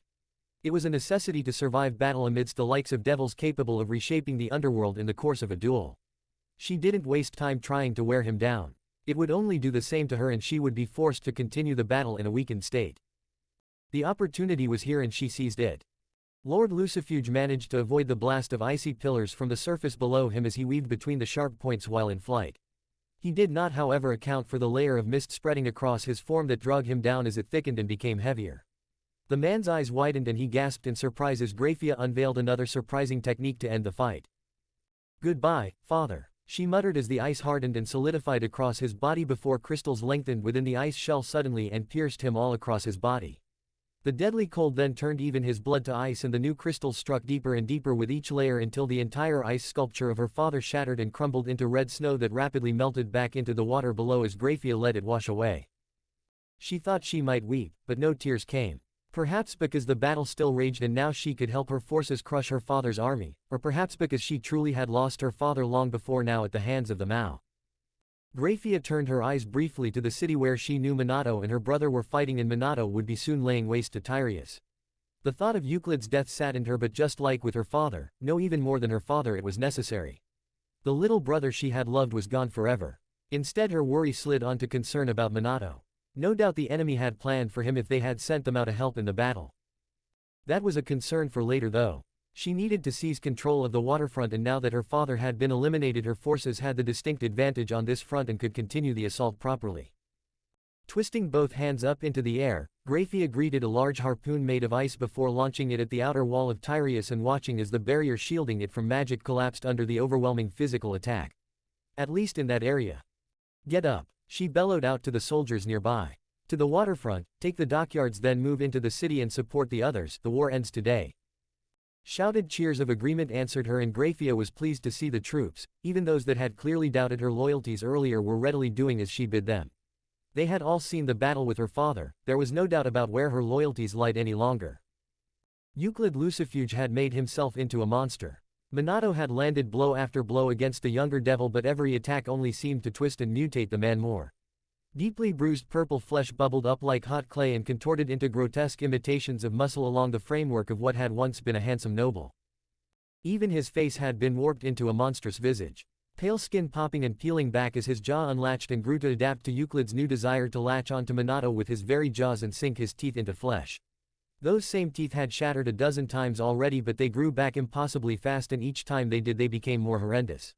Whether growing in size, twisting out into misshapen directions, or becoming serrated like saw blades, Euclid had lost the ability to even speak by now, and only the faint glimmer of intelligence in the creature's eyes assured Minato that the Lucifuge scion remained somewhere inside the monstrosity he faced. To go so far, I would commend the loyalty if it wasn't to the Mao, or so disgusting. Minato said, almost sadly feeling actual pity for his opponent. Euclid understood his words and they infuriated him.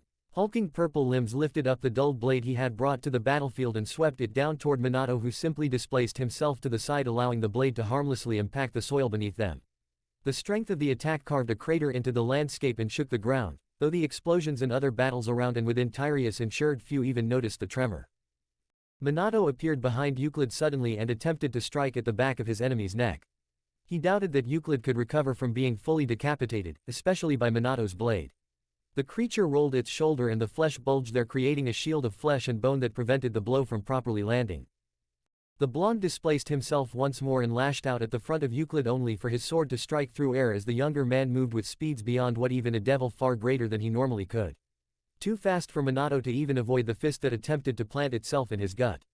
Instead, Minato displaced the strength of the blow back into his enemy's own arm and it burst into a shower of gore. The damage didn't last long and instantly it began to regenerate, causing Minato to strike again while Euclid was on the back foot. Once more the purple flesh of the man's right arm rose up to prevent the strike that would have removed his head. The arm was cut free, but by the time that Minato needed to rotate and chamber another swing of his sword, Euclid's left arm had fully regenerated and mutated into a scaled appendage with talons as long as Minato's hand had replaced his fingers. Monstrous talons raked down Minato's arm and snagged the blade from his hand, sending it clattering to the ground as he displaced himself a bit away from the monster, now letting loose some kind of huffing sound as its right arm fully regenerated once again. It took a second, but Minato realized that the sound was Euclid laughing. He truly thought he had an advantage in this fight. It was time to dissuade that notion permanently. He had hoped to hold the majority of his energy in reserve for the show he planned to make of the Loyalist army. Tapping into a portion of it now would be fine, though. This wasn't like when he had been captured. He wasn't spreading out his demonic power over armies to move them around, and he wasn't locating and teleporting soldiers around at will. He had only grown stronger because of his ordeals as a prisoner as well, and given time to recover he was stronger than ever before. What Euclid and others seemed to have forgotten, Minato wasn't naturally a swordsman, he simply found the skill natural. Rather he, like Graphia, Searzex, and so many other high-level devils, was a caster type. However, unlike them, he had no crutch to grow up with natural abilities. That also meant he had not limited himself to an element or one way of thinking like so many of them had. Rather, Minato had been forced to study magic and its effects directly and manipulate demonic energy at its most basic level. The origin of some of his trademark abilities could be traced to that. Among them the ball of energy he replaced his sword with and began using to far more effectively battle the mutated Euclid. It had taken time, but Minato had learned a way to make attack ranged ability simply by adding a secondary level of a magical circle to the pure creation. Like a cannon shot, the ball of pure black energy tore into Euclid and drug him off of the ground as it hurled him through a building and on down the street, taking a handful of unlucky devils fighting nearby with him. It was by no means enough to kill whatever Euclid had become, but it did give Minato a brief space in his battle to turn his attention to the carnage unfolding around him. The temperature had fallen immensely. Great spires of ice had risen up outside the walls of Tyrius in the direction of Searzex and Seraphal that at least promised that his friends remained in the fight. Perhaps more to blame for the frigid change was the growing layer of frost across the city as Grafia and her troops steadily advanced inland from their seaside assault. Already he could see a few of the loyalist troopers discovering that they were trapped between two advancing rebel forces and attempting to either flee or, in the case of most of them, attempt a suicidal attack, taking as many of their enemies with them as they could. It sickened Minato to see his people degenerate to such an extent. After everything, it just drove home how necessary his war was, despite the pain and trauma that the underworld collectively suffered through it. The mentalities of the old devils had to go. The only way to ensure that happened would be to carve it out like a cancer.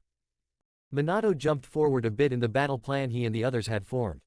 A necessary move, after all they were all veterans now and knew that adaptation was sometimes needed, and Minato wanted to save as many of their troops' lives as possible. It was much easier than what he had done prior to his capture. He wasn't moving armies and the area was altogether much smaller. Still, it would probably be better remembered than anything he had done to save his men in the past. Such was the mentality of people. The recalled shows of devastating power more than all else. Minato began displacing spells across the city of Tyreus while also displacing rubble above enemy positions and releasing them.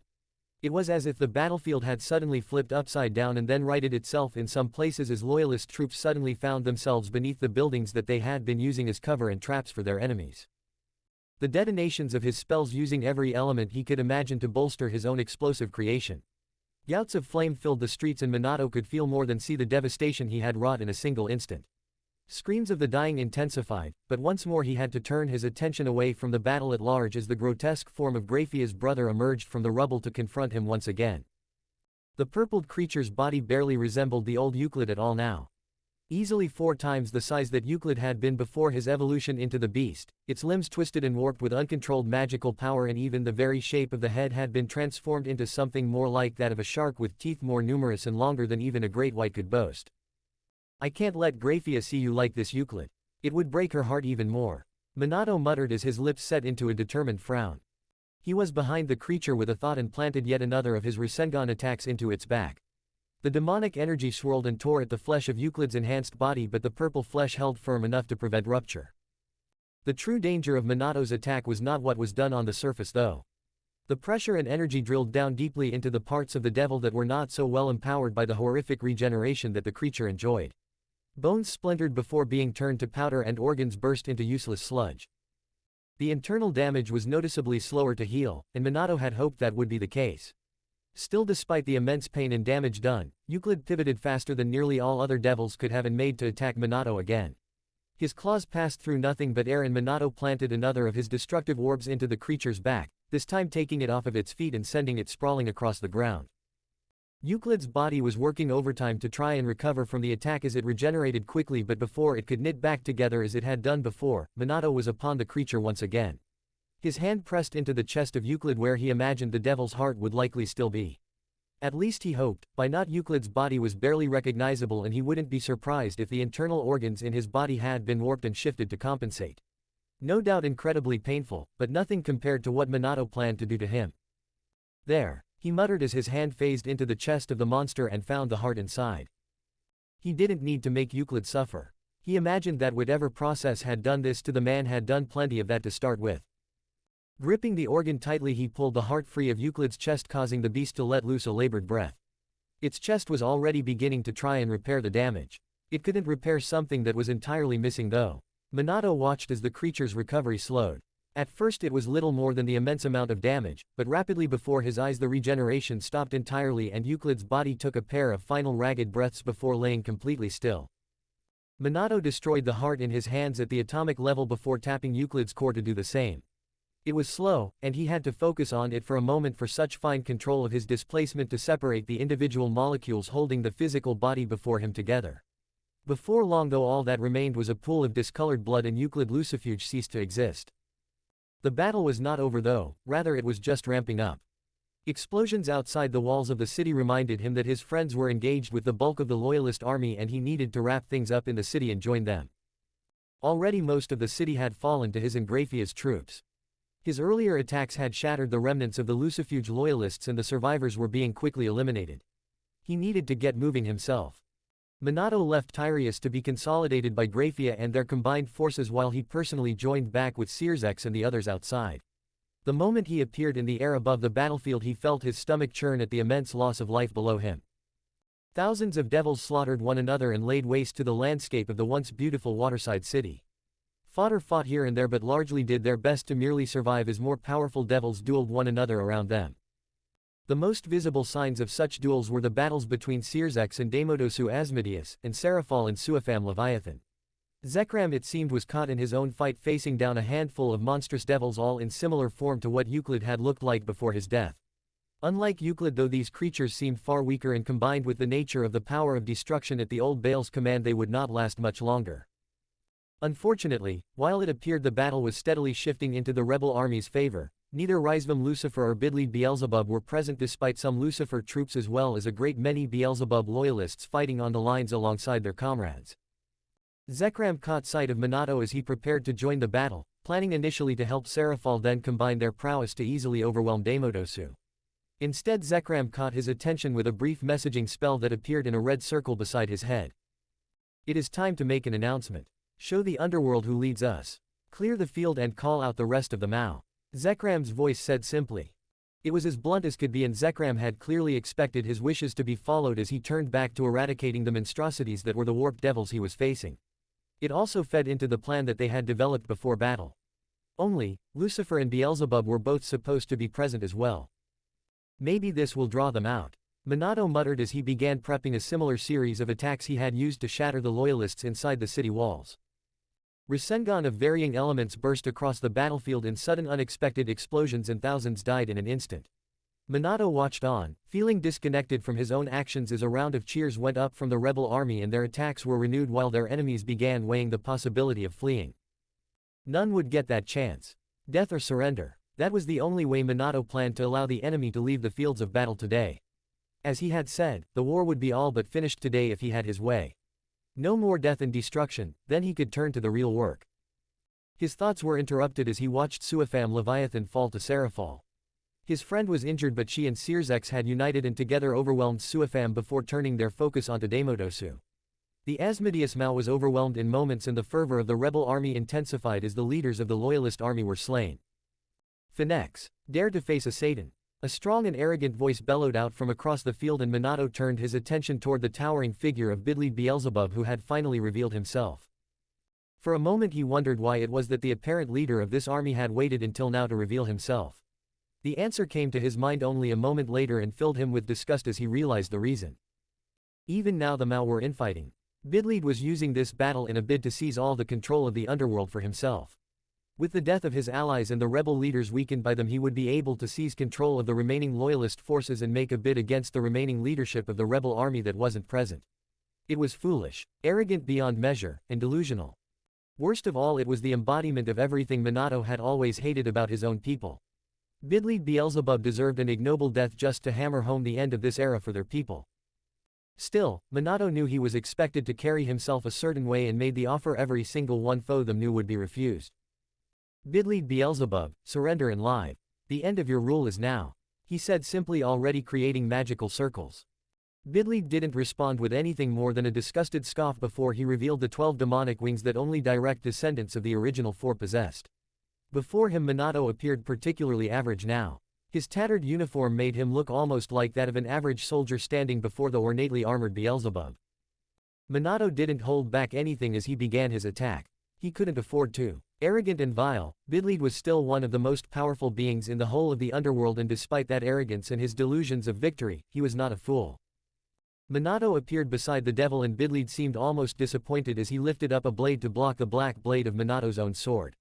Of course the disappointment faded instantly as Minato's sword was suddenly within his guard and carving a deep cut in the gilded armor that Bidlead wore. He attempted to put space between them, but Minato instead took hold of one of the many wings that the Beelzebub was so proud of and in an instant the wing began shredding into particles of dust as Bidlead screamed in shock and pain. Free of Minato's grasp but still feeling the agony of the loss of his wing, Bidlead unleashed a blast of magical power directed directly at Minato. The blonde was gone before the wave of power could impact him but the poor men and women fighting below were not so lucky and both rebels and loyalists were turned to ash in an instant. Minato couldn't consider the loss of soldiers on the ground below though and instead appeared beside Beelzebub and drove his blade down through another of Bidlead's wings and pierced his armor drawing out another pained scream. As Bidlead shifted and managed to rake his own blade along the length of Minato's sword, he scored a superficial wound along Minato's face that cut him from just below his left eye down the cheek and into his jaw, before Minato retaliated with another swipe of his own sword. Below them, Seraphol and Searsex prepared to join the battle despite Seraphol's injury and the fact that Searsex had expended quite a lot of his power supporting the army and helping Seraphol to eliminate two of the enemy Satans. "Stop," Zekram said as he joined them and began helping Searsex tend to Seraphol's wounds. "What? Minato is fighting," Searsex began to argue. "Beelzebub. I know, boy, but he needs to win alone. He has to be seen winning alone," Zekram said as he looked up toward the fight. "Just as you planned it all," Seraphol commented as she focused on Zekram. The older devil regarded her for a moment before turning back to look at the fight between Minato and Bidlead. "Risvam Lucifer has withdrawn from the Underworld and sent word to me that he has conceded victory to the rebel cause. Lucifod is undefended. Once Bidlead is dead, none will stand in the way of the rebel army seizing control of the Underworld," Zekram revealed. "It could be a trap," Searsex argued. "Where do you think Ajuka and Falbium really are? Escorting refugees. What a waste of power that would be. Ajuka could face you or Minato, and the three of you are perhaps the strongest left of our people." "No offense, Seraphol." Zekram half-heartedly attempted to console Seraphol, who rolled her eyes. She was no fool. She was terrifyingly strong, but she knew Searsex and Ajuka were simply different beasts. Then again, Minato's greatest strengths were his ability to rally others to him and his tactical mind and surprising use for magic. She didn't see how he could face up against Searsex or Ajuka, let alone arguably the strongest of their enemies. Searsex said as much, and Zekram simply snorted in derision. "Do either of you even realize what Minato managed to do to himself in the years he was my student or during his time in that damned prison? He hasn't just created new spells, he has altered his very being. He can't use his family's abilities, and he doesn't need to. He is as much a phoenix as any of us are by now.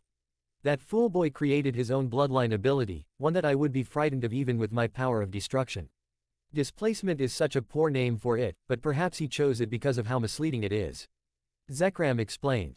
"Just tell us what it is then." Searsex bit out, done with the long-winded explanation. "Magic, no matter the source, is required to follow some element of the laws of this reality. The most apparent being that matter cannot transform to energy and vice versa.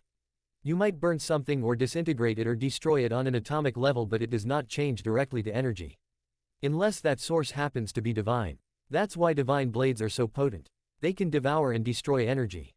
Divine magic of a certain level can simply terminate an item or being. That is why, despite the numbers, the angels, especially the likes of Michael, are so powerful.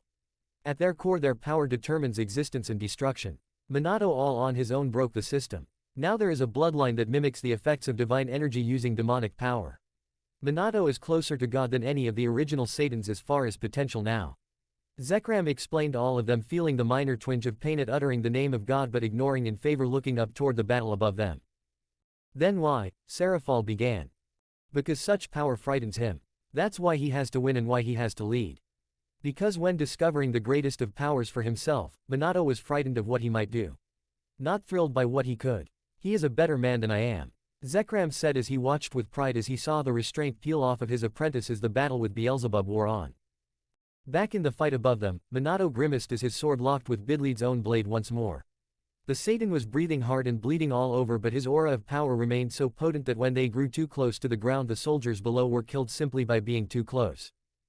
"You upstart, all this carnage is your fault," Bidlead gasped out, only to wince as Minato swept his sword forward and drew blood along another of Bidlead's arms.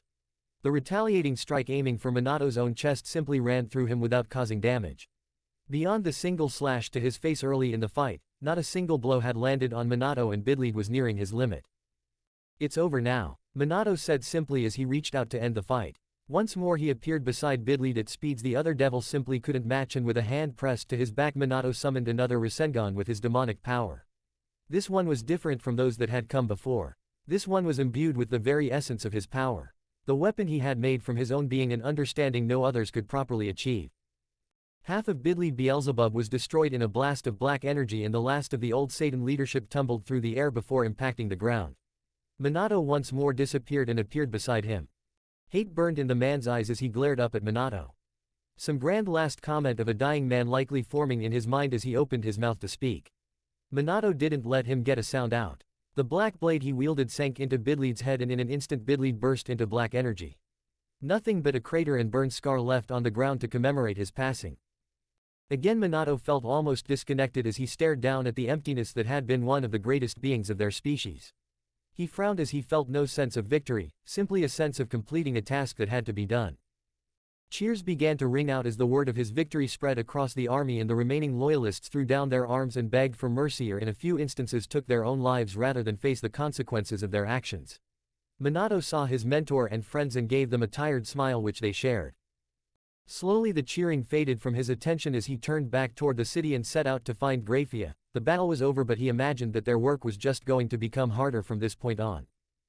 As he had expected, Minato had found Grafia organizing the troops in the city to join their comrades outside the walls. She had set up field hospitals, supply depots, and all the other logistical necessities of an army in record time, and not a soul dared to defy her. Not that many would think so after seeing her face down her own father in battle. Minato had laughed as he embarrassed her with the passionate embrace and kiss he gave her when he landed. The whistles and approving shouts of soldiers nearby only made it worse until she sent them scurrying away with a frozen glare. Somehow she fought down her blush until they were in private, and that nearly had Minato laughing at the work his love went to keep up appearances. It was endearing, and he wanted terribly to take her to some secluded place and ravage her. Unfortunately, it would have to wait. The loss of her family and the changes that were about to sweep the underworld meant that they had much larger concerns on their mind. For now, Grafia needed some comfort for the death of her father and brother, even if she refused to show it even to him. Days later, the rebel army marched into the city of Lucifod with Minato and Grafia at their head, followed by the combination of Ajuka, Searzex, Falbium, and Serfal, as well as Zekram, who made it clear he was remaining deferential to the younger devils. The capture of the city was peaceful, and just as Zekram had said, Rizvam Lucifer and his heir had fled and faded into obscurity. The other remaining members of the Formau houses were exiled but spared death for those that hadn't actively sought battle. Meanwhile, as many of the perpetrators of the massacres across the underworld in the late days of the war were brought to justice. Many were eradicated by Minato's divine displacement as an example of what such actions would earn those guilty. It took nearly a year to put out the various fires and rebuild things to the point that some sense of normalcy returned to the underworld. By that time, stories of the leaders of the rebel army had spread and decisions had been made. Minato and Grafia held a small wedding to the surprise and unhappiness of much of the underworld. By now both had become the darlings of practically every household, and the very private affair had left many wishing to have caught a glimpse. Of course, in contrast, the larger ceremony a few days later, not of a wedding but a coronation, swept up their attention instead.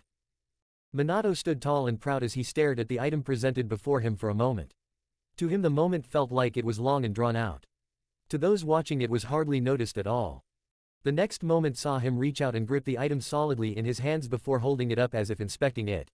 A crown, silver in color and simplistic in design by his own request. A thin ring with raised points every few inches. He turned from the man he had taken the crown from and held it out toward the gathered mass of nobles from across the underworld. They all bowed readily as he settled the crown onto his own brow. Among them all were those that he had known during the war. Friends, comrades, even some former enemies. All kneeling before him respectfully. That of course excluded the man who had handed him the crown. As well as his new wife who stood to his right, and lastly his 4 closest friends and confidants just behind her. All the rest bowed down though. It was terrifying to see so many willingly place themselves at his whim. Among them 2 stuck out without trying.